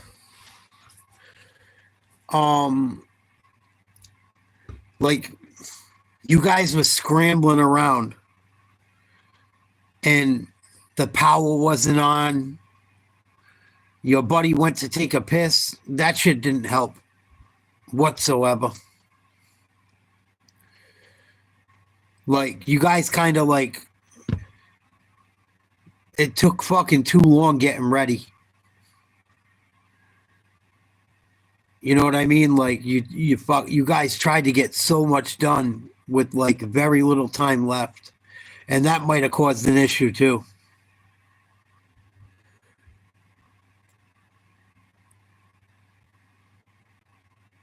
That's all I can think. The only other thing I can think is maybe, yeah, the fucking, you guys had to run to go get the power on. And I think we made the hallway too long. I think we made the hallway too long with not enough spinning things in it. Because the hallway worked. They all came from that side. But it was complete fucking... It was just too many fucking zombies that blew up. I think the more traps you put up, the harder the game gets. Think about it. Look how much different that horde was from the last one. And you guys set up all them turrets, I mean, you had some of them, but we didn't, them spinning blades, once you get those, I wonder if it fucking ups the difficulty.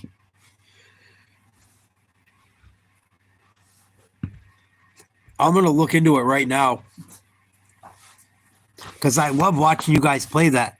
I feel responsible for what went wrong. I feel like I fucked you guys.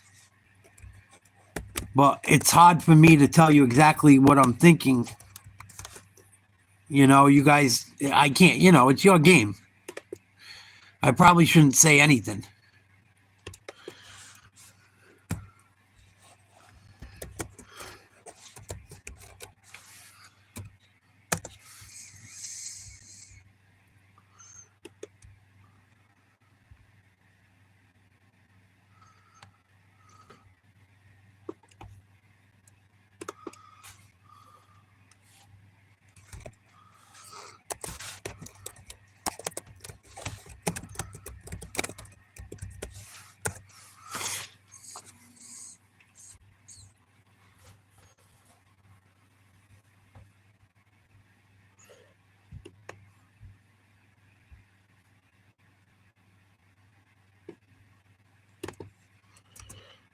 But I'm pretty sure I read something about the Horde Knights were going to get really hard. They did something.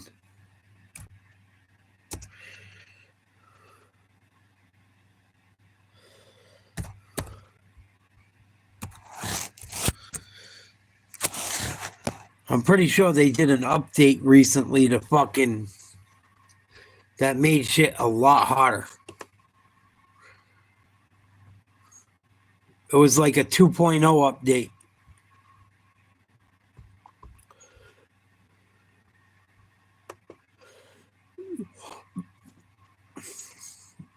Let's see if I can find something on it.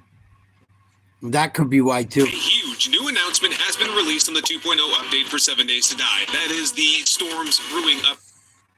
I'm going to play a video right now, see if it helps us. No, man, because I feel bad. I feel like I opened my mouth too much in that game, Jet. And I should just let you guys do your thing. I got to just shut the fuck up. Just like I tell people on my stream. Seriously.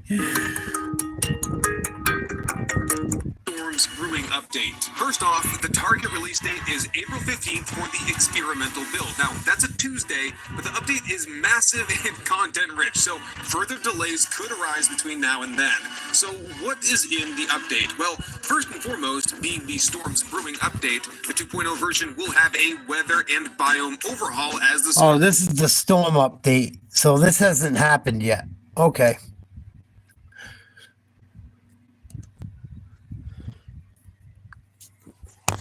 I wonder, like, fucking, I just think you guys got hit with a fucking horde from hell.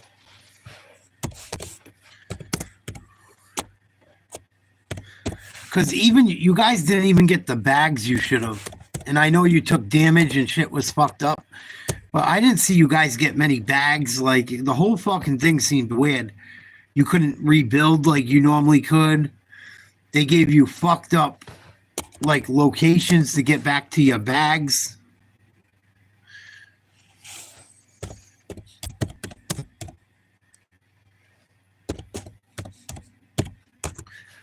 Like, the plates you stepped on didn't fucking work with that dot machine. I think with that dot machine, if you have a hallway, that's the only way to use it.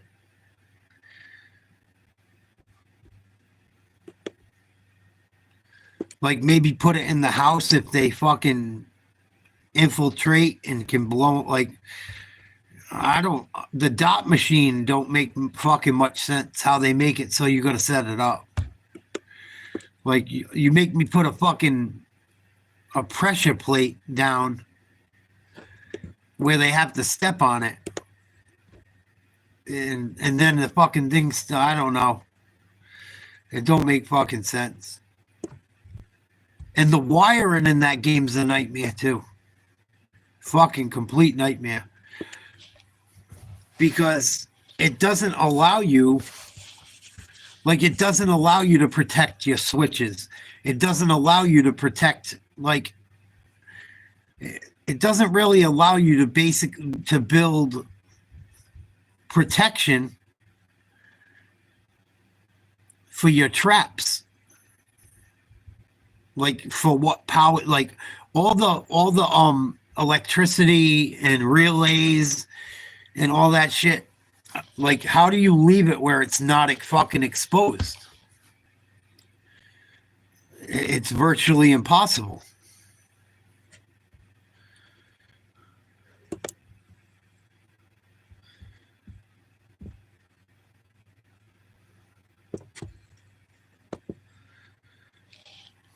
I think you guys got fucked with a bad glitch. Because I've never seen one. I watched so many videos on this shit to try and be helpful, Jet. With guys that have fucking hundreds of thousands of people that watch that are like highly ranked. And I cannot find anyone of them that have had steel blown through. Like I showed you that one the other night where it had the hallway right down the middle with the blades like this instead of this. And then the dot shot right down the middle of that. And fucking it had steel on each side for the corridor. Only one block on each side. And fucking no zombies, like zombies exploded and didn't damage a fucking thing. I don't know how that fucking door in that whole corner got knocked off of one zombie exploding. It makes zero fucking sense to me. And then the concrete around it lasted. That's what I don't understand. How did the fucking concrete everywhere last and the fucking steel didn't? There was steel fucking blocks that didn't blow up all around the door. But the fucking door blew? Unless the door was damaged and we didn't repair it and we didn't know. But it happened the minute the fucking horde started.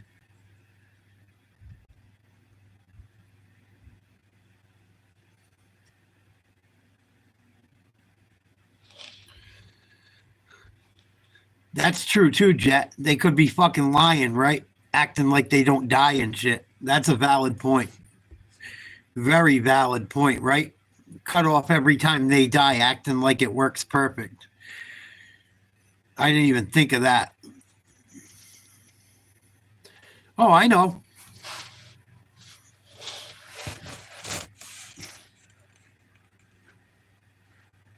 Sometimes, you know what I think? And I know it's not the most fun way for everyone, but my father used to tell me something, and other people, my good coaches, a couple coaches that I had that were very good. And when I was younger, I wasn't fat like I am now. And I wasn't stupid, but they would say to certain people on the team, like, keep it simple, stupid. What are you doing? Just keep it simple. And I think maybe I fucking overthink trying to help you guys. I think we all do it. But, like, I never seen that fucking door blow like that. That was fucking crazy. And then, right, your only other option is the fucking...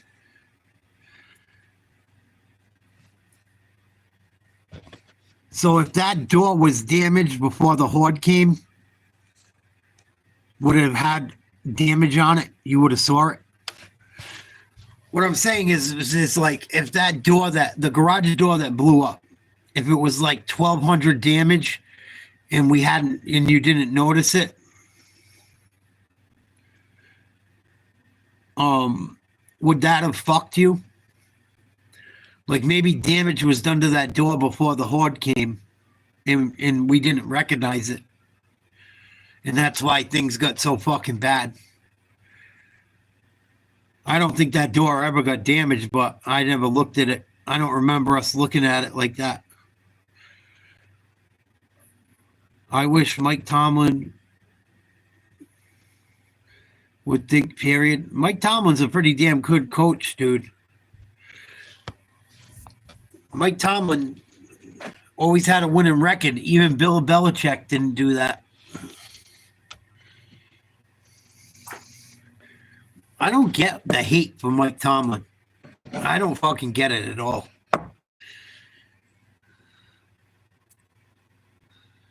That's what I'm saying. Maybe before the horde it was fucking damaged and no one recognized it. That's the only thing I can think that might make sense. I'll be right back.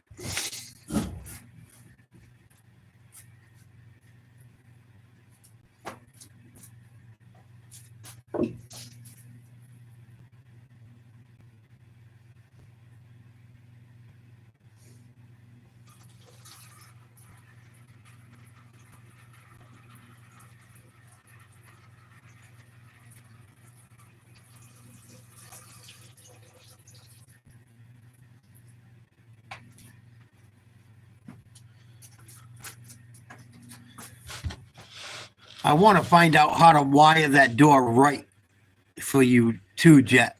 Because that switch ain't going to fucking work. They're going to rip that fucking thing out. And it probably won't cause the door to go up during the fucking...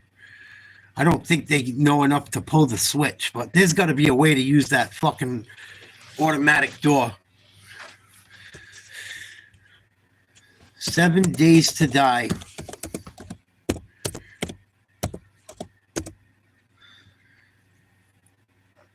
What's the name of that door you just put in? Automatic door?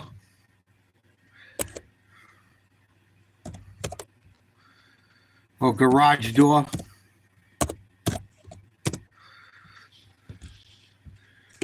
There's got to be a way to fucking run that off a camera.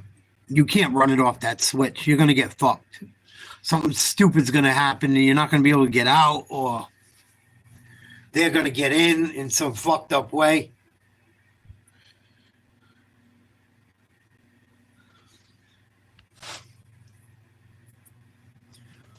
Let's look it up, if you're up to it.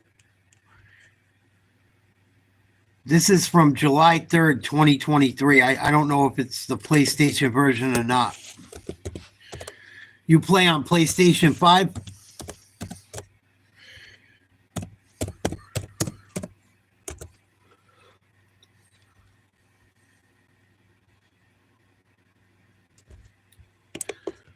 I want to figure it out because I feel like I contributed to fucking you guys up. Let's check it out. Hey, what's up? My name is KQC, and in this video I will show you how to make an automatic garage door in 7 Days to Die Alpha 21. But before, here is a little preview on what we're going to build.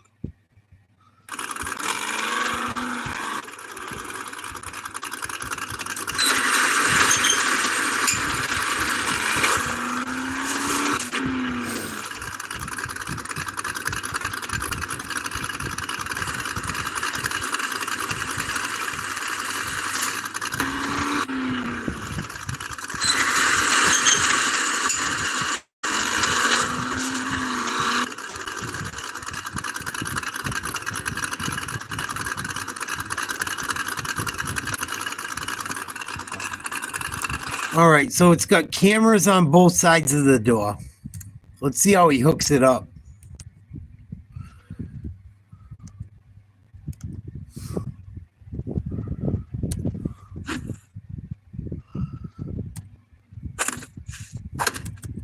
All right, we don't need to watch him building the whole shit. We got to watch him wiring it.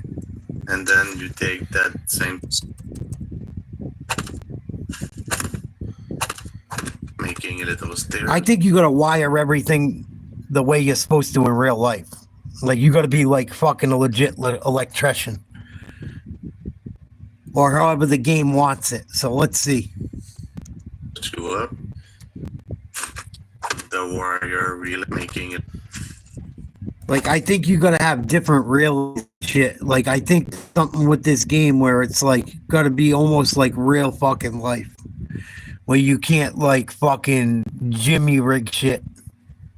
Even though we know in real life it would work, like in the game they want it fucking perfect, because that's the way this fucking game is.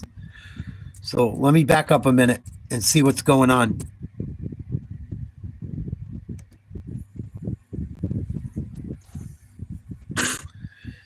Next, we're going to put the sensor.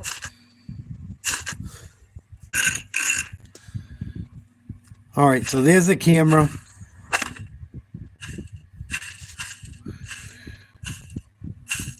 There's the camera. Let's see if anything goes in before the cameras. I don't see nothing. So he put two cameras, one on each side.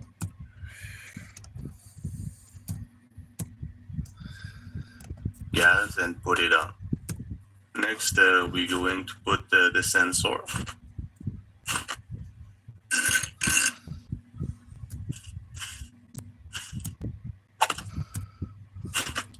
The wire relay. Connect the generator with the wire relay. Then after that, you connect the wire relay with the first motion sensor. And then from that sensor to the other sensor. Oh, they got to run off the same relay. Same sensor, and you attach it to the garage door. The only last thing that we need to do is to adjust the camera and the timer relay and the timer duration. The power delay.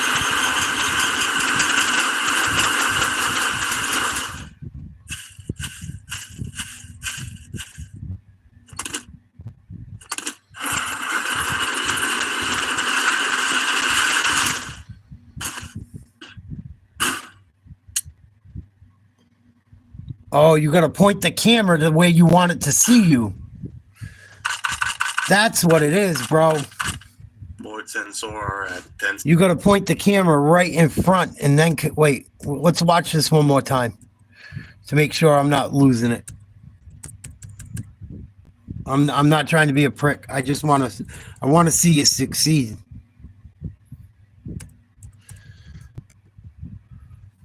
I want to see this fucking thing work, because what happened last time was fucked up.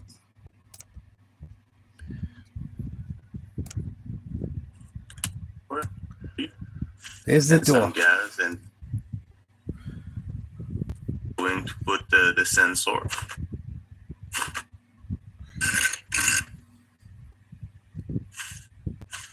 So there's the outside. Making a little stair to up. The wire relay. There's the relay. Connect the generator with the wire relay. Then after that, you connect the wire relay with the first motion sensor. With the outside? From that sensor to the other sensor. And then you take that same sensor and you attach it to the garage door. Oh, okay. The only last thing. Do you see what it looked like, Jet?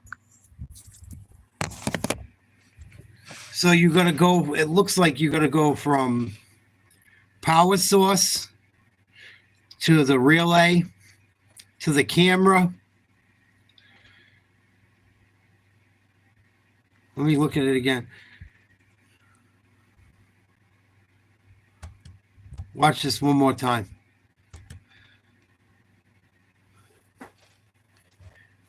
Fucking confusing as all hell.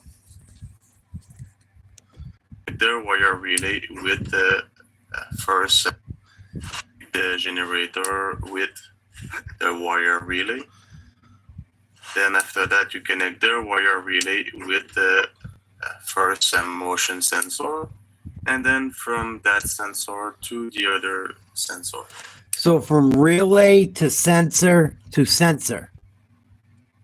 From power source to relay to sensor to the other sensor. And then you take that same sensor. And then the last sensor you connected from the other sensor goes to the door. And you attach it to the garage door. The only last thing that we need to do is to adjust the camera. And then you point the camera where you want it. Timer relay and the timer duration. The power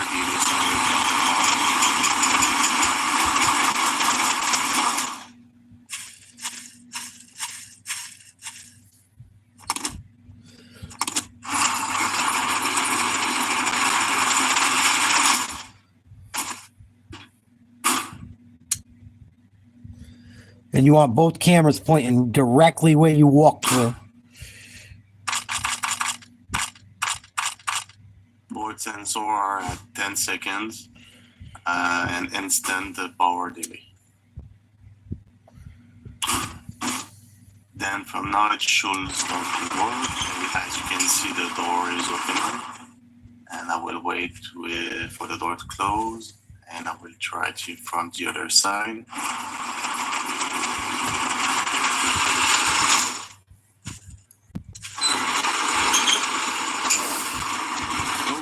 Working from both sides. So now we have only to make a little test with the Jeep.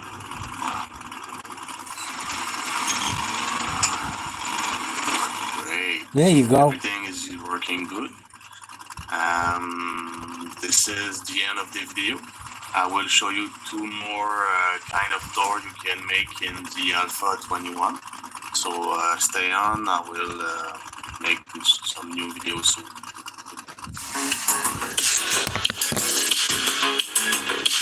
So I guess you're going to go from power source to relay. Or put it this way. You're going to go, you already ran your cord from your generator to your relay. You're going to go from relay to relay. Put your cameras up from that relay to your outdoor camera to your indoor camera. And then connect the last one to the door. That's what I got from that video. What do you think, Jet? I think that's how you're supposed to do it.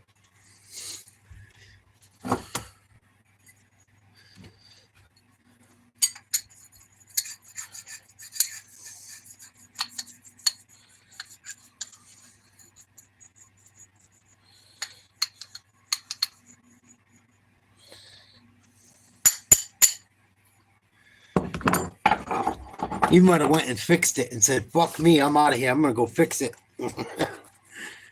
Have to see if he's online in a second.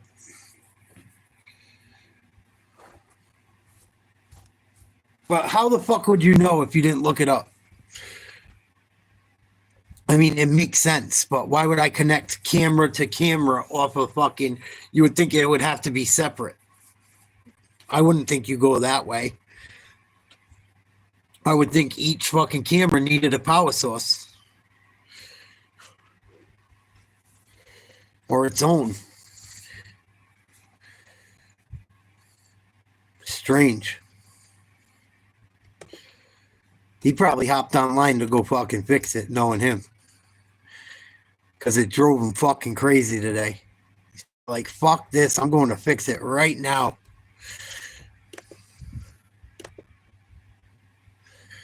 I bet he did. Hot shit. I bet he went and fixed it right away.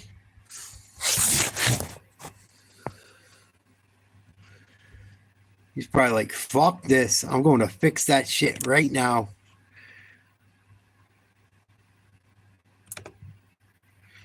Oh, more Momos losing their mind.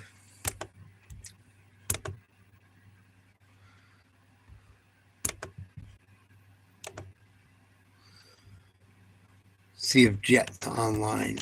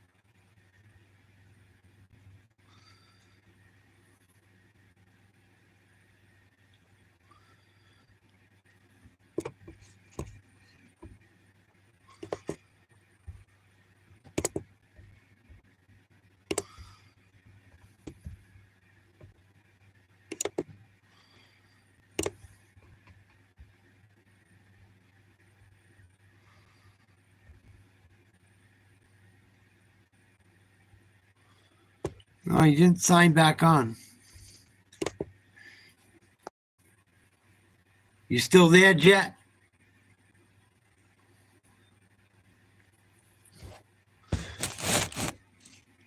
Trying to help my buddy with his video game shit. If he's not here, he's already on the mission. He's just not streaming it.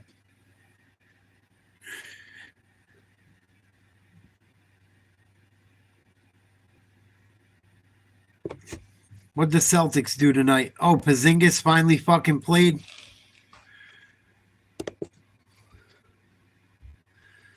Kristaps Porzingis finally got his fucking pussy clean. Fucking guy. Always hurt. Viral infection, yeast infection.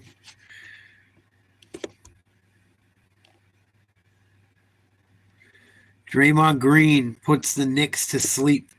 Warriors win by 3. Another douchebag I can't stand. Oh, my chat fucked up, Jet. I'm sorry. My chat's lagging like a motherfucker.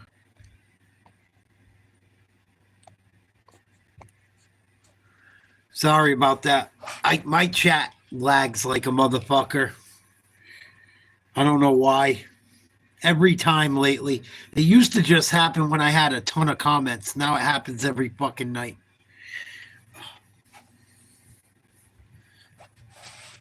So, I think that's what you got to do. You got to go from power source to the relay to your first camera or motion detector to your second camera to motion detector, and then off the second camera, aka motion detector, you have to go to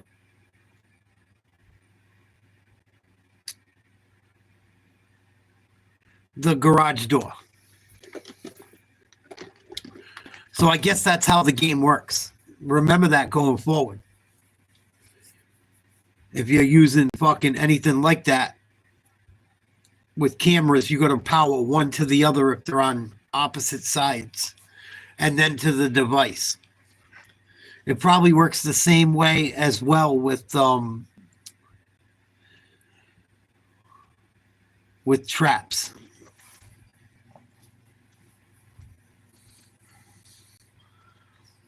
So hopefully we figured it out. I think we did. I think we figured it out.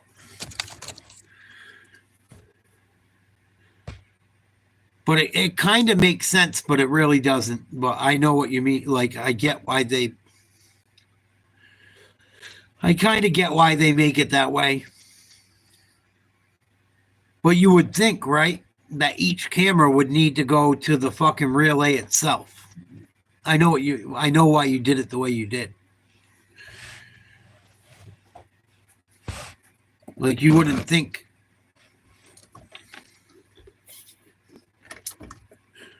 I would have probably done it the same way because I don't see how both cameras could just.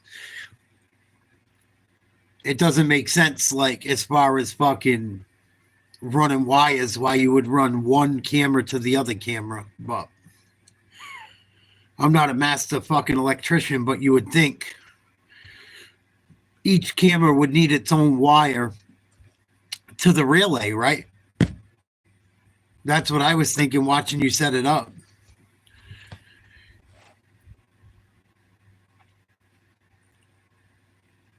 And that's why the fucking speakers did what they did too. That's why every fucking thing you have is doing what it's doing. Because it's going to go directly from this to this to this. If it's involving the camera.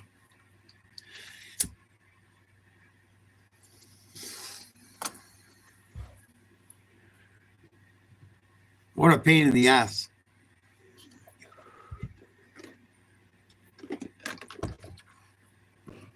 Well, I love watching that game, man. I have a lot of fun watching you guys play that shit. That horde tonight did not seem fucking right. That's all I know.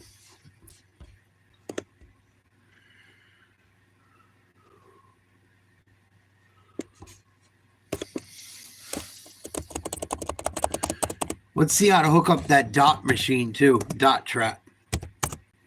If you're still here. I want to show you if I can find a video on the dot trap. If it helps you.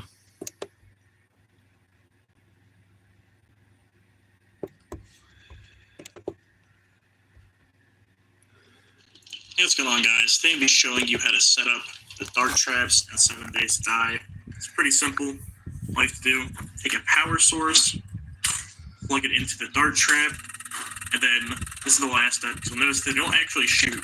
You have to lock the ammo. It won't shoot unless you lock the ammo. Now, as long as it's plugged in, it'll just continuously shoot out darts. If you don't want that, like for example, you want it to only shoot when something's nearby, what you can do is disconnect this. Instead, connect it to a pressure plate, then connect the pressure plate to the dart trap. Oh my now, God. If I lock the ammo, So you got to go from power source. That meant now that's why that fucking thing didn't work. You got to go from your relay to the pressure plate to the dot trap. It's the only way it fucking works. How fucking stupid is that? What does it matter? all you have to do, take a power source, plug it into the dart trap, and then this is the last step. So notice they don't actually shoot. You have to lock the ammo. Don't shoot unless you lock the ammo. Now, as long as it's plugged in, it'll just continuously shoot at darts. If you don't want that, like for example, you want it to only shoot when something's nearby, what you can do is disconnect this. Instead, connect it to a pressure plate, then connect the pressure plate to the dart trap. Now in this setup, if I lock the ammo, you can see it won't activate, but if I step on the pressure plate, it'll start shooting. Anyway. Yeah, it's like it's going to go in succession. It's going to go like the way it's going to go, the power. And it kind of makes sense when you think about it, even though it's corny. The power source has to go to the plate. They step on the plate because if the power source doesn't go to the plate first, you get what I'm saying? Like, if you run the power straight to the dart and then to the plate, they're going to step on the plate and the power is not going to get there in time. I know it's a stupid technicality, but it kind of makes sense. So you always got to run it from power to plate, power to fucking door to sensor. You got to run it power to sensor to door, power to sensor to weapon. That's it. Dart traps are really simple. Don't forget to lock the ammo. I think that's what confuses the most people. But at least you only need one line now. Because I was thinking like you too, like, all right, if there's one on the inside, one on the outside, they got to be powered separately. At least now you know, as long as you run it from the power source to the one you want reacting last, You know what I mean? You know what I mean.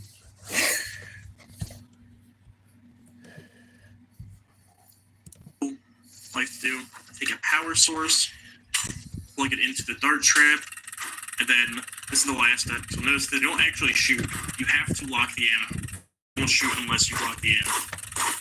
Now, as long as it's plugged in, it'll just continuously shoot out darts. If you don't want that, like for example, you want it to only shoot when something's nearby, what you can do is disconnect this. Instead, connect it to a pressure plate, then connect the pressure plate to the dart trap. Now in this setup, if I lock the ammo, you can see it won't activate, but if I step on the pressure plate, it'll start shooting. Anyway, that's it. Throw traps are really simple. Don't forget to lock the ammo. I feel like that's what confuses the most people, because unlike most things, it won't shoot at all unless you lock the ammo. It's really weird, but if you guys like this tutorial, make sure to like and subscribe. If you have any questions, make sure to let me know down in the comment section below.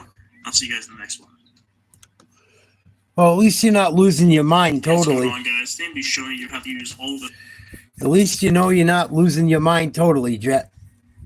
You just was doing it in a way you thought was right. That was wrong. What else fucked up today that we can look into? Anything you want to look up together? I got a few more minutes if you want to.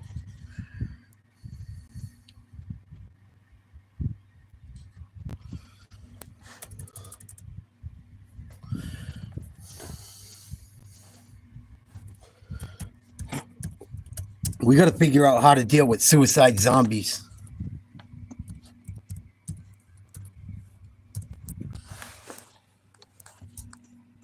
The only thing I've heard that works on suicide zombies to make them not go off is to use armor-piercing fucking ammo and headshots.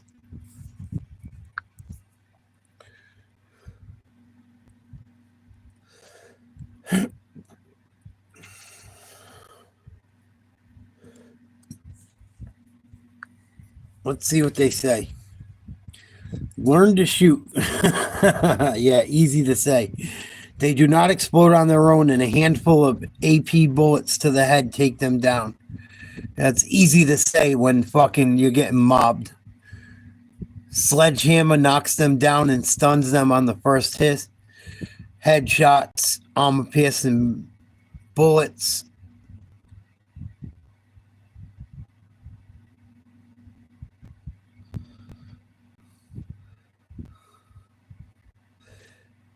Now, this person says that your traps can set them off. I've read that your traps do not set them off.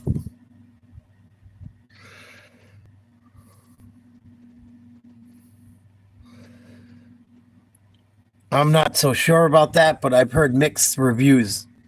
Some people say they cause them to explode. Some people say they don't. This person says everything them off. If it hits them in the chest, everything. Shoot them in the chest, it explodes. Melee explodes. Trapper zap line brushes their chests, they explode. Explosion nearby from another demo explodes. That's what happened, dude. When they fucking die or then another one blows up around a dead one, I think it causes a bigger explosion. That's what this person thinks. They take too much damage. Hello, time to detonate. 2 or 3 demos are a minor nuisance. At later game stages, way past 400, grouped up especially, you have moments during Horde Night where a lot of these guys will show up. Some will be detonating no matter what you do. At that point in the game, I hope you have not invested too much time into your horde base because it's going bye-bye. So apparently this guy thinks the game just cheats at that point.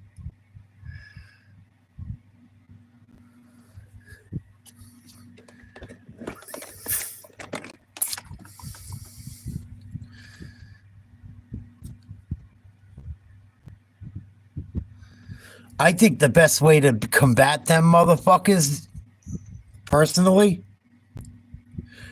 I think you guys should just get a ton of Molotovs. Keep dropping them.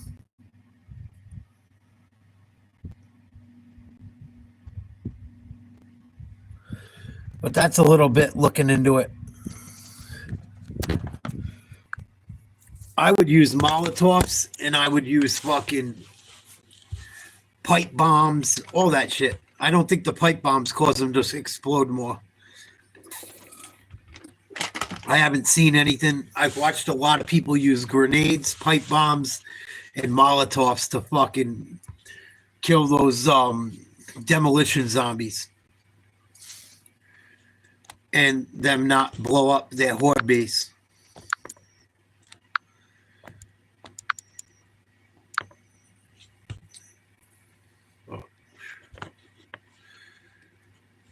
So it looks like Duke escaped with a W.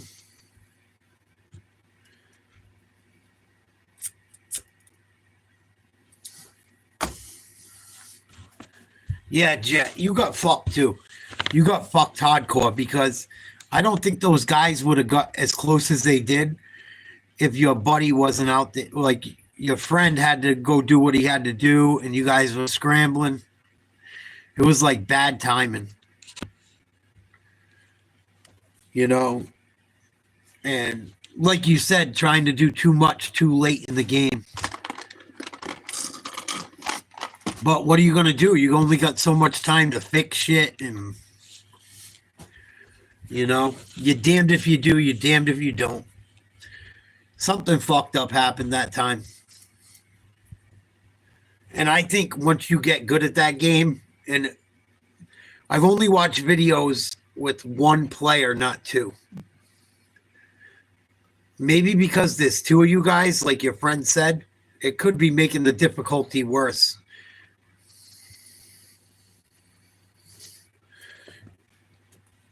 I also noticed something too.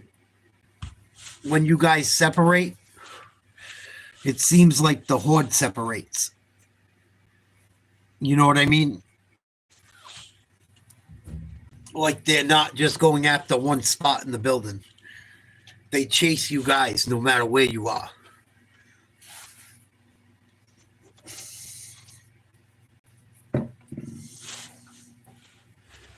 But I'm excited to see what happens going forward. And you brought up a good point. All these channels I'm trying to watch, engage for information, they're probably not showing the times they die. Right? Who the fuck's to say?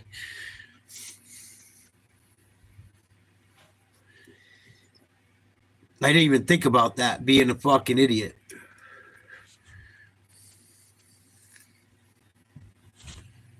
Very possible.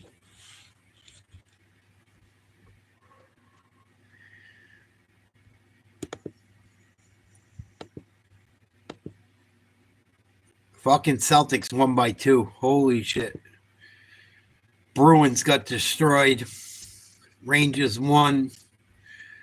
Pittsburgh 7-3 over the Rangers. There you go, Jet. Your boys won. Golden State knocked off the Knicks. Milwaukee beat Indiana. OKC beat Detroit barely. Detroit's starting to fucking come around, man. They're going to make the playoffs. Last I saw, I think they're like 3rd or 4th in the East. They put a beat down on the Celtics a couple weeks ago.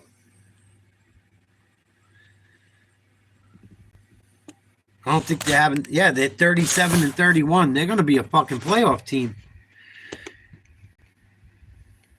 Watch out. You never fucking know. Oklahoma City's having a huge season, though. Yeah, one of the guys I used to caddy for when I was telling that Patino story is from one of the cities I grew up in, outside of Providence. Chris Terreri. And I caddied for him and his wife. Wonderful people. He was the goalie. And he played high school hockey at one of the public high schools in one of the cities I lived in growing up. Outside of Providence and Boston. And they were very nice to me.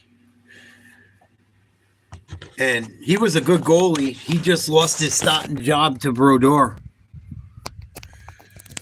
Marty Brodeur was fucking amazing. I think Marty Brodeur is the best goalie ever. I don't even think it's close. Marty Brodeur was very good. Patrick Waugh, too. Them two guys were probably the best hockey goalies I ever seen in my life. And I was so mad when I was a kid. My grandparents bought a trailer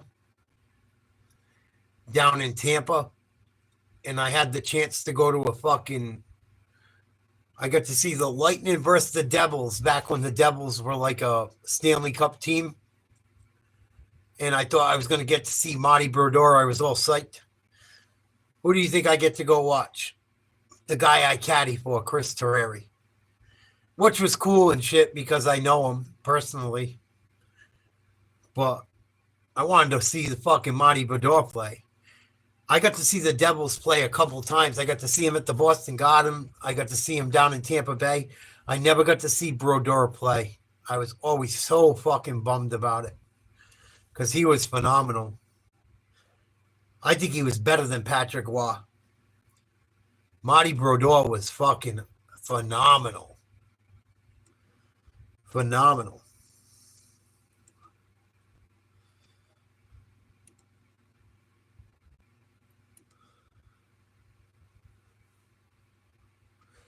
My buddy came by yesterday to buy some shit off me. I found some golf clubs at I went to Goodwill the other day and found some shit I could sell in there. And my buddy came by. He's been wanting a nice pair of fucking golf shoes. I found so much golf shit at Goodwill the other day. Thank you, Jesus. I made some money off it. Thank God. If you ever hurting for money, go to fucking Goodwill and look some shit up. You might make a few bucks. I found all kinds of shit at Goodwill the other day. I hit it fucking big. I spent $125 and made like $600 already. And I still got more shit to sell. Fucking crazy. But my friends are always like, oh, if you come across like fucking really nice shit, golf or this or that, my friends that play sports, my friends that are into sneakerheads and shit, let me know. I found a fucking 3 sweet pairs of fucking golf shoes, brand new, still in the box. 2 of the pairs go for like $200. Probably some poor guy that just passed away and his family threw them out. Or they fucking don't use them no more, or they were never used. I found a fucking Cleveland sand wedge or a Cleveland 60-something degree wedge that was worth. I wanted to keep it because it's brass. It's a club I actually need for my own bag. But the club goes for like fucking $500 brand new. And someone offered me $250 for it. I was like, fuck it, you can have it. And I sold a couple nice pairs of golf spikes and shit. One of them's real nice. One of the pairs was like a Jordan Spieth pair. Or 2 of them. 2 of the pairs were Jordan Spieth. Another one I had Tiger Woods ones. They just needed the spikes in the bottom fixed. I fixed the spikes in the bottom of them. Sold them online for fucking $225. I spent fucking $30 on them altogether. You can make a buck if you try.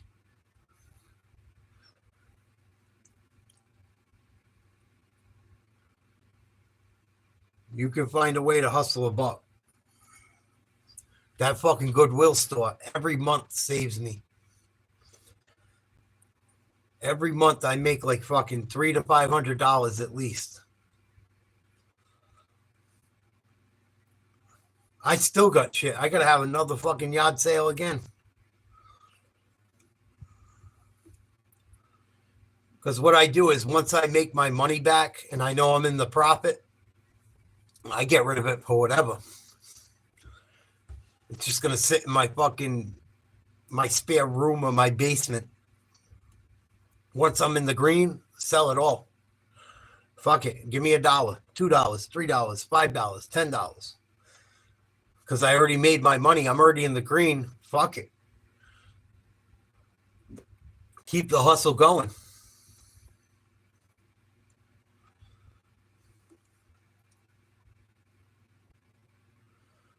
Not much going on with sports the rest of the night. I'm glad Vettori got his ass whooped. What do we got going on tomorrow night? I can't believe. I hope this fucking website didn't go down for good. I'm gonna be hurting. Oh, it's back up. Thank you. Hallelujah. That was scary. That's my favorite site to stream on. Thank God it's back up and running. Thank you, Jesus.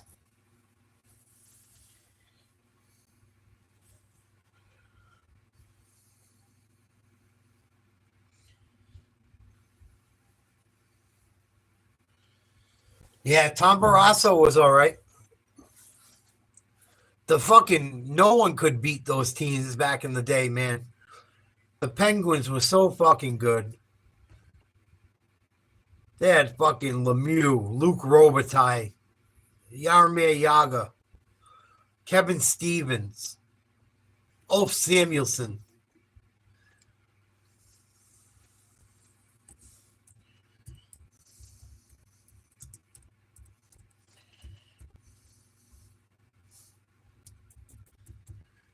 The fucking Bruins tried to push them to the limit in 91. We couldn't beat them. They were too fucking tough. Neely was too beat up.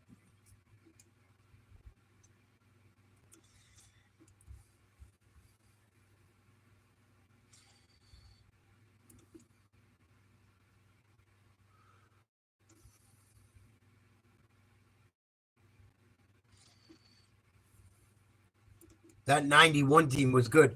Ron Francis, Barry Peterson, fucking Joe Mullen, Mark Recchi, Kevin Stevens, Phil Bourque, Jaromir Jagr, fucking Mario Lemieux.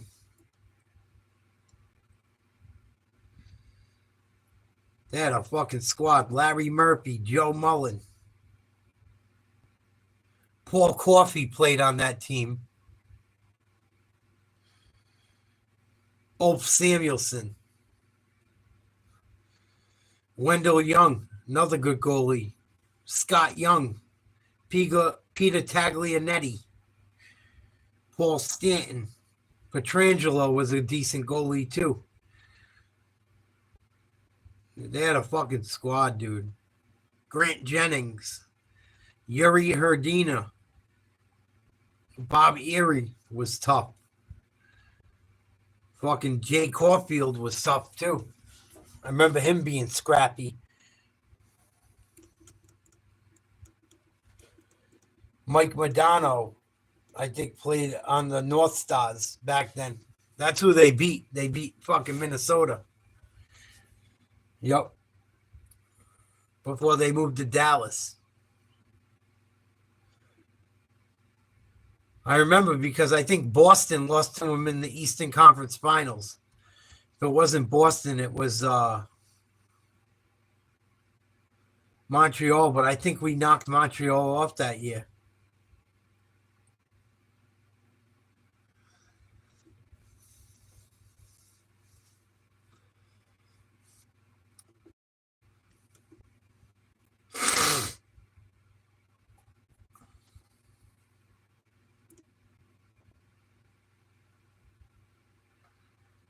Fucking Jaromir Jagr was better than Lemieux, in my opinion. Mario Lemieux was very good, but he gets all the shine. Jaromir Jagr was unstoppable back then. Unstoppable.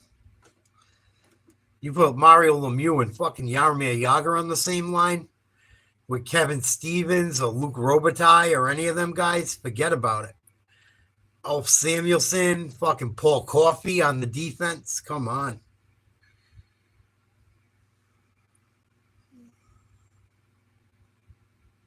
They were so good on the power play, they put a forward as a defenseman. They were so fucking stacked.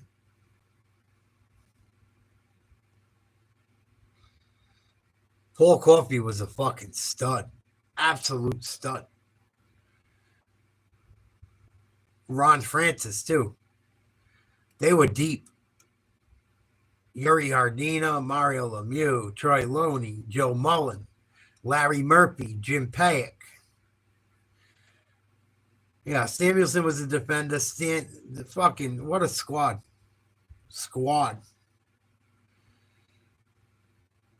How many people from Boston or Massachusetts were on that team?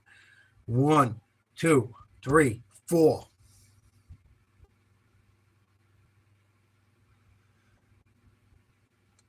5, 6.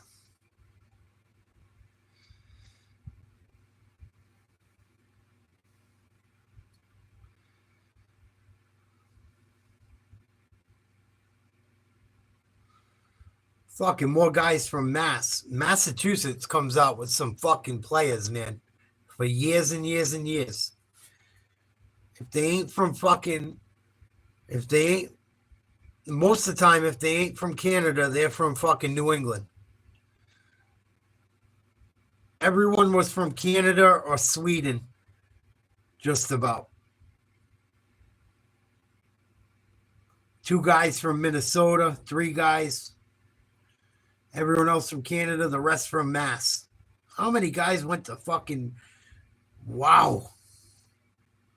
1, 2, 3, 4. 1 guy from Detroit.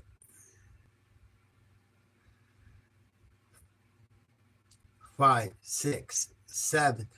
7 guys out of New England, all from Massachusetts or Mass, pretty much.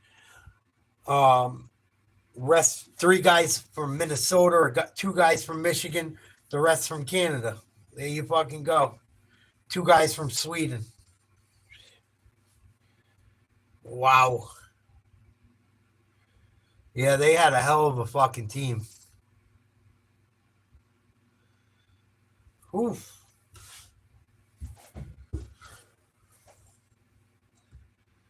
Holy smokes.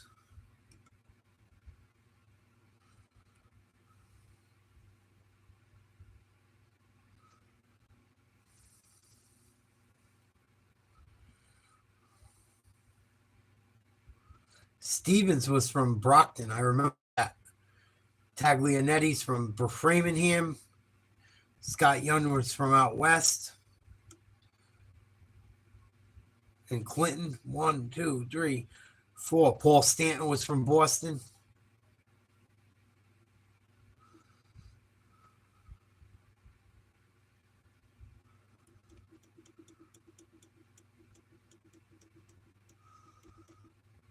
Bork was from Chelmsford.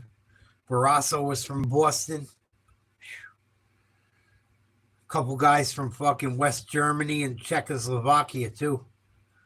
What a squad.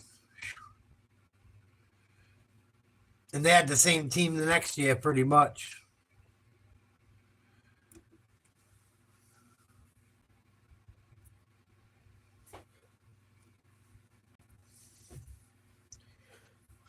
Yeah, if Sidney Crosby didn't get beat up and hurt, it probably would have won more.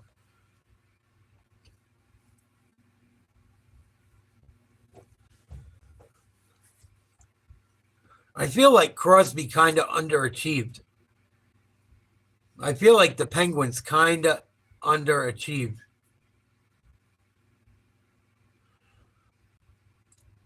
For what they had. The Bruins underachieved throughout the whole the Bruins have underachieved their entire existence since fucking 1990.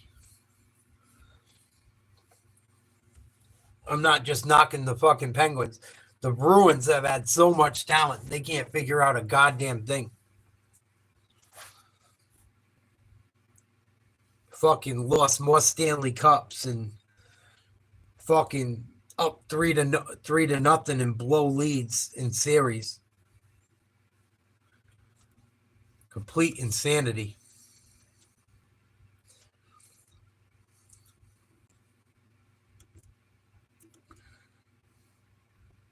No other way to put it.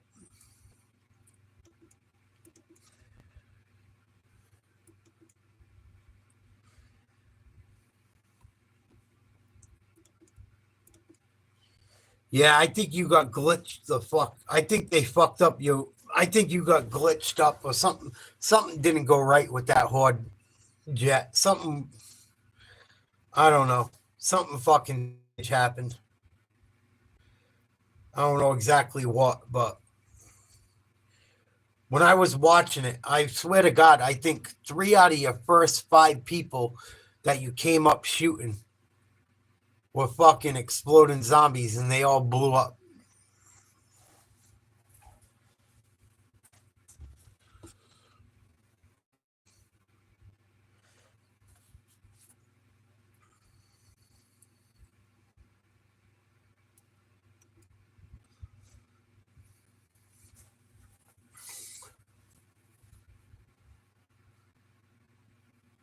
Yeah, definitely. Definitely. The Blackhawks kind of did too. The Bruins should have beat the Blackhawks one of those years. We fucking douchebag gave it away. Tuukka Rask. I fucking hate Tuukka Rask. But Tim Thomas got ran out of town because he supported Trump.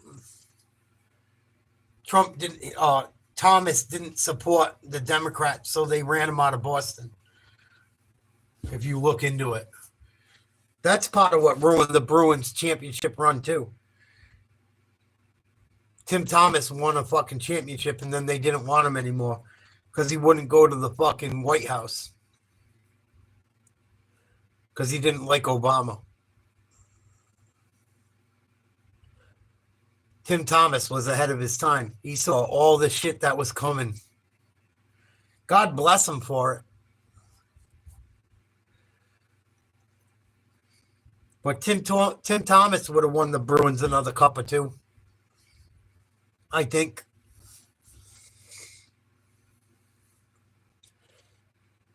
Once Tim Thomas didn't go to fucking meet Barack Obama, that was it. And then we got Tuukka Rask was very good, don't get me wrong, but Tim Thomas was a killer. They blackballed Tim Thomas.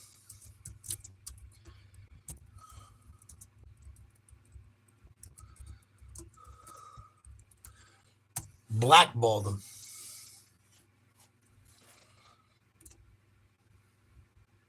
Tim Thomas was a fucking stud. Stud.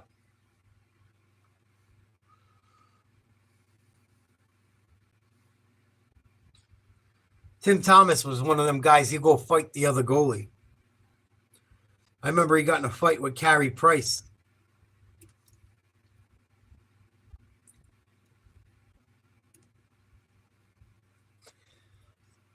I'll be right back. I'm going to go get a drink. I'll play the Tim Thomas story right now.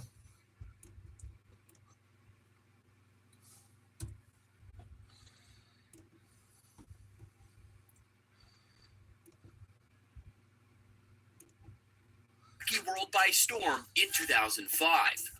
Tim Thomas's journey to the NHL was truly remarkable. After years spent in the minors and bouncing back and forth overseas, he took the hockey world by storm in 2005. But after he dominated the 2011 Stanley Cup playoffs, he seemingly disappeared. Rumors swirled about his whereabouts and mental state, but after years of silence, Thomas finally spoke out. In today's video, we revisit his impressive career and uncover the mystery that has surrounded the Bruins legend for the past decade. Let's dive in.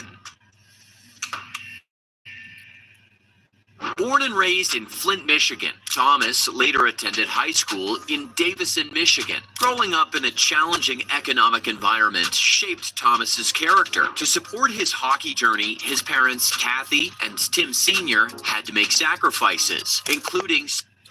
Yeah, it's you guys. That's funny you say that. I got wicked heavy winds up here on the New England shore.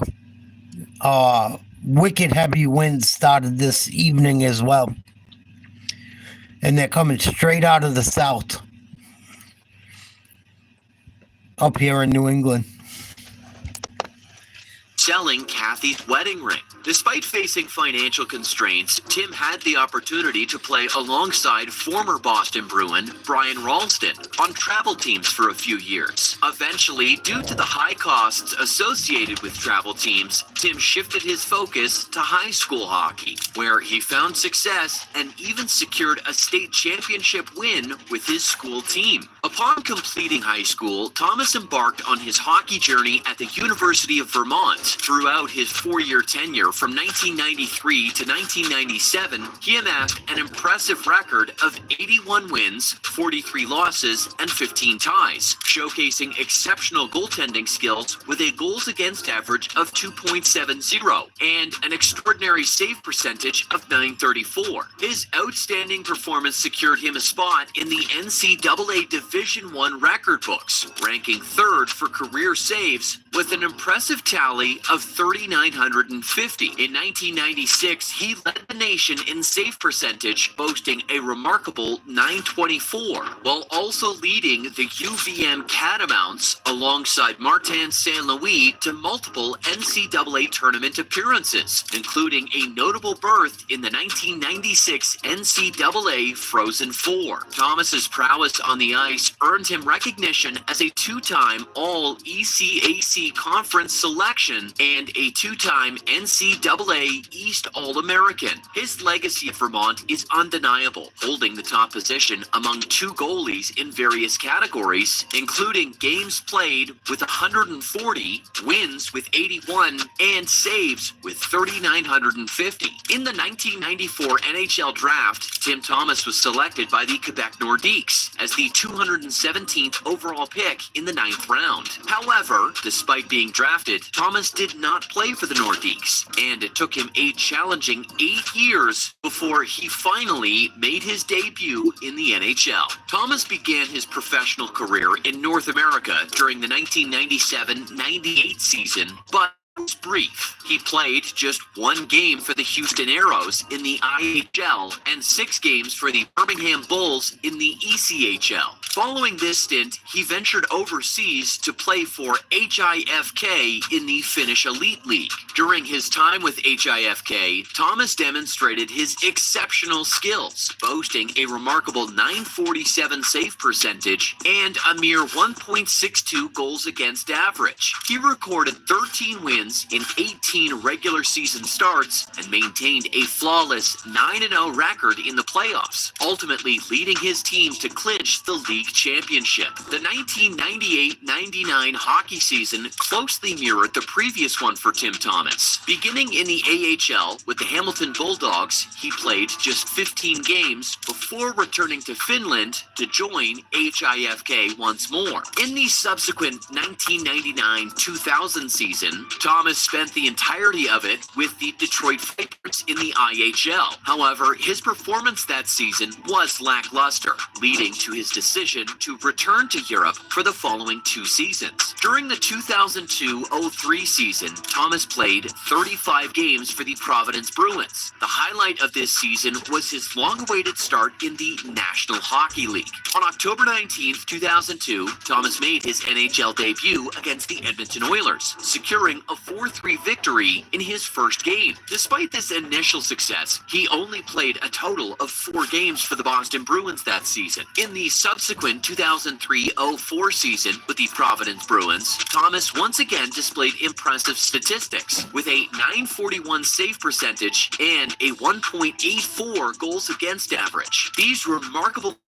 marked his best performance in the AHL up to that point, signaling his readiness for the NHL. Unfortunately for Tim Thomas, his NHL debut was delayed by a season due to the NHL lockout. During this time, he returned to Finland, where he played an outstanding 54 games for Helsinki. Thomas showcased his exceptional skills with an impressive 15 shutouts, a remarkable 1.58 goals against average, and an outstanding .946 save percentage. Upon his return to Boston after the lockout, Thomas finally had the opportunity to prove himself in the NHL. Despite not delivering exceptional numbers in his first season, Thomas's hard work and dedication paid off. He seized the starting role due to injuries and never looked back. Thomas maintained his position as the Bruins starting goaltender for the next 3 seasons, with a brief interruption in 2009-2010 when he yielded the role to Tuukka Rask. However, on April 2nd, 2009,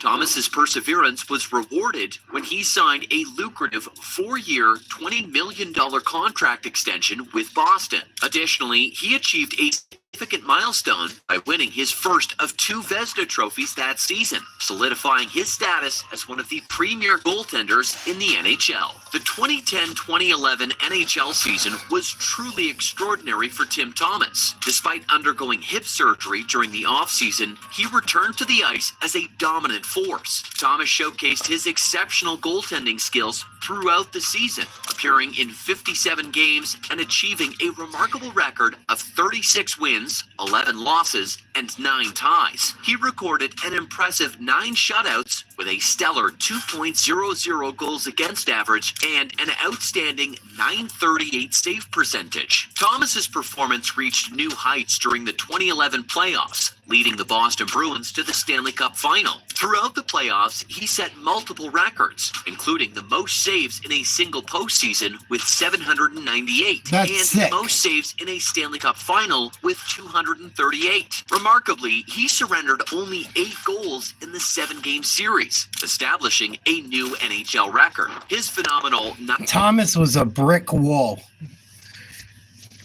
Fucking 300 saves in 7 games. That's fucking nuts.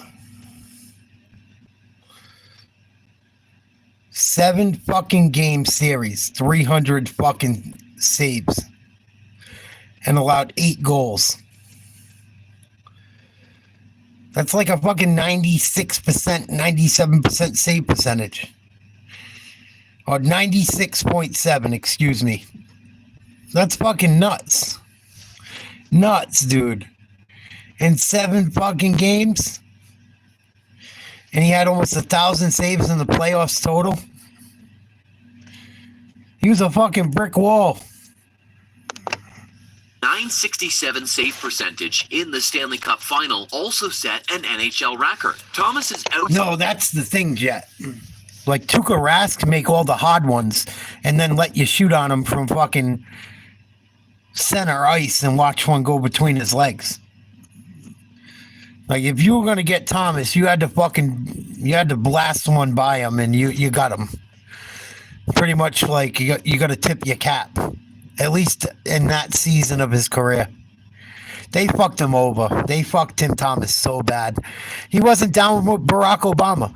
The minute he didn't go to the White House, they hated him. Standing contributions earned him the Conn Smythe Trophy as the playoff MVP, the Vezina Trophy for the league's best goaltender, and, most importantly, the Stanley Cup. However, following the... He won the Stanley Cup MVP, and best goaltender. How much fucking better can you do? And then they get rid of him? Oh, he won't go to the White House. We're up here in liberal New England. Shit can him.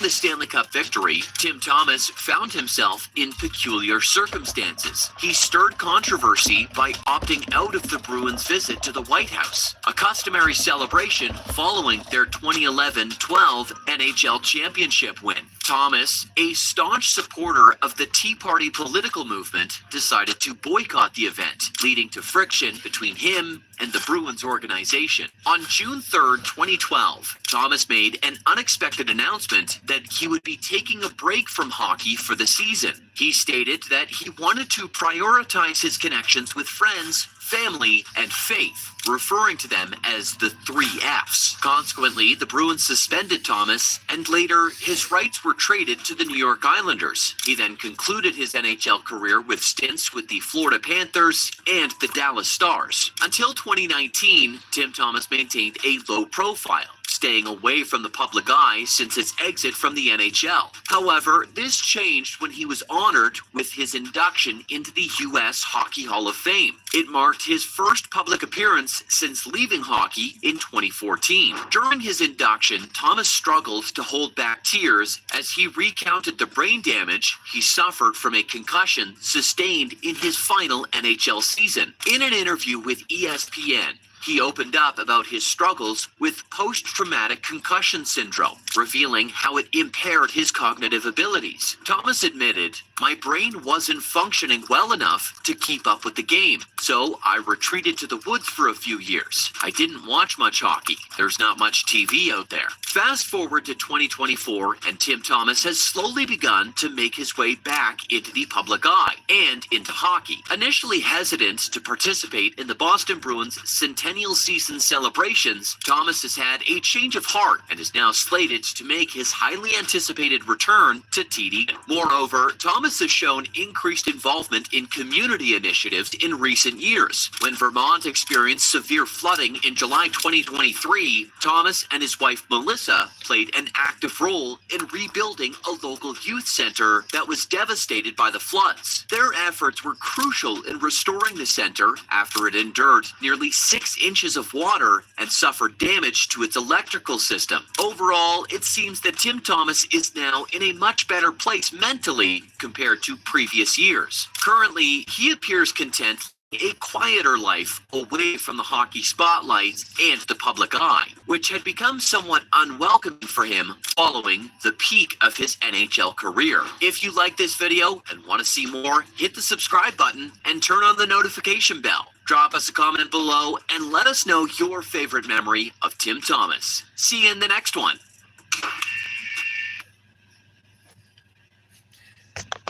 Makes me wonder. Really makes me wonder. He didn't support fucking Barack Obama. He's a Republican, or he was back then. Big time Republican. Not even a Republican, he's conservative. Tim Thomas is old school. And I wouldn't doubt he said that he had to get away from the game and that he was all stressed out just to save his own ass. I'm serious. He probably just said that so they wouldn't fucking off him.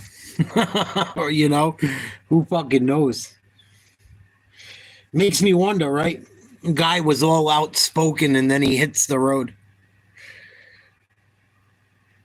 Didn't show up to go see Barack Obama. He obviously wasn't with it. Yeah, exactly, Jet. And that was like the beginning of like the really heavy duty trans shit, the DEI, the woke shit was just before it. Barack Obama set all that shit up. Yeah.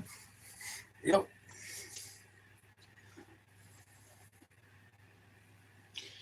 But I respect Tim Thomas. He didn't fucking suck their dick. You know?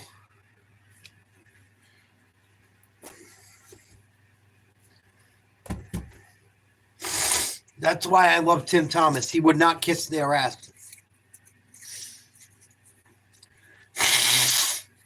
Excuse me.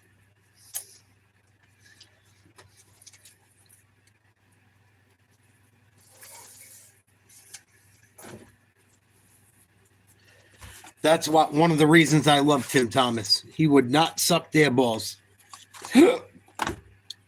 Wouldn't have it. It's funny too, right? Because everyone that doesn't visit Trump, they're heroes.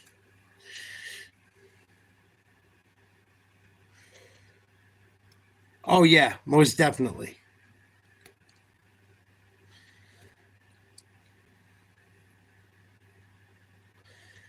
It's funny, right, Jet, too, and Mock, because the Democratic Party is starting to eat their own. And I fucking love it.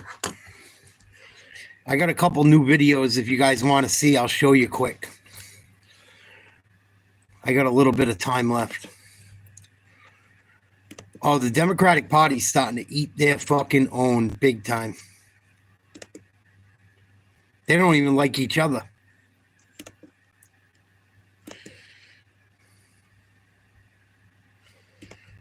Don't even like each other. The people that support them, the people like they don't even support each other. It's going to get fucking good. You see people out in debates and shit, and they're both Democrats. They don't even support each other. They'll start fighting with each other over the same thing.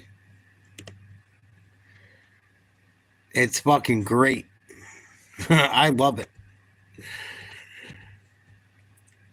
I want wokeism to go the fuck away once and for all for good.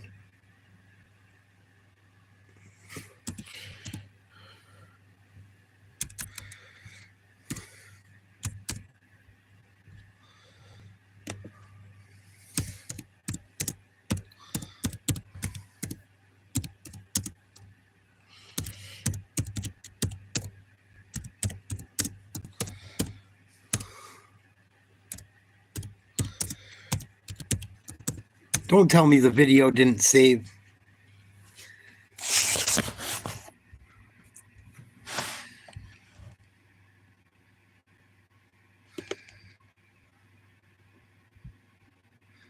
But it's starting to get to the point where they're fighting each other more than what they don't believe in. It's getting interesting. Like, there's a lot of infighting. Chuck Schumer just came out saying he was going to support one of Trump's bills, and now they want to do him in.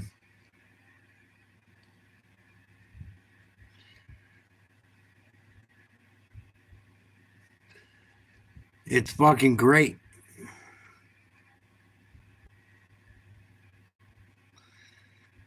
Of course, the fucking video didn't save. What a coinky dink. You know how many videos I saved to put on podcasts that don't end up saving? And I do it all the time. I don't understand how they just don't show up all of a sudden.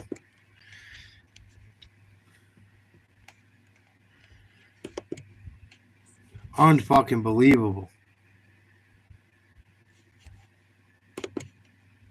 When I left the Royal Marine.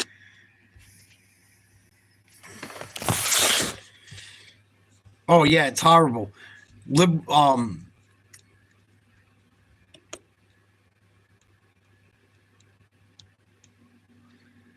I have videos that don't even show up. But their approval rating, like the mayor of Chicago's approval rating, is like 6%. 6%. Your own city that voted for you approves you to stay in office, only 6%.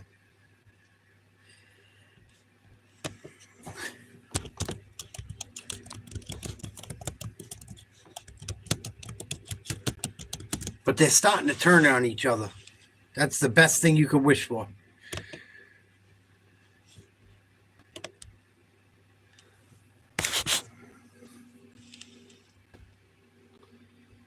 They can't even get along. I seen it on a Charlie. It was a Charlie Kirk video. They started fighting with each other. Charlie Kirk was just laughing.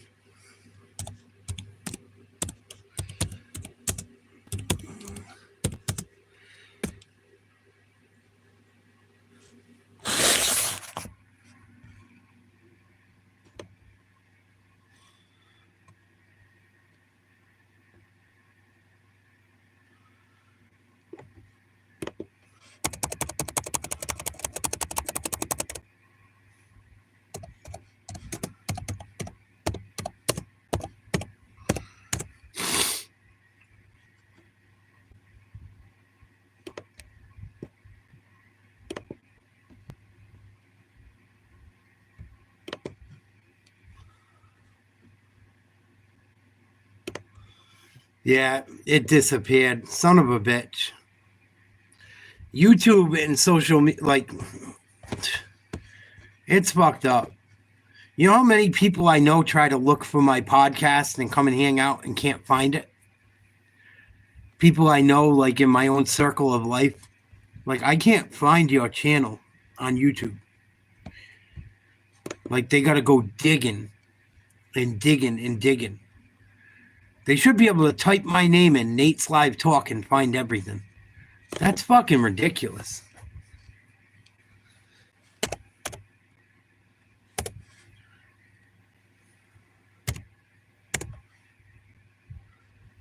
It's fucking nuts. If you type in Nate's Live Talk, every video that comes up should have something to do with me.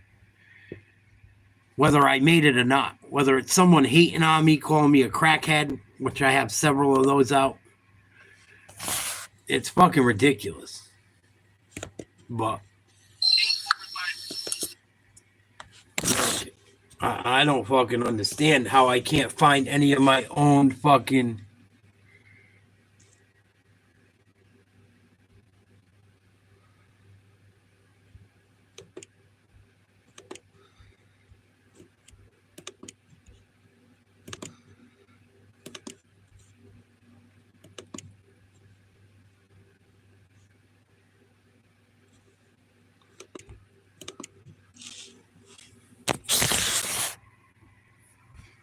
Like, only thing they can find almost is always the shit making fun of me. Calling me an addict, calling me a fucking crackhead, a junkie. It's fucking nuts.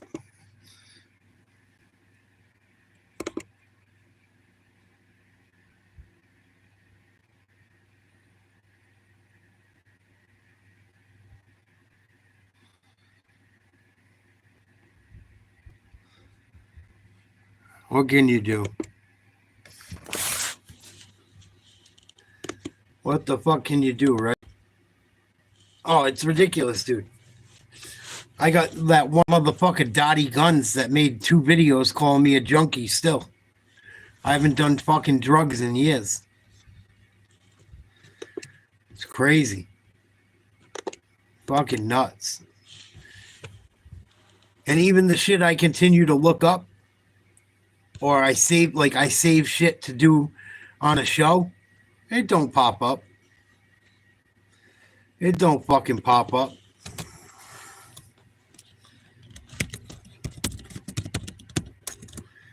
Just like the video I wanted to show you guys quickly. You could type Charlie Kirk in, his fucking channel don't come up right away. You gotta scroll down.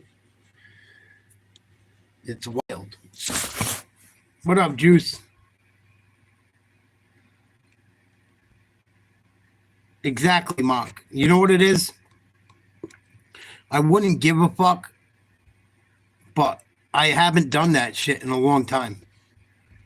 Long fucking time. I haven't snorted heroin or fucking pain pills in years. Well over 10 years. Up some shit. And they're allowed to get away with it. It's fucked up.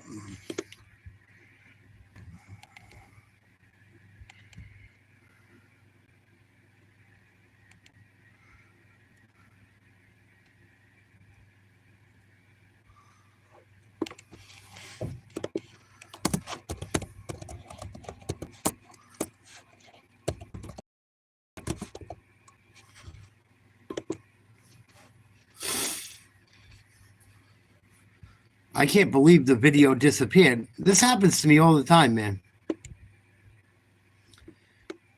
It happens every fucking day. I save videos to put up in a show I want to do, and they're gone. But what can you do? This is the world we... Oh, I found it. Here we go. Finally.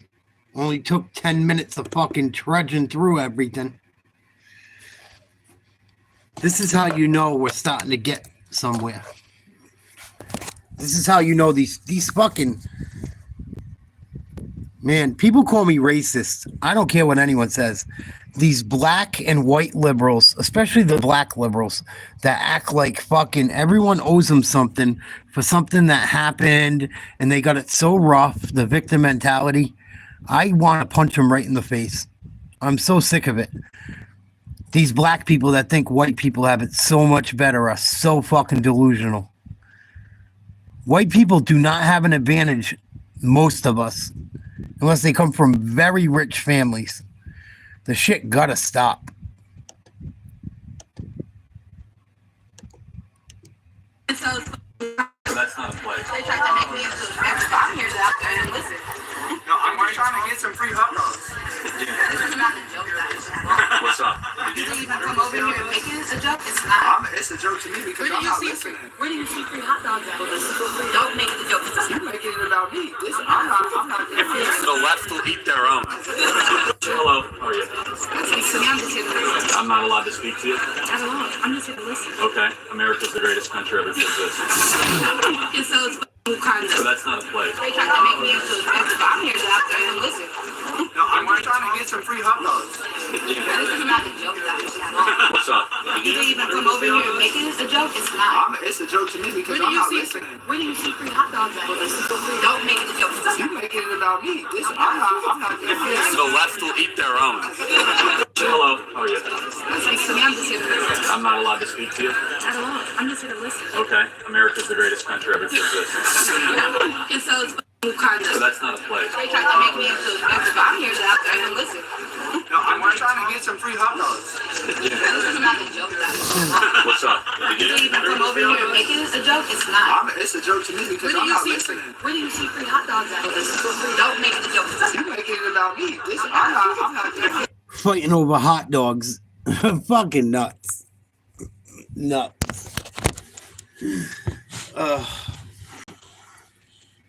Oh, of course they would. I get called the N-word, Jet, and read the comment where they call me the N-word. And I go, don't call me. And I say it just how they write it. I did the N-word. And oh my God, cancel him. They put it all over fucking TikTok, this, that, and the other thing on me. I go, what makes you think it's okay to call me the N-word? And then you get all offended when I say the N-word. I read your comment. You shouldn't call anyone that shit. It's fucking retarded. It's just fucking retarded, dude.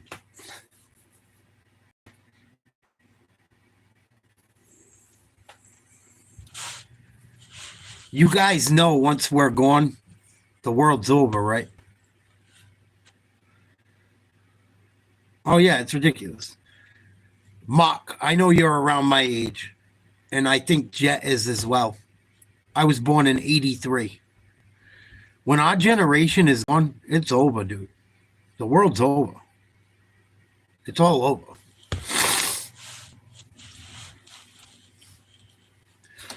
When our generation is gone, this world is over.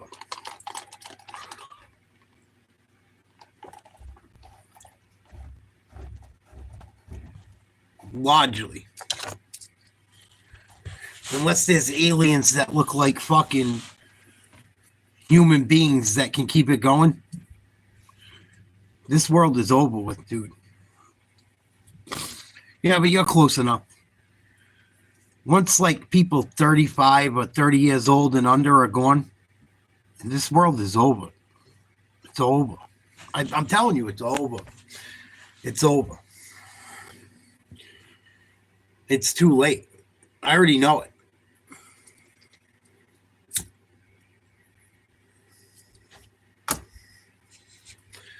I hate to sound like a douchebag, but it's hard not to feel that way.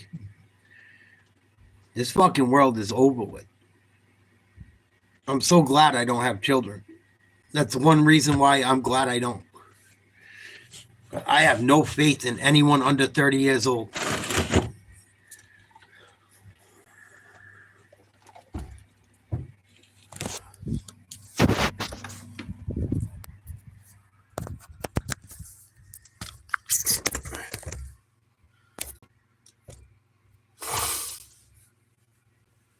Yeah, either way, Jack. Regardless, however it goes, it goes. But this shit is over with. Over with. It's gonna become unruly. Who's gonna look at this Mark and Jet? You look at society as a whole. Who's gonna take care of us when we're old? How many young people you think are gonna give a fuck about people that are older than them and do the right thing?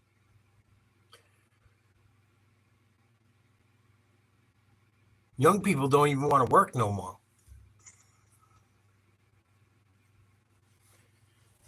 We're fucked.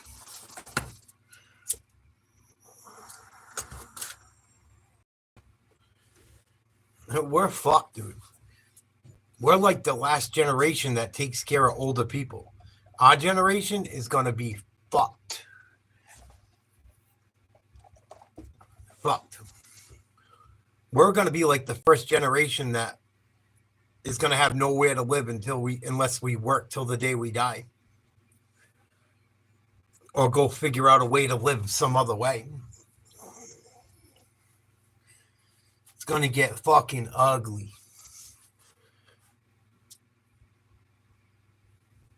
I have like zero faith in young people. I got to be honest. Not all of them. No, that's what I'm saying.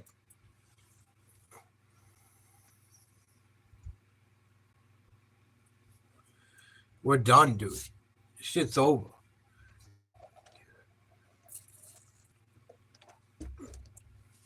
And Lord forgive me for saying it, but when that day comes when it gets stupid, I'm just going to get high as fuck and go to bed.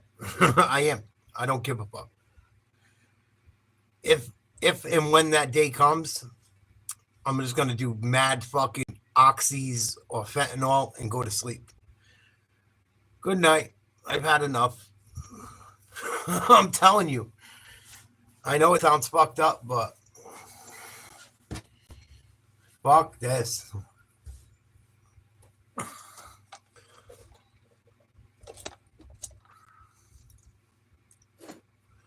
Fuck this. Give me about 20 perks. I'm going to start snorting them one after another. Bop, bop, bop. Good night. Good night. Fuck this place. Jesus, take me home.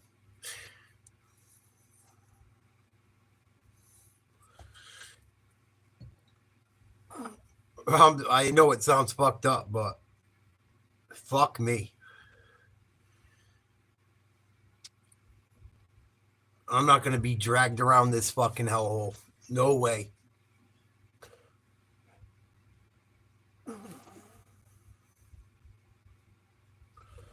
I'll start stockpiling them motherfuckers. That's like when people say, what would you do?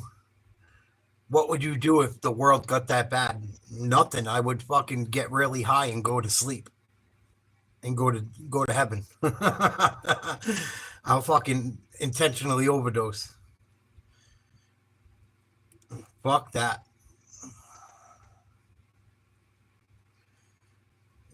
I know it sounds crazy, but fuck that.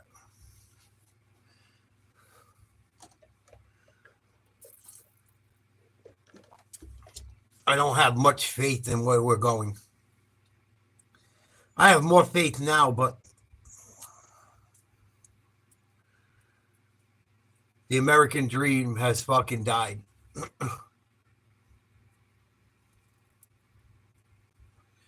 Largely.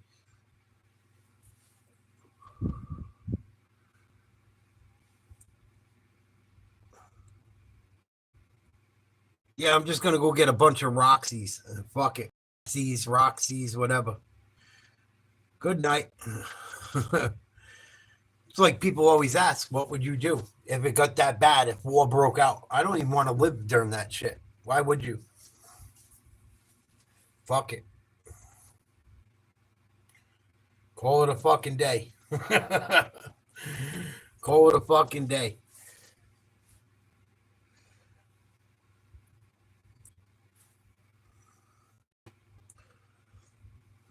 I don't know.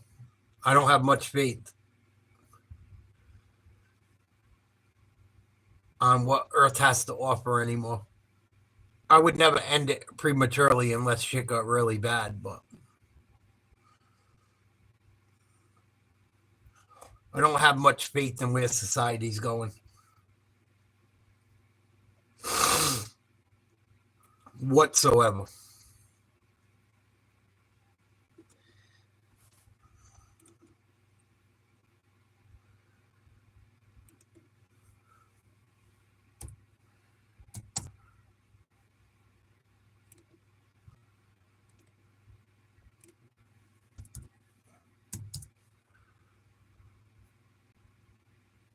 Yeah, it won't matter, Mark. The damage is already done. Unless it went down for good, or it went back to like the 1990s, it's not going to matter.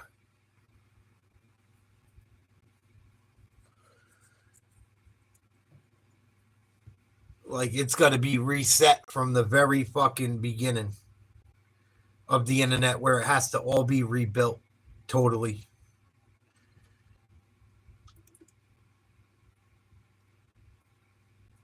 In my opinion. That's just my opinion. Yeah, it destroyed so much shit. It destroyed a lot.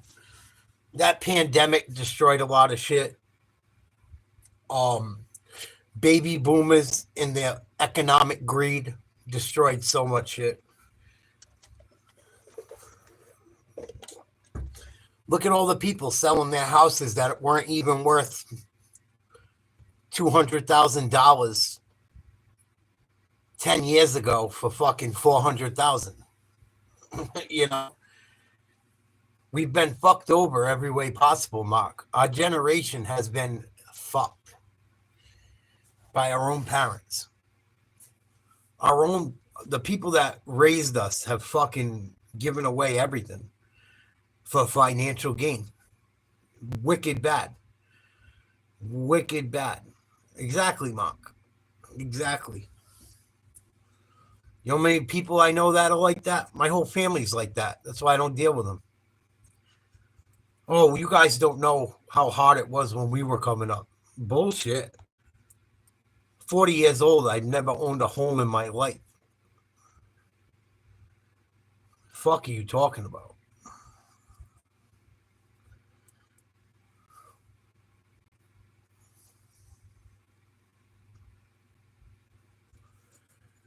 Yeah.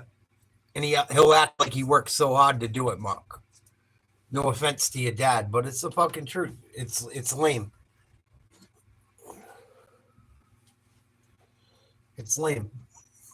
You'll never get the opportunity to do that. Never. Very few people will.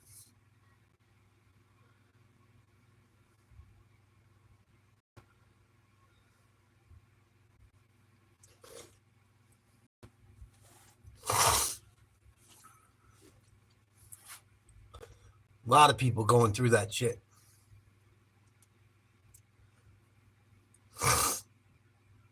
It's disgusting. Baby boomers, that whole generation from like 1960 to 1970, whatever, really sold us out. People in the 80s, the early 80s, could buy a house for under $50,000, making $5 an hour, and own that home. And then in the 2000s, they could sell that same home for fucking $200,000, $300,000. It's insane. It's disgusting. It's disgusting. And watch, when the time comes where you finally fucking pay your house off, when it's our turn, everything will hit the shitter and it won't be worth shit all of a sudden. It's fucked up.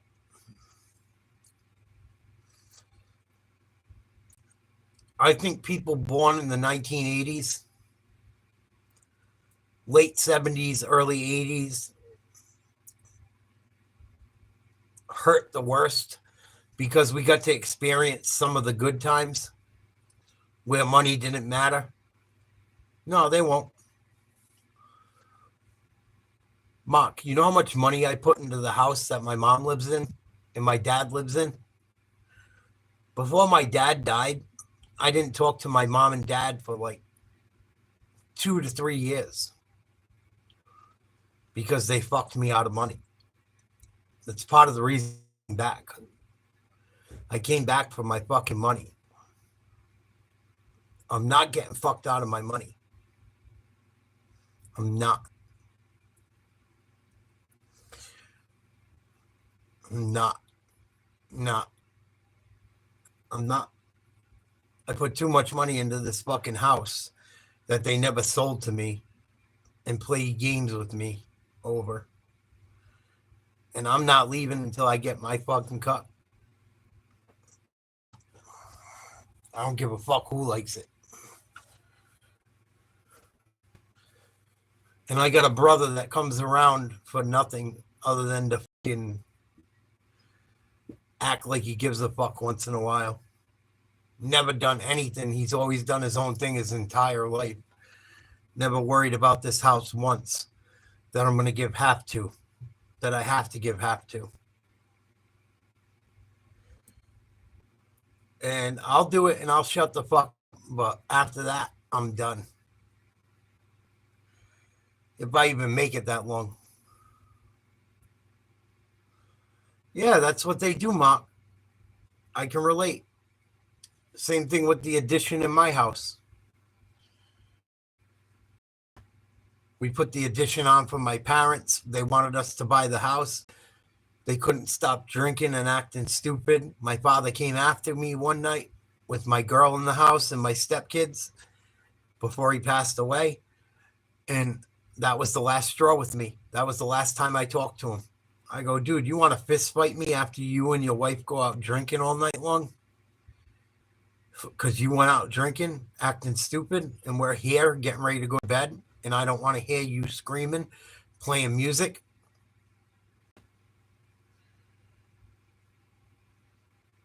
There's always a catch with people like that. God rest my father's soul. He wasn't all bad, but he was a motherfucker too. Like, just set you up for failure. Set you up, won't use you when they need you. Rope you in to embarrass you. That's part of the reason I think my girl bounced when my dad died too. She's like, fuck that. I ain't getting tied up with that family's dysfunction. I already did it once. No, thank you.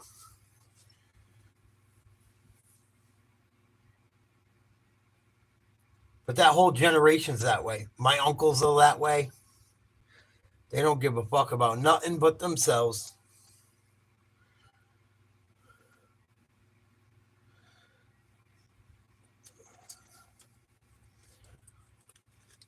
I got my uncle on my aunt's side. My uncle's on my aunt. My uncle on my aunt's side has sold every house he's ever owned to go back and live with his mother. Him and my aunt. I don't blame my aunt. I know it's not my aunt. I know it's him. Just weaseling money. Oh, yeah, we'll take care of you, Ma. Complete douchebag.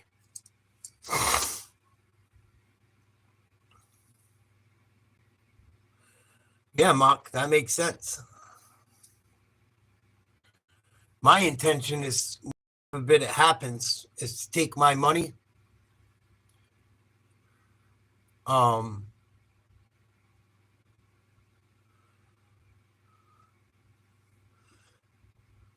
Well, yeah, because they're seeing it through their parents, Jet.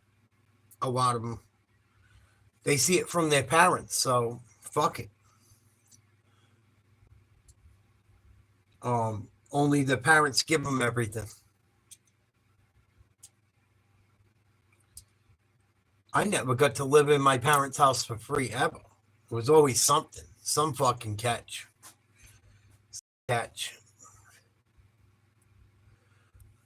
Always some fucking. I remember coming home 13 years old, 12 years old, my dad being hammered and my shit being out on my fucking lawn. And I'd have to go live with my friends. And my mom would stick up for him. Because he was a fucking drunk asshole.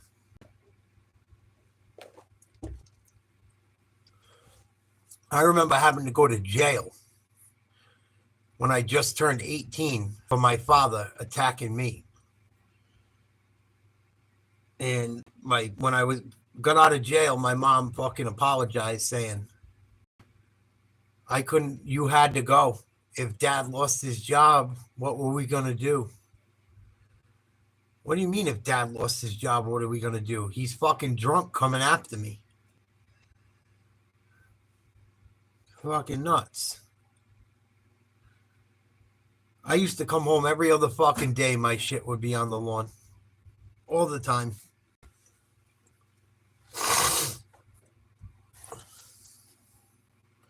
Oh, yeah. That's how they rope you in, Mark. That's how they rope you in.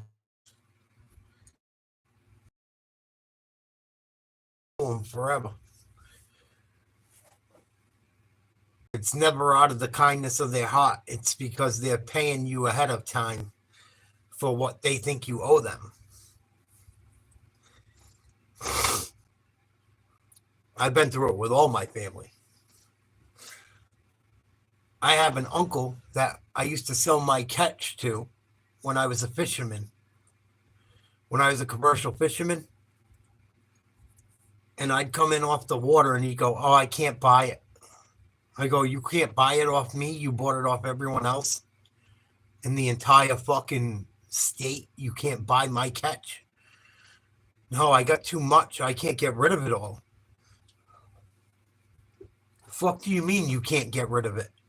You buy fucking seafood, right? And you sell seafood. I'm your family. You can't buy my seafood? I helped you build your business. You can't buy my catch off of my boat. You turned me away over everyone else, your own fucking family. And then I'm the bad guy? Nah, fuck you. Fuck you. And I want to start exposing it. I really want to make videos, put them online to show people that do crooked shit.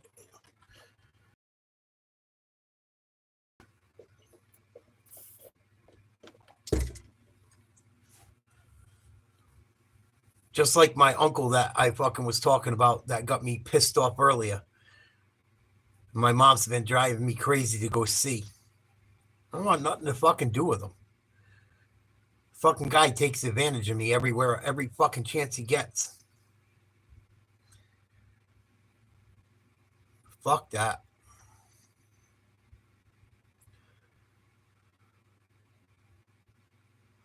Yeah, well, you know what it is? It's narcissistic shit, Mark. If I do this for you, you owe me your life. And if you notice, they'll never give you they'll only give you just enough help. It'll never be enough to get you over the top. It's just enough to make you fucking fail. You know, it's hard to explain, but they put you in a position to they'll help you to get only so far. And then they get all douchey about shit, and then you can't go no further.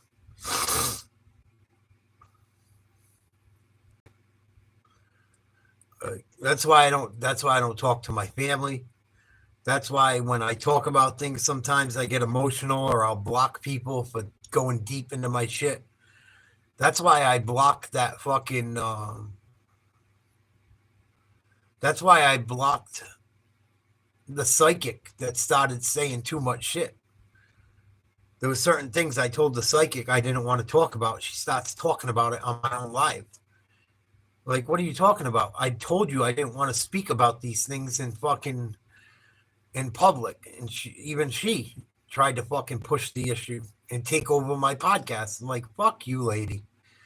Who the fuck are you? I don't care if you're a witch, whatever the fuck you are. Fucking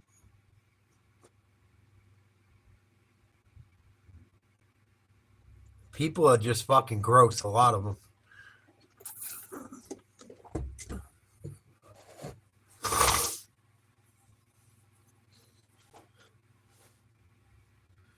Yeah, exactly. Exactly. My mom does that shit to me once a week. We'll start a fight on purpose to get some energy.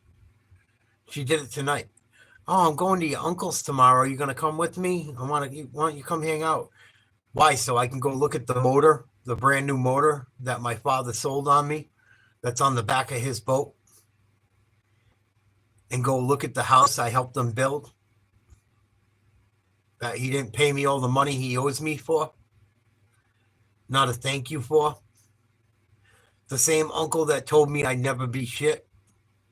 I'd be just like my father. And then he's crying at my father's wake, praying for him. Oh, that uncle? Fuck out of here. My father couldn't stand him. He tolerated him because my fucking mother, it was my mother's brother. My father couldn't stand my uncle. Deep down.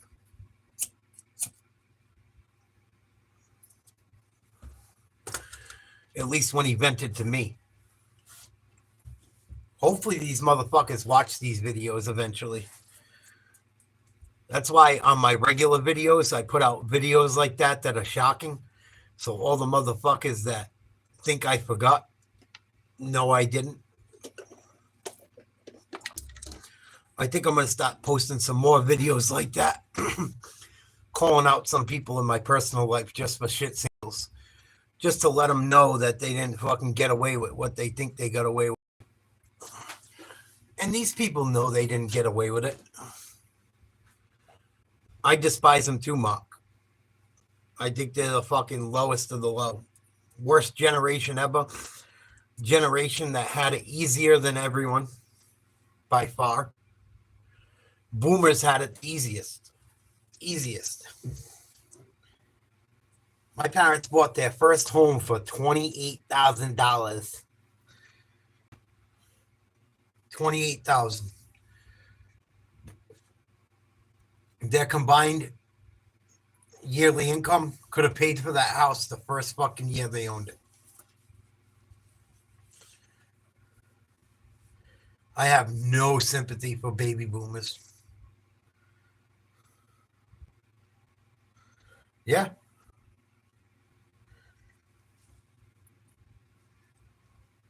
And you know what, Mark? That's why I came back. I know it sounds heartless. I know it sounds kind of fucking sinister. But if you went through the shit I went through, you would come back for what's yours too. I put fucking $60,000 into that addition for nothing. For my father to come home drunk and boot me, my ex-girl, and the two fucking stepkids out. And then he goes, oh, I didn't boot yous out. You guys left on your own. Well, who the fuck wants to stay around people that want to fist fight them when they come home from the bar? I don't want to fist fight you when you come home fucking drunk at 60-something years old. And you got heart problems in front of my stepkids. You think I'm going to fuck?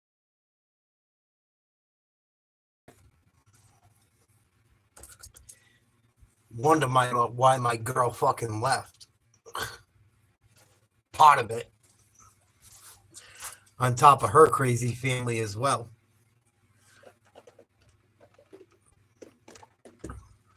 Fucking nuts. Nuts.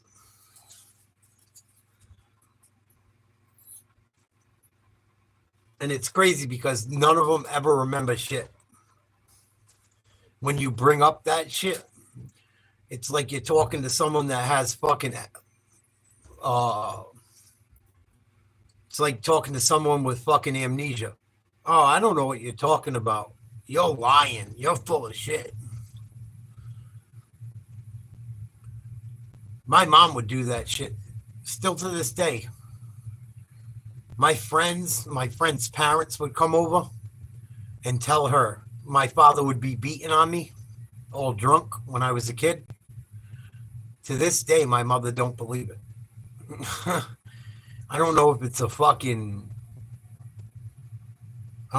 like a safety mechanism in her head or something. It's a psychological thing. My mom does not believe my father used to abuse the fuck out of me, no matter how many people tell her.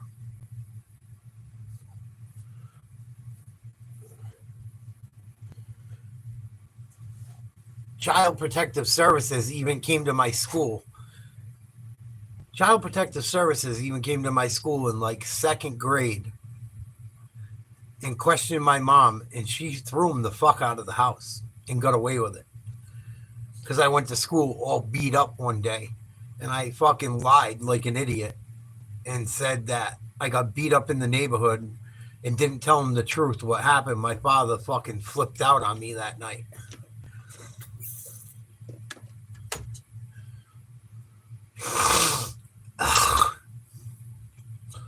Yeah, because they're scum. They're scum. Not only that, Mark. How many of us had to raise our siblings? And I'm not saying pay for your siblings. Oh, you got to take your kid brother out or your kid sister out and make them run around the neighborhood with you. You're responsible for your brothers and your sisters. What do you mean? I'm running around the neighborhood by myself. Why do I got to be a fucking babysitter too? My job to take care of the whole family while we're running around the neighborhood. Fucking nuts. Nuts. How can you have a real childhood when you got to babysit your fucking siblings? Constantly.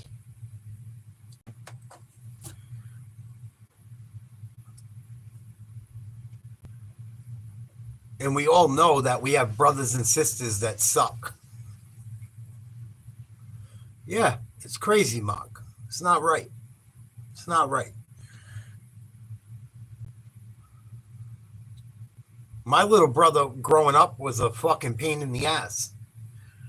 He was afraid to do everything. So whenever we did something that he was afraid of and he didn't want to do it, we were picking on him. Like, you don't even know the shit my brother caused. Oh, my brother's got a special type of stupidity to him. Real special. Listen to this one. And Mark, have you seen my back? Have you seen all the cancer scars I have and all that shit? My brother feels neglected by my parents because I was in the hospital and he had to stay with my aunts and uncles or my grandmother occasionally because I was sick with cancer. And he's got trauma because of it. He's got trauma from staying with grandma and grandpa and auntie and uncle overnight here and there. Well, his brother could have died from cancer as a little kid. It's fucking ridiculous. Same kid that I got in a fist fight over every fucking chance I got because he had a big mouth and was a pussy. And now he's 6'5", 300 pounds and works for the city, sucking the city's balls for a paycheck. Fucking ridiculous.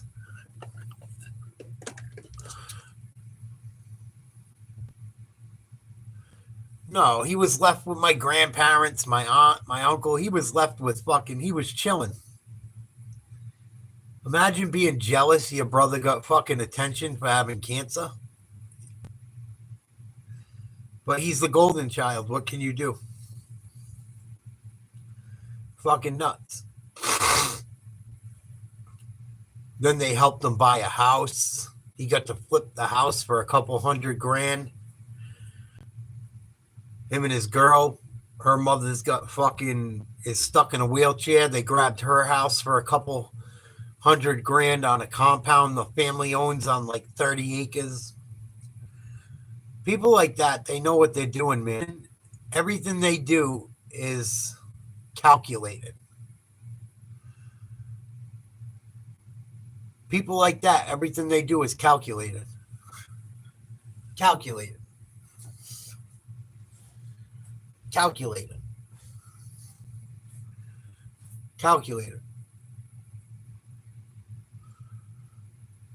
And then my mother and brother will, my mother and father would bitch about my brother to me.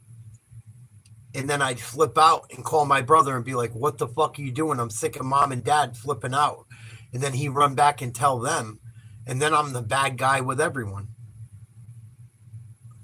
You can't win with a dysfunctional, fucked up family.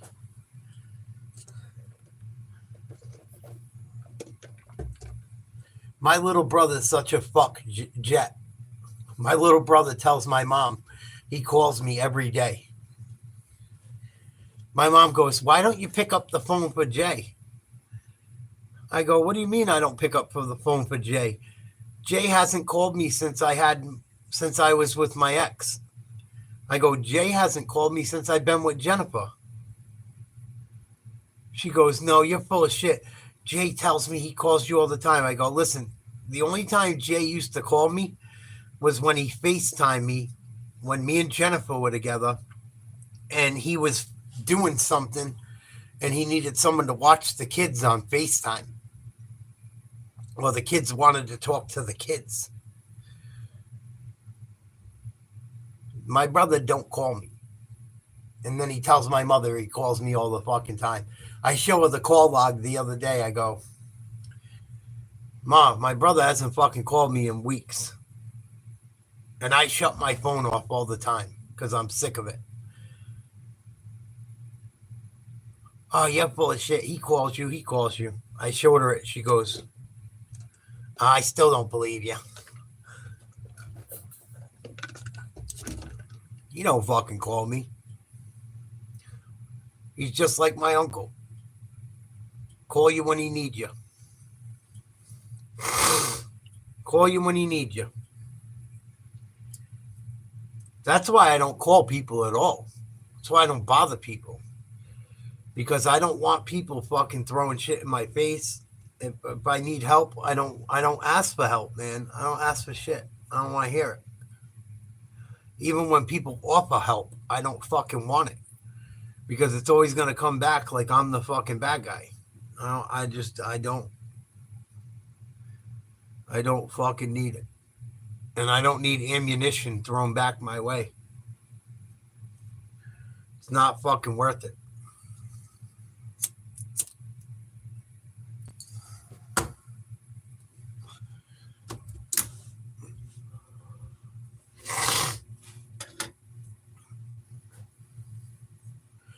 Yeah, I don't have many grandparents, man.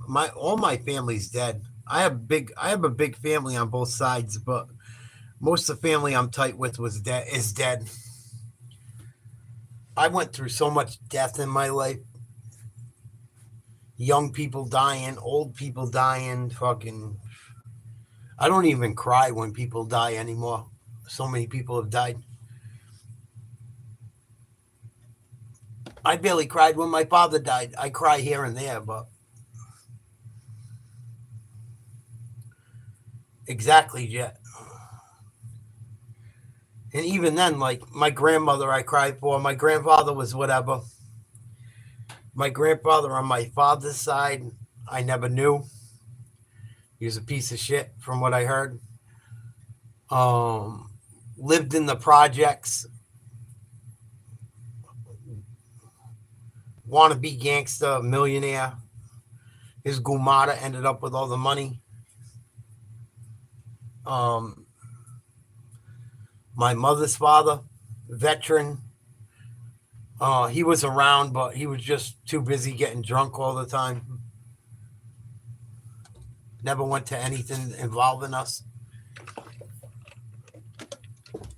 He'd go to like holidays and shit, but he wouldn't go to our ball games. Never played catch, never did shit.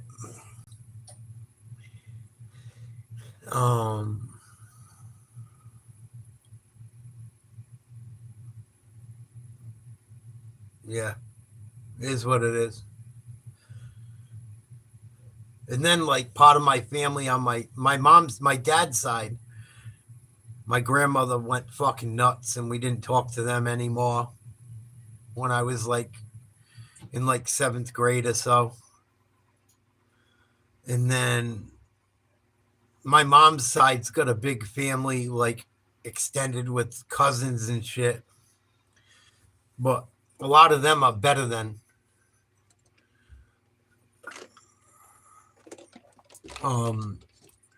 Not all of them. A lot of them super liberal. The other parts of them, very like snooty,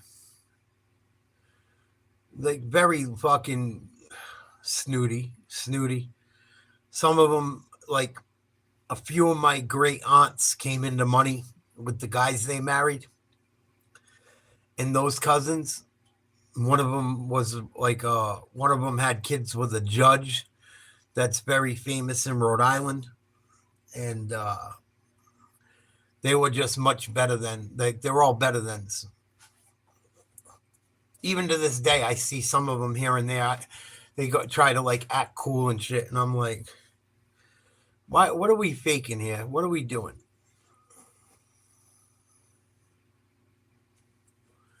Stop acting like you give a fuck or you know me. I've met you in passing twice. Enough. And it's funny because one of my great aunts that was like that, every time she got remarried, she married a judge. Then she married a rich businessman. Up until she was like 90, she was married like 3 or 4 times. Every time she got married, she got richer and richer and richer and richer. And like the more money she got, the further she got away from my family. Like she was never part of the family, like close. She'd hop in and out, in and out, in and out. Fucking odd. Very odd. Very, very odd.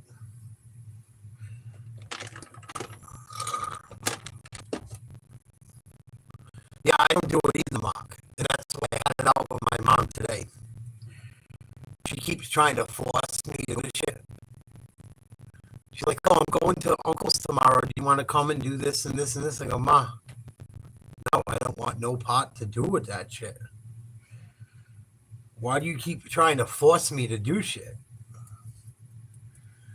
Why do you make me want to go around people I can't fucking... Why are you forcing me to go around people that fuck me over every chance they get? And then, right, they act like since my father died, like they love him so much and they're all crying, they're all upset. Half of them don't even know, even my mother, don't know my father, who had serious resentment towards him. My father would tell me how much he couldn't fucking stand my uncles. And my uncles are crying like babies, probably because they know they fucked my father over. And they're sitting there crying, acting like they miss him, when really they're feeling guilty. But when I bring it up, my mom acts like I'm the devil. They ain't crying because he's gone. They're crying because they know what they fucking did. They know they were fucking scum.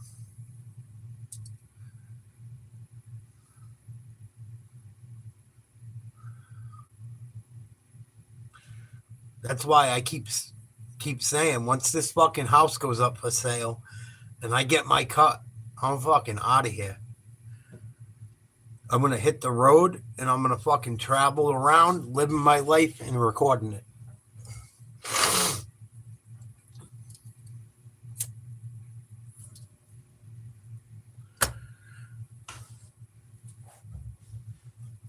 Yeah, Jet. I want to interview Jet and I want to interview Mark. I would love to interview you guys if you ever were up for it. I know you both have crazy stories. my life story is crazy, but it's not. It was something I was born with. It wasn't like something happened that fucked me. Like, it's different from your guys.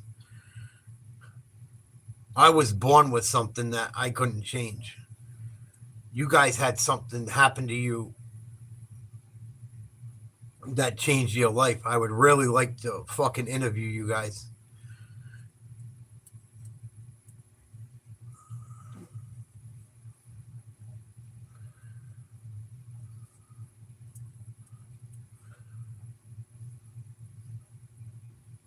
If you ever want to talk about it, I would love to fucking talk about it with you. Even if it's not on camera, I would like to talk to you guys about it.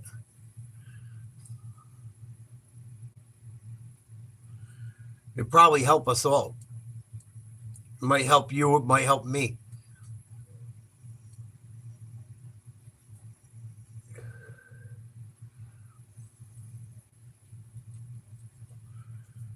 Well,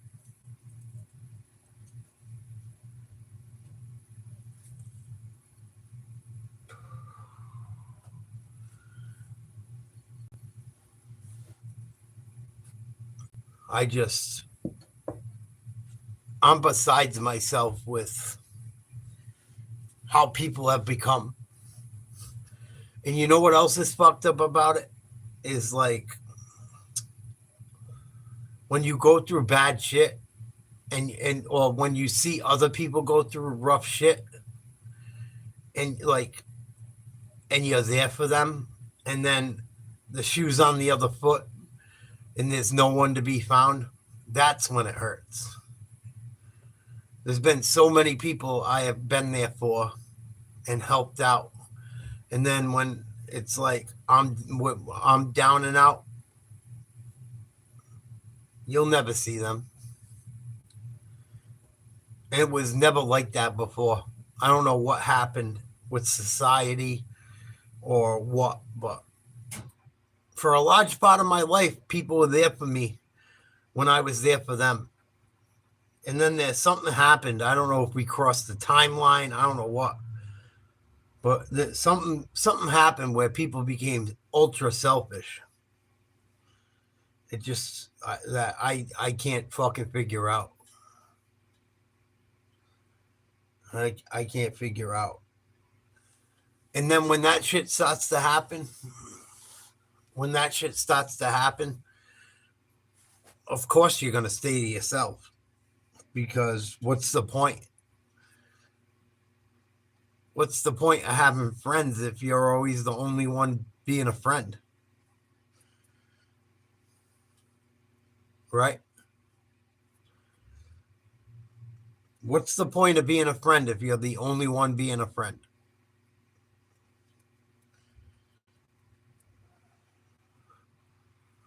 There's no point. It's sad. It's really sad.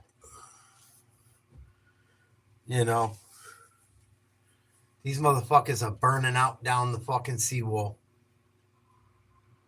Something's going on in my neighborhood right now.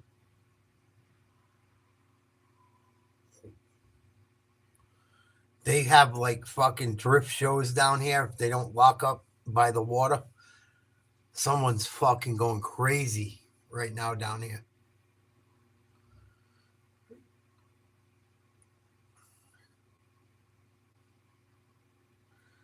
Yeah, exactly, Mark.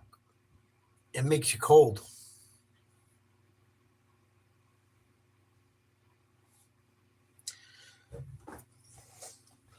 And people are unsupportive. It's the craziest shit. Like before me and this is part of the reason I got rid of my Facebook.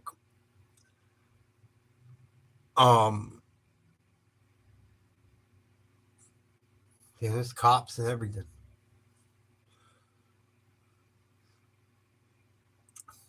When I was promoting my YouTube channel, I literally have like 10 people from my regular life that subscribed. I have like 3,000 friends on Facebook. No one subscribed. No one reached out. No one gave a thumbs up. No one liked. No one did shit. The channel started getting better. People started hating on it, including my ex. But other people from around the world enjoy what I do. I have 3,000 fucking Facebook friends and family. Only 10 of them subscribe to my YouTube channel. And I got like fucking 8,000 subscribers worldwide. How the fuck does that work?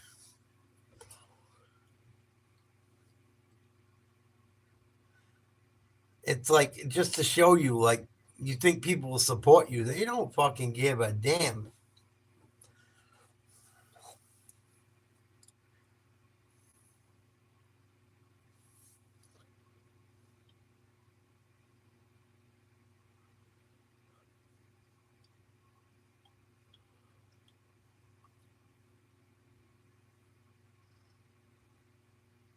Exactly, Mark. But you don't look for nothing in return. Maybe a thank you and a hug. God forbid something happens to you. Maybe he can hook you up. Exactly. Exactly.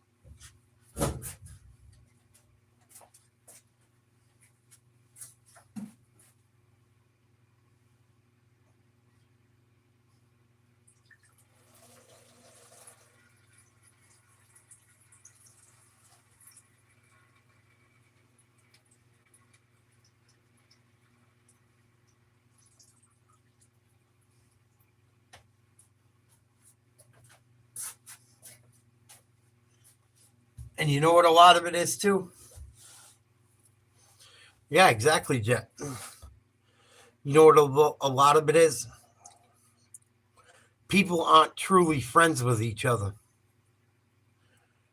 It's just people are part of cliques. People are part of cliques. And those cliques don't really help each other either. All they do is hang out with each other and act like idiots. And all they do is pat each other's egos.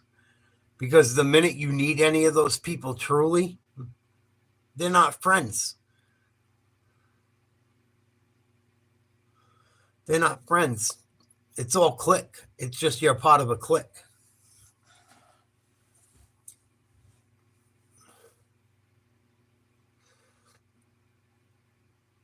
I use weed more for, excuse me. Really, the only reason I use weed is for my pain. For my pain management.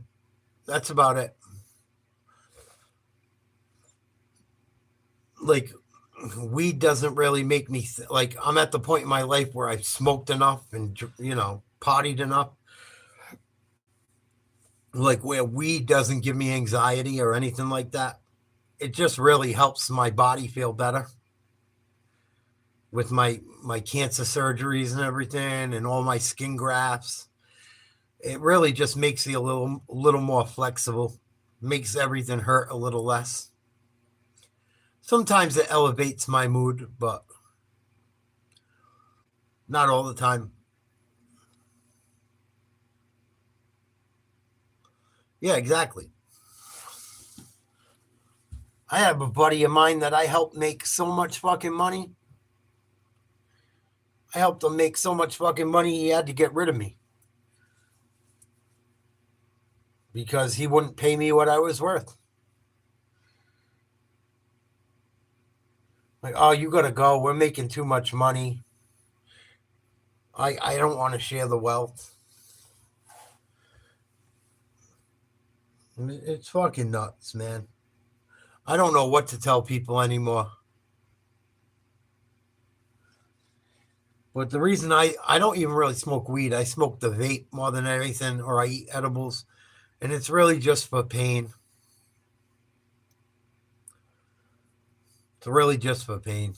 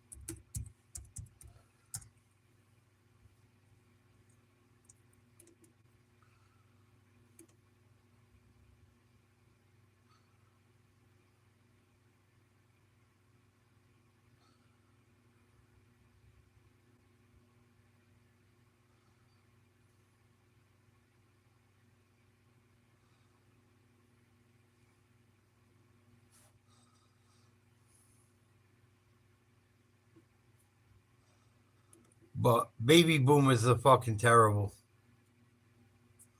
Terrible. You guys should check out a video by this guy called, a channel called Societal Narcissism by Ollie Matthews. I'll play a video by him quickly. But Ollie Matthews helped me get out of a lot of shit in my life that I didn't see was going on until I I thought I was losing my mind. And I'm like, nah, it ain't fucking me. Now it makes sense. The name of his channel is Societal Narcissism. His name's Ollie Matthews. He does a very good job with his shit. If you go through the shit we've been talking about, check his videos out. I value Ollie. I like him. Even though he's got a man bun, he's pretty solid. But he fucking exposes everything about narcissistic society today. And it's wild. It's wild. A lot of it is the shit I point out with the Democrats. But I'm going to see if I can play a video quick of his exposing the same shit.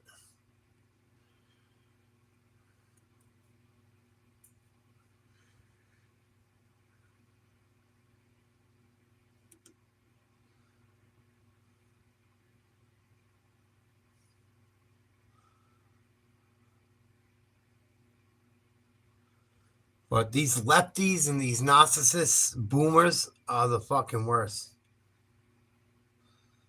The worst.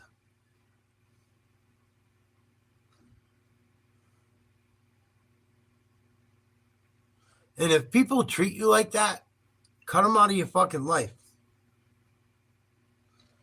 Cut them the fuck out of your life. It's already starting to work. Look at what Trump's doing. They're all fucking losing their mind. All starting to lose their fucking mind.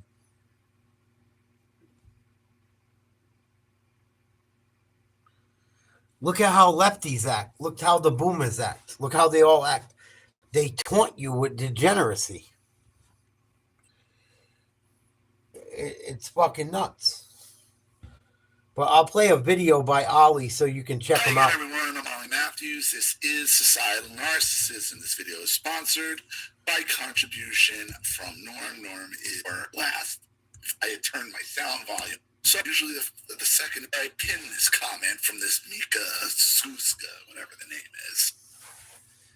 Because he's got some good shit, if you guys think it's got, that you guys can relate to.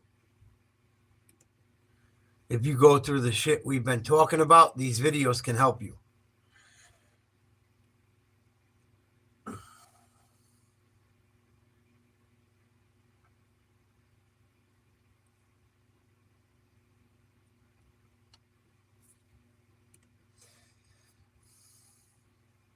I think my grandmother.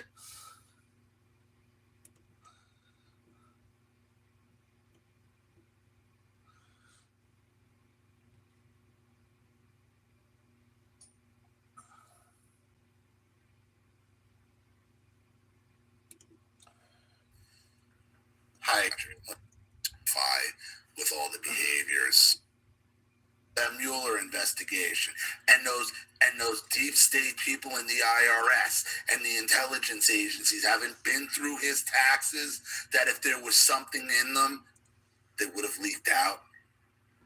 It would have leaked out. I think my grandmother said it beautifully when she said, I'm her Asfur. Asfur in Arabic means her bird. And she said, I'm her dream manifested. Are you crying? What, are you gonna cry now? A free bird. Come on, cry, baby, cry for me. Come on, cry.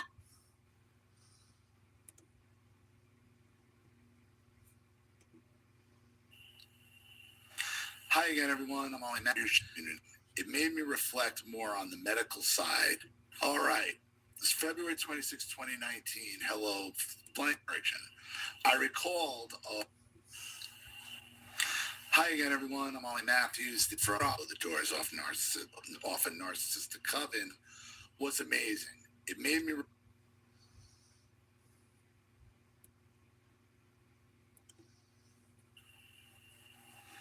Hi again, everyone. I'm Ollie Matthews. This is Societal Narcissism. This video is sponsored by contribution from Faith. And here's her story.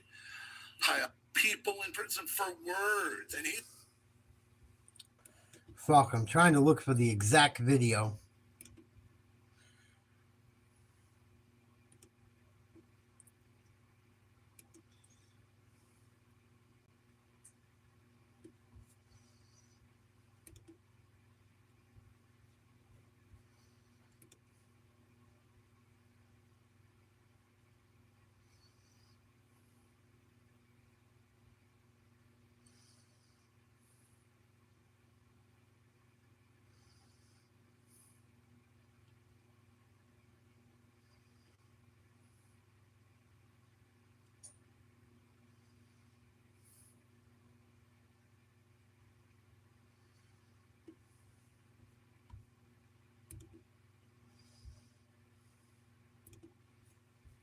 Sorry, guys. I'm looking for a specific video.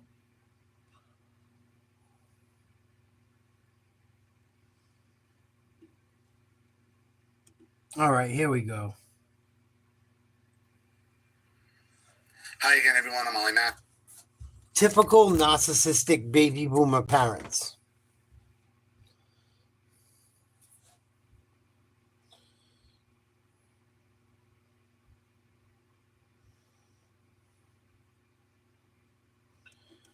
This is the type of shit we were talking about a minute ago. I want you to hear from a specialist. Matthews, this is the Narcissistic Resistance, and this resistance video is sponsored by contribution from Gerard. Check out Ollie Matthews if you get a chance. My name is Gerard. Feel free to use my name, as I think the chance that anyone who would be bothered by you reading this and finding this video are really low. I don't plan on using anyone else's name. If for some act of God my parents find this video and break down in abusive hysterics, then I guess I would know the answer to my question above. I have been struggling with this question for quite some time. I would love to hear what you have to say, as I find you incredibly acute and wise. Even if you told me my parents aren't narcs, I would still be happy to have donated to help the channel. And what he wants to know is, are his parents narcs or cluster babe? Anyway, on to my story. I'm sorry if it's too long, and I would be happy to cut it down. So very briefly, I never knew my grandfathers, as they were both dead by the time I was born. My mom's father fought in the Korean War. From what I have been told, he was a horrendous, abusive asshole to his wife and children. He was the second of about 5 husbands my grandmother has had over the course of her life. I have a very long... Major red flag when someone has 5 husbands. Not for nothing. My aunt had about 4 on my dad's side. My dad's mom and dad, who knows how many they had. Once they split up, they always had boyfriends, girlfriends. My dad's mother was a fucking nutcase. My dad's father was a fucking abusive scumbag.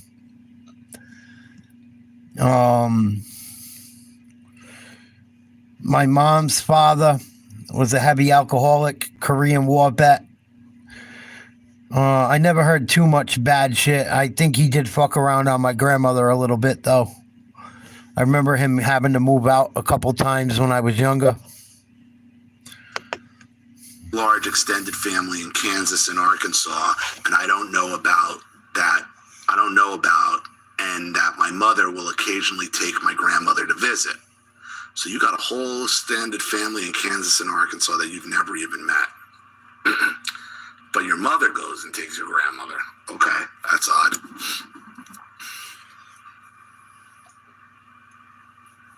My dad was the oldest of, I think, 5 brothers and 1 sister. He was raised in a traditionally Cajun Catholic family. His dad owned a small store, and the only story about him, he has told me, was that he would have fights with his wife over the fact he did not collect the debts owed to him at the store. He would also recount the numerous beatings he received from his parents.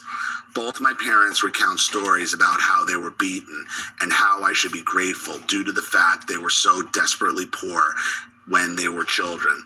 My dad married a woman after a brief stint as a Christian brother. Sort of a trial run at the priesthood, and had 2 children with her. I heard later on from my fiance, who my mother told, that he began a major drinking habit during that time. They got divorced when his children were 18. He was a massive pushover to his wife and ended up paying a great deal of child support. Why would he pay child support if they got divorced when the children were 18? There is no child support after 18. So right there, I mean, there's a problem. He probably wasn't paying child support. He was probably paying alimony.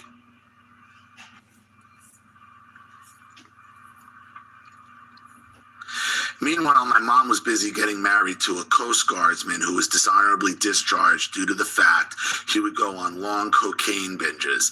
He also had a habit of crying about how the mafia was after him. Eventually, they got divorced. I believe she mentioned marrying another man and divorcing him, but this could be a failed recollection. Like, you don't even know who your family's marrying at this point.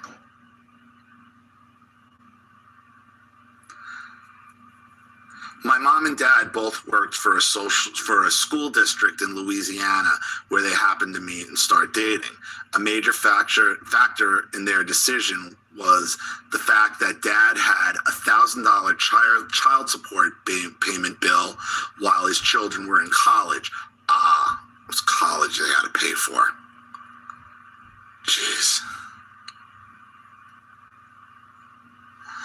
They were married in a courthouse wedding without a reception or guests. My dad was 48 and my mom was 36. They were born in 1945 and 57, respectively.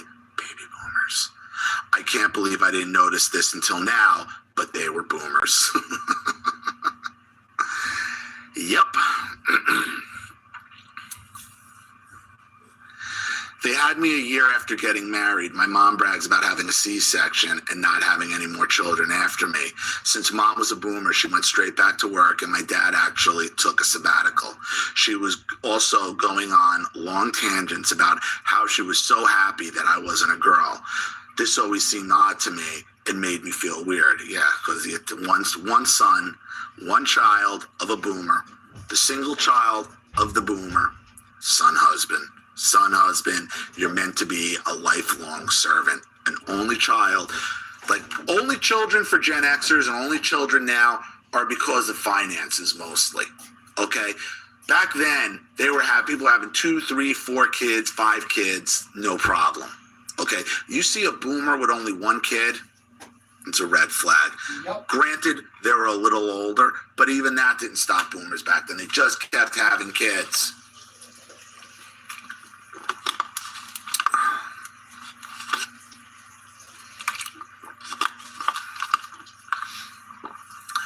I remember once when I was 4 or 5, I was playing around and my dad yelled at me.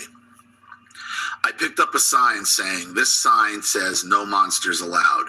This prompted my dad to slap me to the ground.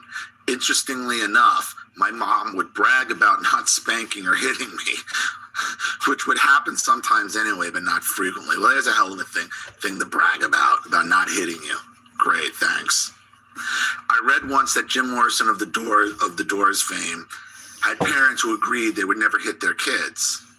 Instead, they would yell and scream. This reminds me of my parents, who had no problem yelling and screaming at the top of their lungs. They would also give these long, berating, demanding lectures. Yes, I know how to skin a deer. I know how to skin a deer. You got to hang them in a tree for a while. You can't do it right away. You can't just like kill a fucking deer and skin it. You're not supposed to. You gotta hang them and let them fucking Oh, I can't think of the word right now. I haven't done one in about fucking 7-8 years, but you can't do it right away. You're not supposed to.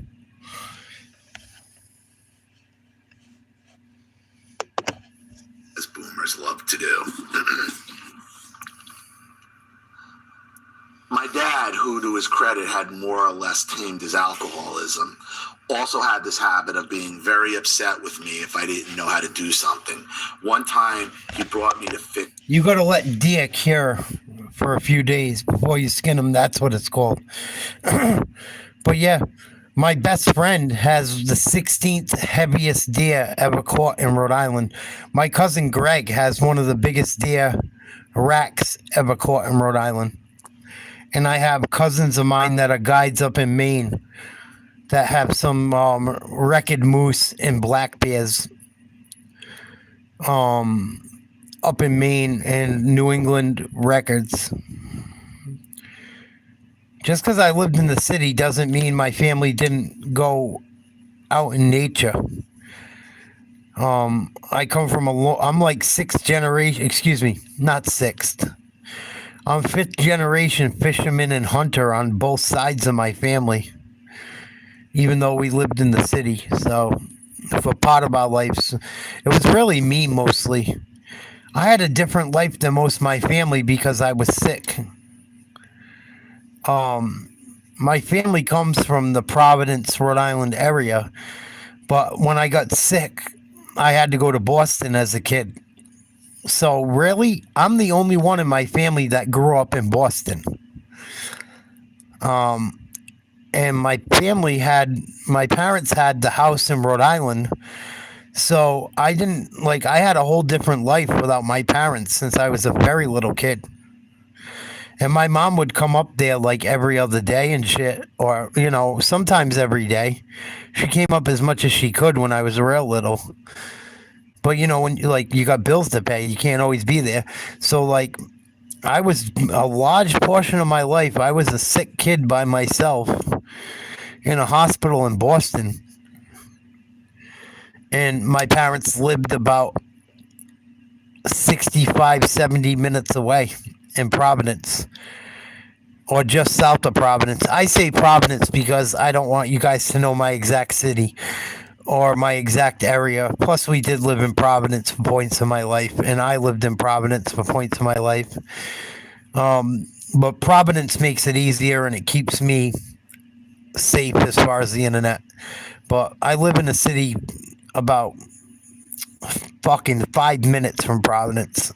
So, and please, I like to have my freedom, and I don't want to be hunted down, so please don't try to find me. But I just had a much different upbringing than just about everyone in the world. It's a camper he owned. He asked me to spray paint a section of it. I may have been 10 or 11 when this happened. He told me harshly that I was doing it wrong and painting curly Q. He then gave me this lecture on how the joy of work is a job well done, and you can't have fun all the time. Ugh. Boy, do they love their lectures. They love them.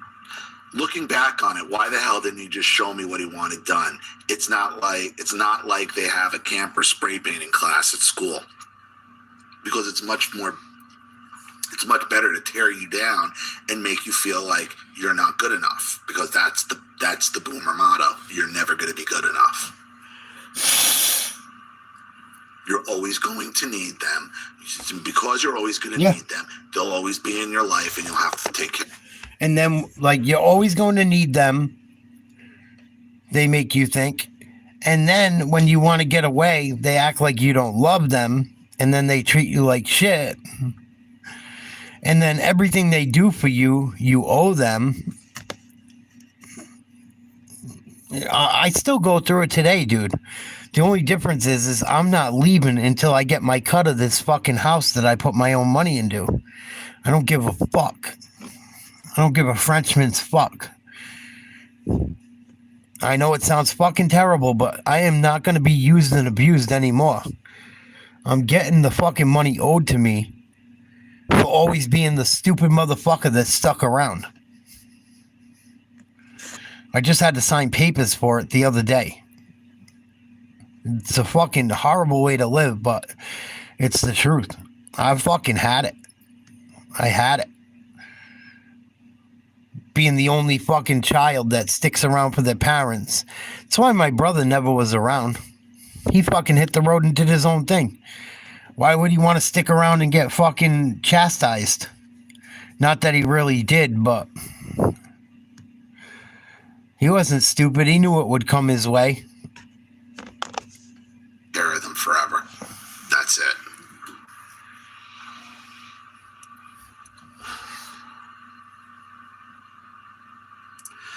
That same day, he asked me to get something, and while I was going to get it, he asked for something else.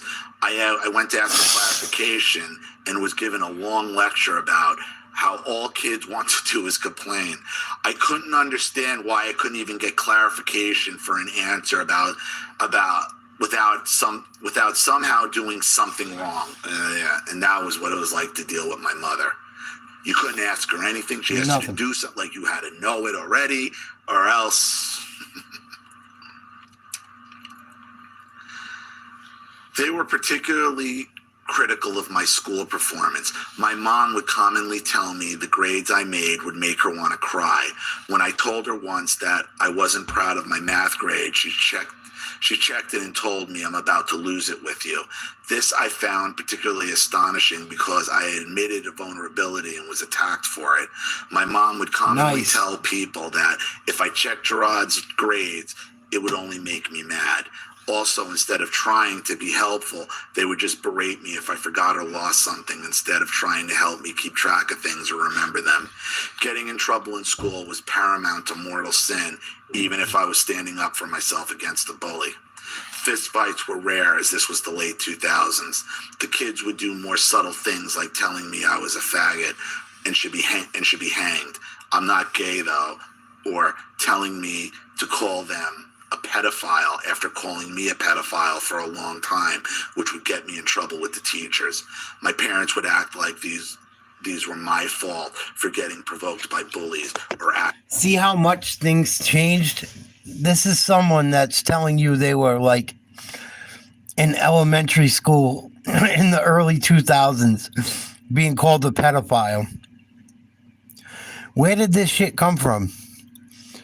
When I was a kid in the 80s and 90s, I was in high school from 97 to 2001. We never called each other pedophiles. Where the fuck did this shit come from? And everyone, when I was a kid, called each other a fag. Like, you would never, like, if I could count all the time someone called me a fag or everyone called each other a fag and took it personally, I wouldn't be alive today. That was like the most common fucking, you would say that to your friends kidding around. It just goes to show you how fucked up the generation got and fucking how much of like weenies people became. Acting too strangely around boys. It's particularly stunning to me the level of import that my parents gave the teachers, as my dad was abused by teachers because he had dyslexia. They'll believe anyone over you. Yeah. Anyone as long as they can turn around and use it to torture you with, they'll believe anyone. They'll believe a bum on the street. They believed he was not intelligent, as he was always had trouble reading. If I had to guess, they sided with the bullies, which seems to give more evidence to the yes side of my question above. And also that it's just bad teaching. That just goes on. Again, that also lends to my, teachers are not heroes. Because it's much easier to side with the bully than to side with the kid who's being picked on. Yeah. And furthermore, this shit happens with men and women too. Like if you're in a relationship like I was and my health was deteriorating, luckily I'm starting to fucking find my way back slowly but surely. But right before my relationship fell apart and my father passed away and my ex got really fucking strange, I brought her fucking letters from my doctor and showed her doctor's appointments that my doctor didn't want me working, and my doctor told me he didn't want me working that job anymore, that it was gonna fucking kill me, literally, between stress and what was going on with my body. She didn't fucking believe it. She thought I made everything up. All the letters, like I printed them out, like everything I said was a lie. You can't win with people like this. The best thing you can do is get the fuck away from them. If you ever bring a fucking letter from a doctor to someone and they don't believe it,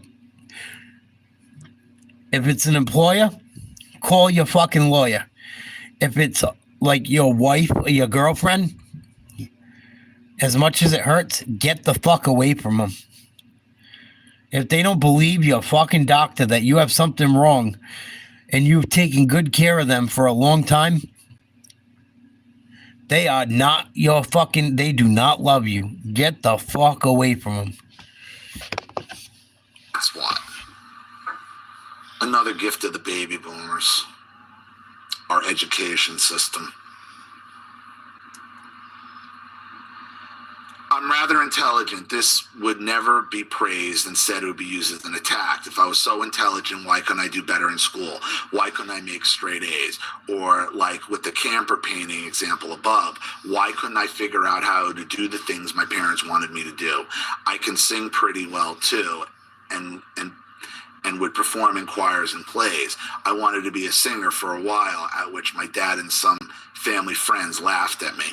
My mom would get mad because I stopped singing as much after that, and I didn't want to in front of the family. Well, why would you when you're going to be made fun of it? Yeah.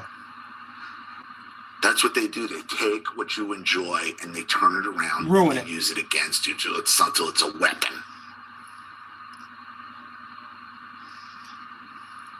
That's nuts. One of my favorite things to do was to tell me how stupid I was because I wanted to be a singer, but I was overweight. I was overweight and still am. My mom and dad would say it's because I'm lazy, and mom would literally tell me to stop eating and would tell people that he's a pig. She told me this one time before I had a performance with a group of vocal students. I guess this is another clue, as I hear narcs will often give some nagging remark right before someone does something like go to a meeting. I was never allowed to be angry. Any emotion I would show would be put down and invalidated. In college, mom wanted me to apply for a scholarship. I needed my social security card. Mom purposely kept things away from me as she said I was irresponsible and would lose them. Yep. I was told the same thing. Yep. Know where my social security card is? My original, still have it. It's in the room.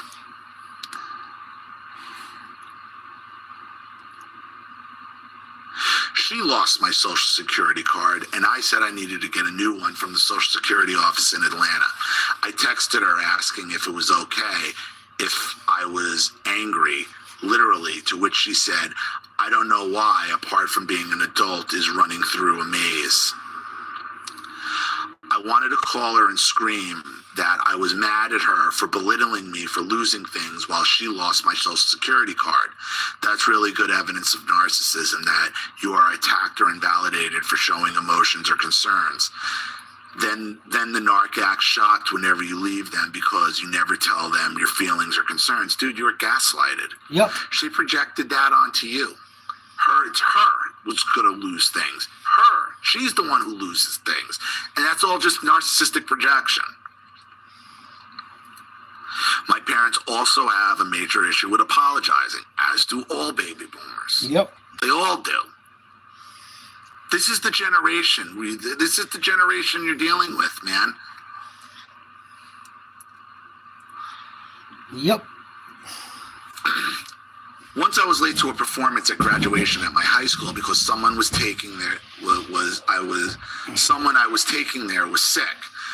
My mom was livid, telling me I was horribly irresponsible. My dad told me I didn't care about other people. So who doesn't? So you guys, they're the ones who don't care about other people. It's all about themselves and how their image and how they look. When asked if I had anything to say for myself, I responded yes. Friend's name was sick, at which point my dad said, well, she didn't look sick. Fuck off, man. Otherwise, the car ride to a graduation party that day was silent. The friend in question texted my mom asking her to forgive me, and she had told her that she had. She never came to apologize or reconcile in any way. This is just one example, but I can find more. I think I'll wrap up there. Thank you for reading this, and I look forward to your advice. I was very negative and made a case why my parents are narcs, but maybe I missed the plot entirely. No, you didn't. They're typical narcissistic baby boomers. Typical narcissistic baby boomer parental behavior. It's what it is. It's what it is. Straight up. Me. Everything is about how it affects them first. Everything about the narcissistic baby boomer is about how everything affects them. It don't matter your friend was sick. Well, we didn't know where you were. And when we looked at, that's the baby boomer. That's them at all times. Yep.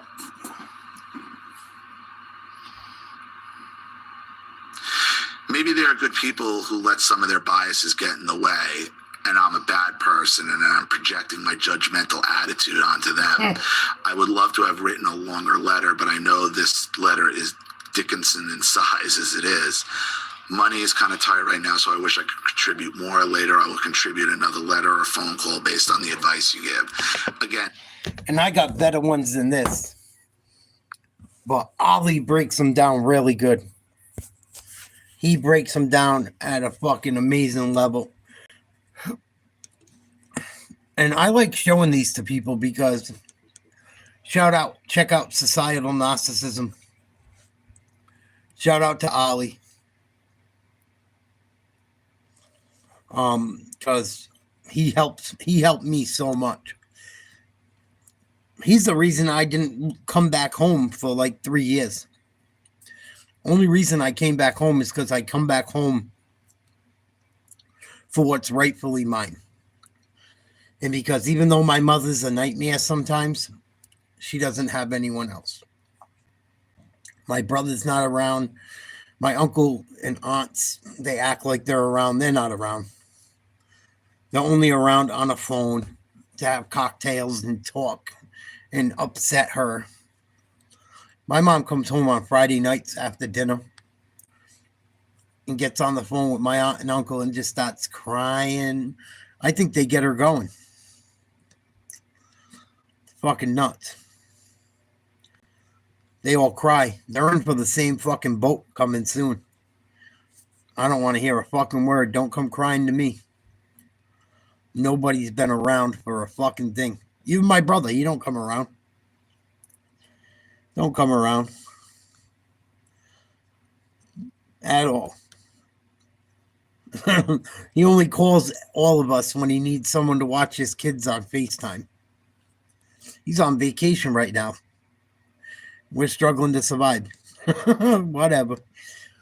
Not struggling, but you know what I mean. My brother's just as bad. He don't give a fuck about no one else. He works for Parks and Rec. He's a big shot with the city.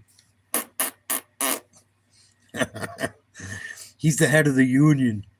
Oh no. Fucking crazy. People think they're so much more important than they really are. It's fucking nuts.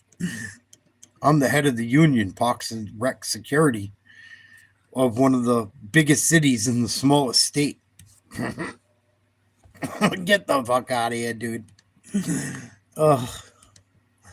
But I'm not a piece of shit enough to go up to him and fucking be like, treat him like that. Because it would destroy his fucking entire fucking identity. I haven't had a vacation in years either. Well, I take that back. I've had long weekends, Mark. But a long weekend is not a vacation. I've had 2 nights, 3 days. 3 nights, 4 days. Max. I think I've done 2 of them in the last 10 years. when me and my ex were together. Oh, we're going on vacation in fucking February and then again in April.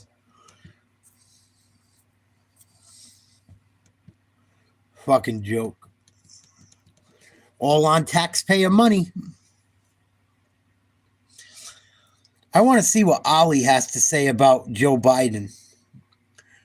Ollie Matthews is a hell of a fucking dude, man. Check out Societal Narcissism. His videos helped me through my family's dysfunction majorly. Let's watch this one. I want to check it out. But there's one thing I realized, and he's got a video on it, and I want to show it. There's no overcoming this narcissism. We've hit such a plateau with it. We've hit such a high peak where the entire society's almost like that, where we can't battle it. It's a fucking wrap. Hi again, everyone. I'm Ollie Matthews. This is the Narcissistic Resistance. No contribution with this video. I just need to get out of the house. Nothing new's coming in. Still got the same day. Like little gasket, you know, and it isn't that.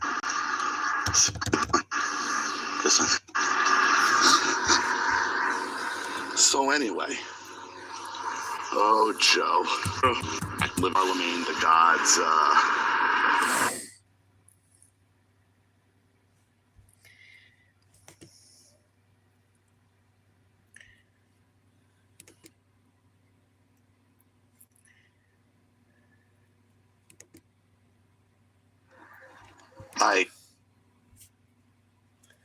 Motherfucking video ain't gonna play, huh? Why wouldn't the video play?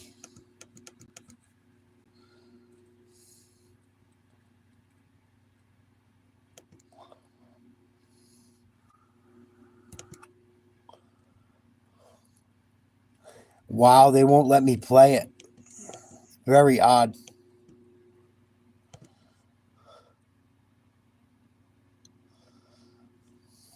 Must have hit a fucking chord.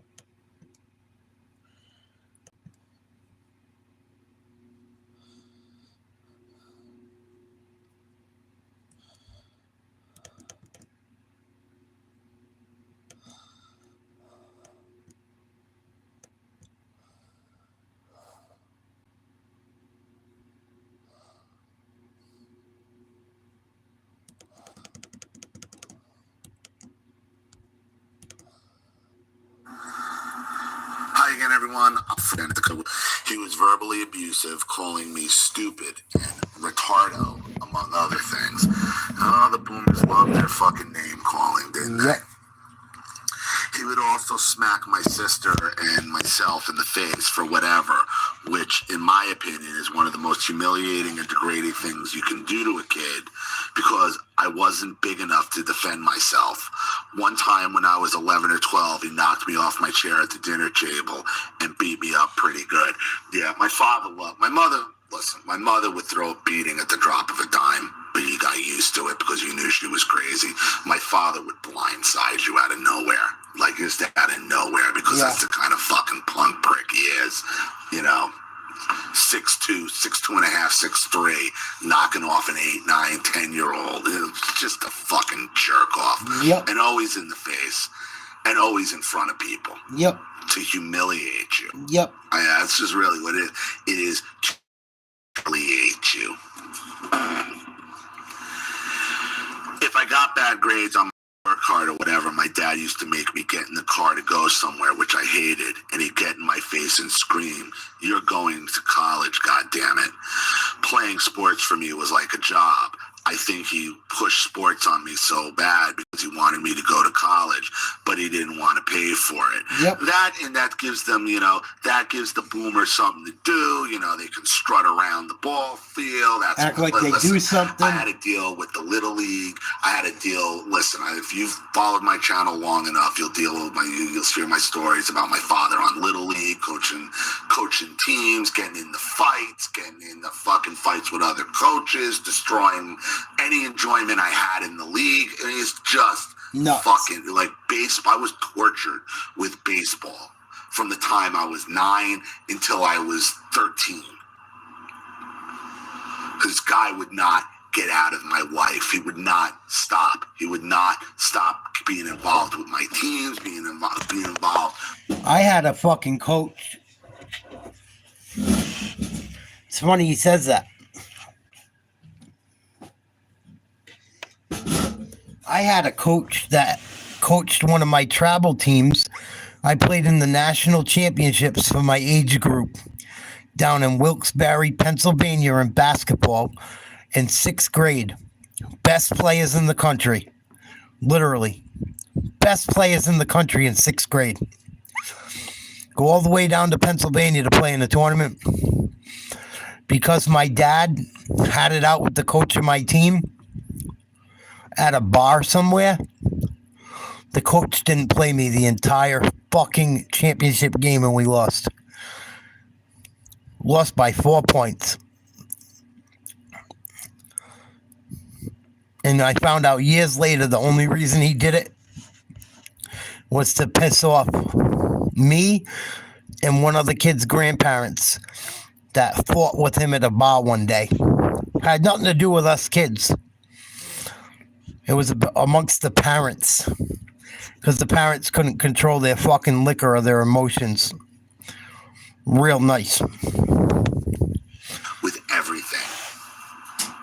My mother too. But the damage he would do on the field, my mother would do in the stand. With a compliment in the fucking stands.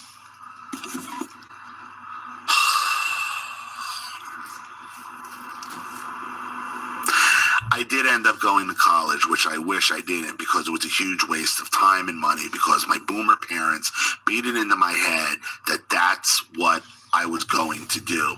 I earned academic scholarships, and he didn't have to pay for it anyway. They see these boomers, they shoved this college down on it. It was all part of the societal plan, okay? It was all part of the societal plan, okay, is to use these boomers to destroy their children, push them into academia, make them pretty, try to make them as hopeless and useless as possible. Don't teach them trades. Don't teach them actual skills. You're going to dissuade that. You're going to dissuade you. You want to be a loser and go learn a trade. You want to go to the trade school like a deadbeat loser, jerk off, like all of it. Retard. Look, you said retardo. You want to be a retard and drive the tart cart because that's what used to go. Look where we are today. Look at where we are today. The boomer generation are all grandparents now are dying. They were our parents. Look at the generations coming up under us. They're way away from working in the trades. That's why I love this channel. It's called Societal Narcissism. Check them out. Ollie Matthews. This has been fucking a societal effect that's been in place for a long time. It turned parents against children and everything. And you can go check out his videos. It's fucking amazing. I'll try and find one more quickly that can expose some of it. But this has been a societal thing for a very, very long time. Everyone from Generation X or millennials grew up with this shit, just about. A lot of us. And now those same people are having kids. It's fucking crazy. That's why I blew up on Kenneth tonight. I didn't blow up on Kenneth tonight, but Kenneth goes, "Oh, you gotta love your family. That's all you got." No, you don't. You don't gotta fucking love your family if they don't love you back, if they're not good to you. They fucking destroyed creativity. They destroyed everything. That fucking generation destroyed people. Why do you think Generation X still doesn't have people in fucking Congress? That's why you got to get away from these motherfuckers. I was no contact with my family until my father died. And then I came back to get what was mine. Fuck that. And when I get what's rightfully mine, I'm getting the fuck out of here again. Because fuck me. I've given too much of myself to this fucking house.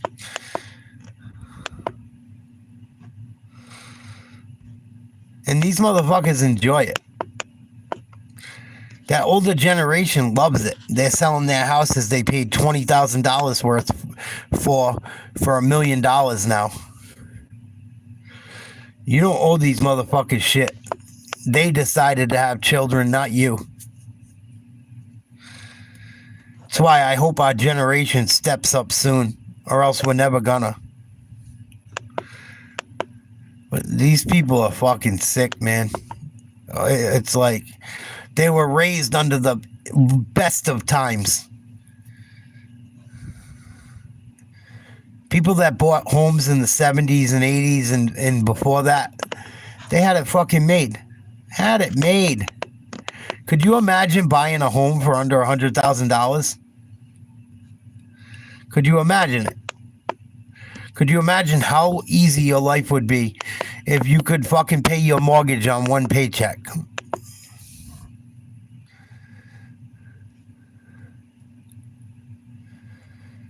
Most of us were raised in a war zone, straight up. I still deal with it. My mother tells me how to do everything to this day. Everything. I get so fucking annoyed, I want to scream. Like, they'll tell you how to do everything. Narcissism. They want to tell you how to do everything. It's fucking nuts. Oh, you're doing that wrong. Oh no, you know how you do this, do that. Everything. How do you wipe your ass? Oh, you're doing that wrong.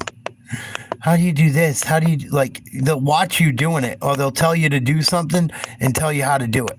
Oh, it's fucking maddening. Maddening. I can't wait till the baby boomer generation is wiped the fuck out. We weren't even allowed to be kids, half of us. Straight up. Hi again, everyone. Too busy babysitting your brothers and sisters, and fucking you're responsible for them running around the fucking neighborhood.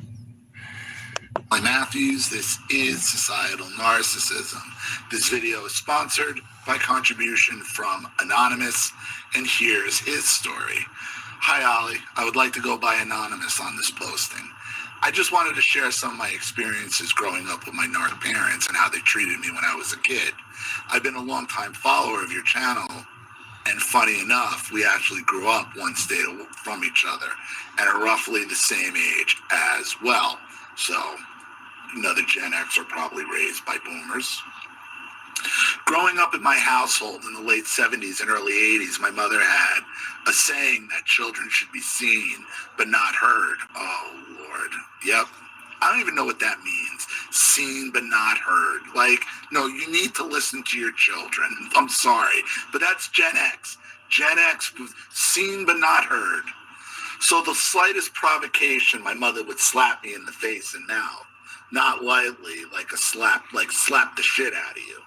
She did this probably 4 or 5 times a day and would often start arguments with this goal in mind. It was a never-ending torture.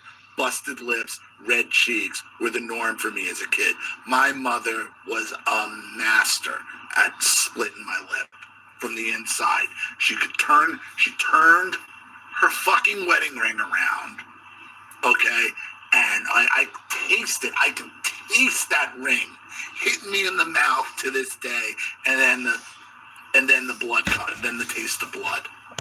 I wished all I had to deal with was with my mother. My father just pummeled you. My father will put you in the fucking ass as hard as he could. My father was a tyrant, especially when he was an alcoholic. Oh, fucking brutal. Beat the fuck out of me. Slap fucking, I'm not minimizing what other people went through, but I wish it was just my mother. Fuck. My mother didn't really hit too much. My mother would drive you crazy with her mouth. My mother will drive me crazy psychologically. She still does. My father, both. But physically, I wish I just had to worry about my mom turning her ring around and slapping me in the lip. My father would throw beatdowns, brawls, destroy the house, beating the fuck out of me. My mom come home, the whole house would be cleaned up. Wouldn't believe me what happened. Oh. To this day. She slapped me so much that I actually started acting out in school and got in trouble for slapping a kid at recess if we had a disagreement. I thought it was just normal behavior. When the guidance counselor called home, of course, she had no idea why I was acting this way. Years later, as I grew up, I would just grab her hands and turn her around and push her away, but that would infuriate her even more. But I wasn't going to be beat on anymore. Same thing that happened to me as I got older, because... Exactly, Tiger. See, I didn't fight back in school right away because I was younger than everyone else, okay? And I didn't want to fight. I was afraid. My mother just made me afraid to fight back. So eventually, I think it was one of the teachers. It was like this kid's got to learn how to protect himself. Or my father's like, he's got to learn how to protect himself. So they had to put me in Taekwondo. And I was good. And I got my black. Then I ended up getting my black belt by like 14, 15. Get the fuck out of here with your Taekwondo. We never had to do that shit.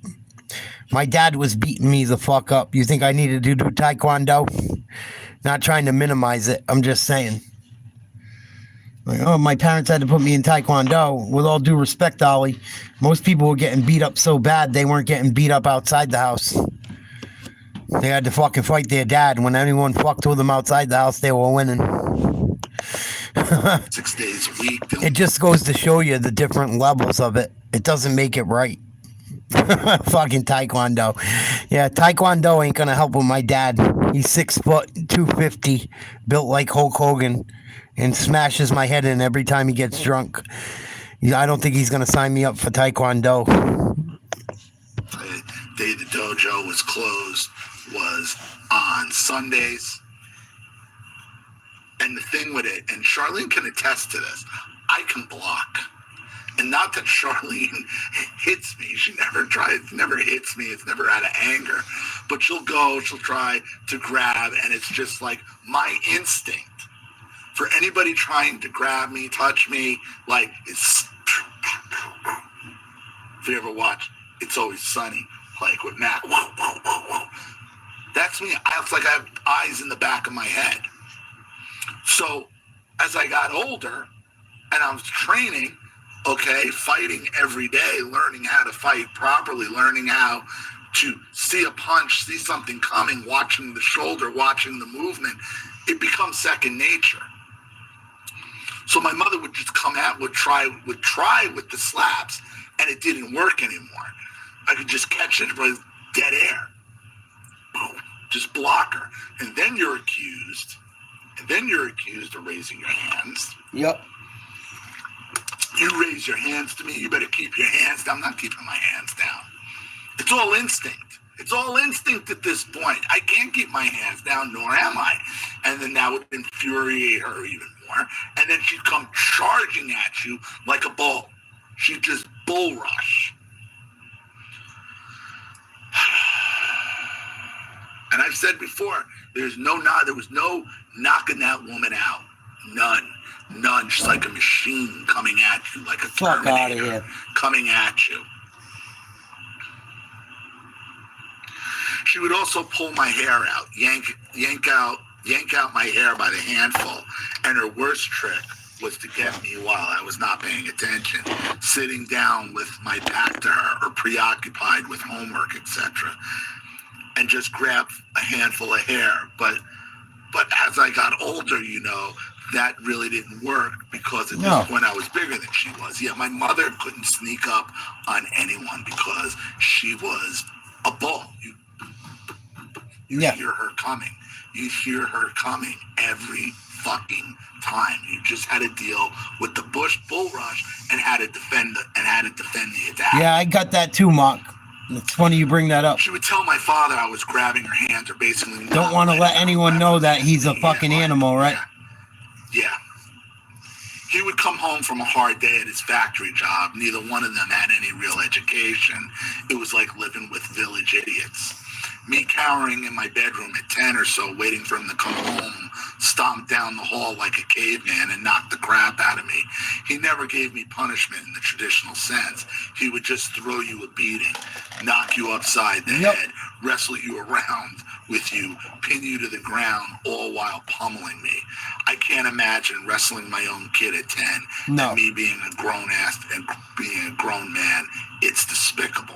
Of course. But they get off on it. They got off on the power. They were violent. They were degenerate. They were fucking dumb. And the one thing I don't understand is most of these parents we had like that, their parents beat the fuck out of them. I don't get it. I don't fucking understand it. I don't get it. I just don't. I don't. And I don't think all spanking is bad. I don't think slapping someone in the mouth when they act like an asshole is horrible. But there's a difference between slapping or spanking someone and then a complete beatdown and child abuse. Two completely different things. Now you can't even fucking spank a kid or give him a fucking fresh one. They could steal thousands of dollars off you like my ex's kid. You can't touch him. You're out the money or you got to report it. It's fucking disgusting. We are fucked. We're fucked. I don't see how the United States or the rest of the world gets out of this fucking mess that we are in with the way the world is and the narcissism. In my early memories, my mother became convinced that I was hyperactive. Now to me, all kids are pretty much hyperactive because they're kids, and kids have a lot more energy than adults. So, of course, they're going to be hyperactive. But she became convinced I was out of control when I was probably 5 years old, and she would make me follow a diet stripped of no sugar. Oh no, I didn't get spanked and shit. I got fucking whooped. My father would beat me up so bad the school would send fucking CPS and DCYF to the school, and I would shut the fuck up and lie and say I got jumped. Real talk. But there were times also where I got a spanking that was I deserved. But there were some other times where it was fucking not right. Where it crossed. There was many times where it crossed the fucking line. That's the fucking difference. And a lot of our generation, we never got to be kids. We had to go babysit our fucking siblings outside. They had to tag around. That used to drive me crazy. Especially being a sick kid. I was in the hospital half my life. Literally. In a hospital bed. And then when I get to fucking run around the neighborhood, I'm in charge of my brother. Because my parents don't want to do the job and he don't want to go find his own friends or go do something. And every time he fucking lies to him, I get a beating. It's fucking ridiculous.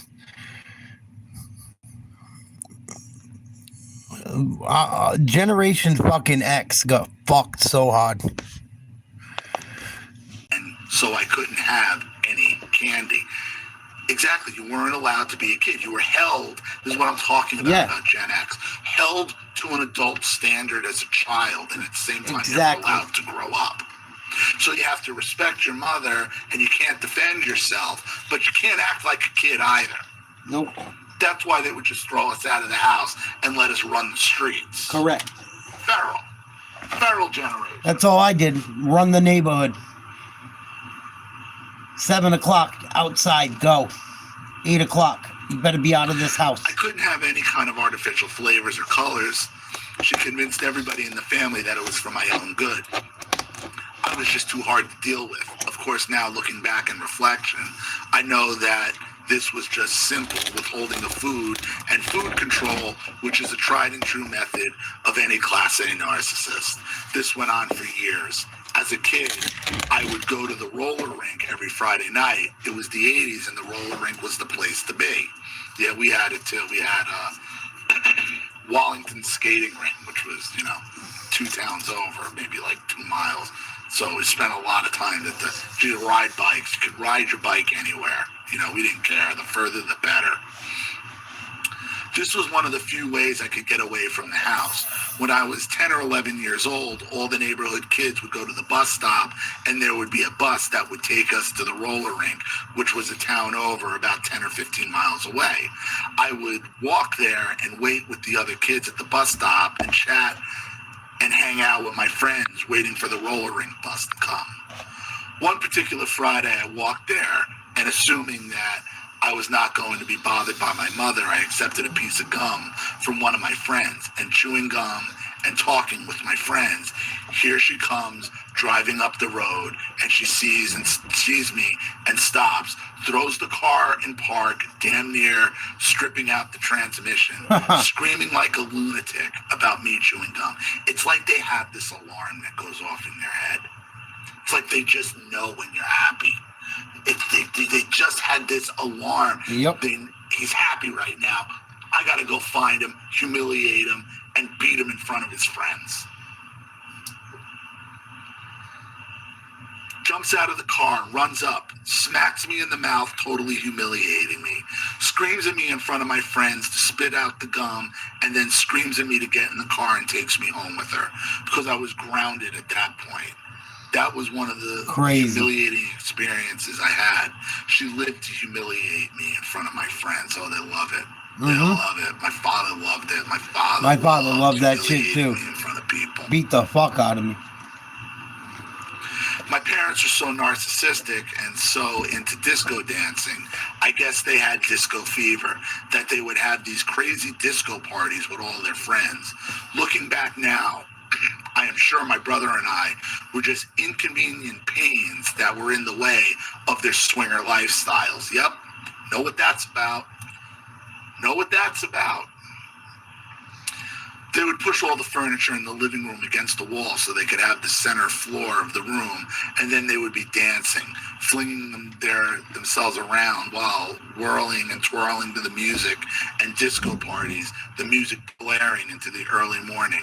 And my brother and I both had to go to school. Yep. And even if it wasn't a school day, we had to be out of bed at 7 a.m. in the morning, dusting and cleaning on a Saturday. Yep.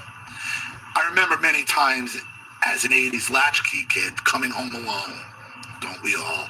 I'm sure a lot of others were latchkey kids growing up in the 80s, basically left to our own devices, thinking that there was no danger in the area. I don't know how that would happen today with kids not actually being watched, but nonetheless, we made it through to adulthood. I guess my point is that kids today would never make it with what we had to deal with. No, they wouldn't. No, not these kids. Not these kids. No. One particular time I came home and the front screen door was locked. So I couldn't get in the front door because the screen door had no key. I went to get into the back door. It was a sliding glass door.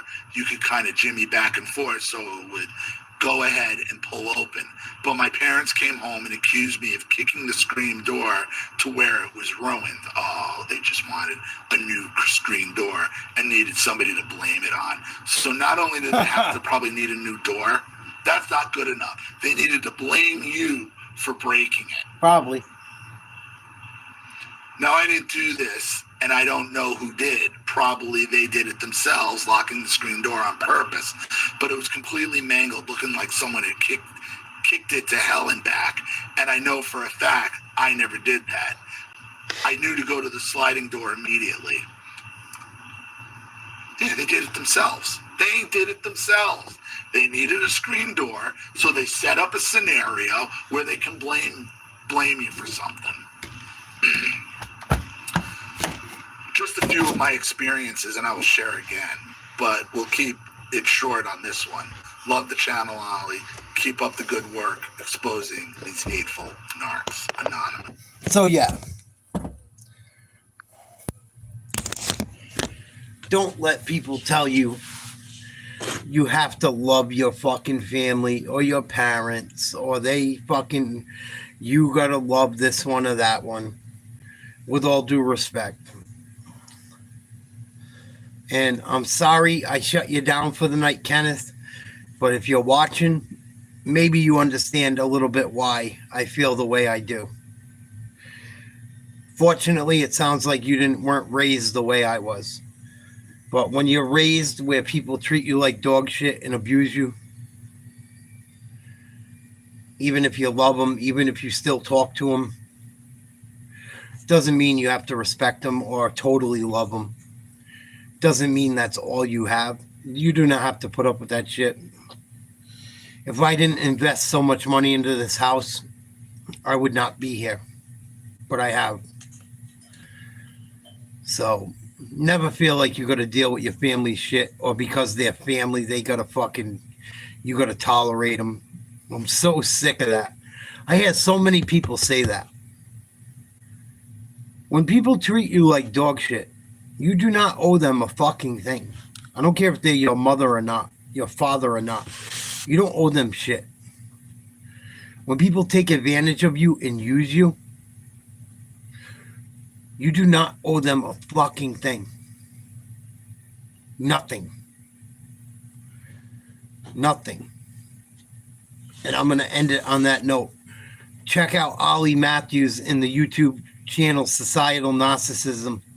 I'm going to start doing more videos on this shit because it's starting to pop up in my own life again. And I want to try and help people through this shit because it's not right. And you don't have to respect people that did these things to you. With that being said, I love you guys. Have a good night. I'll catch you guys in a few hours. Peace.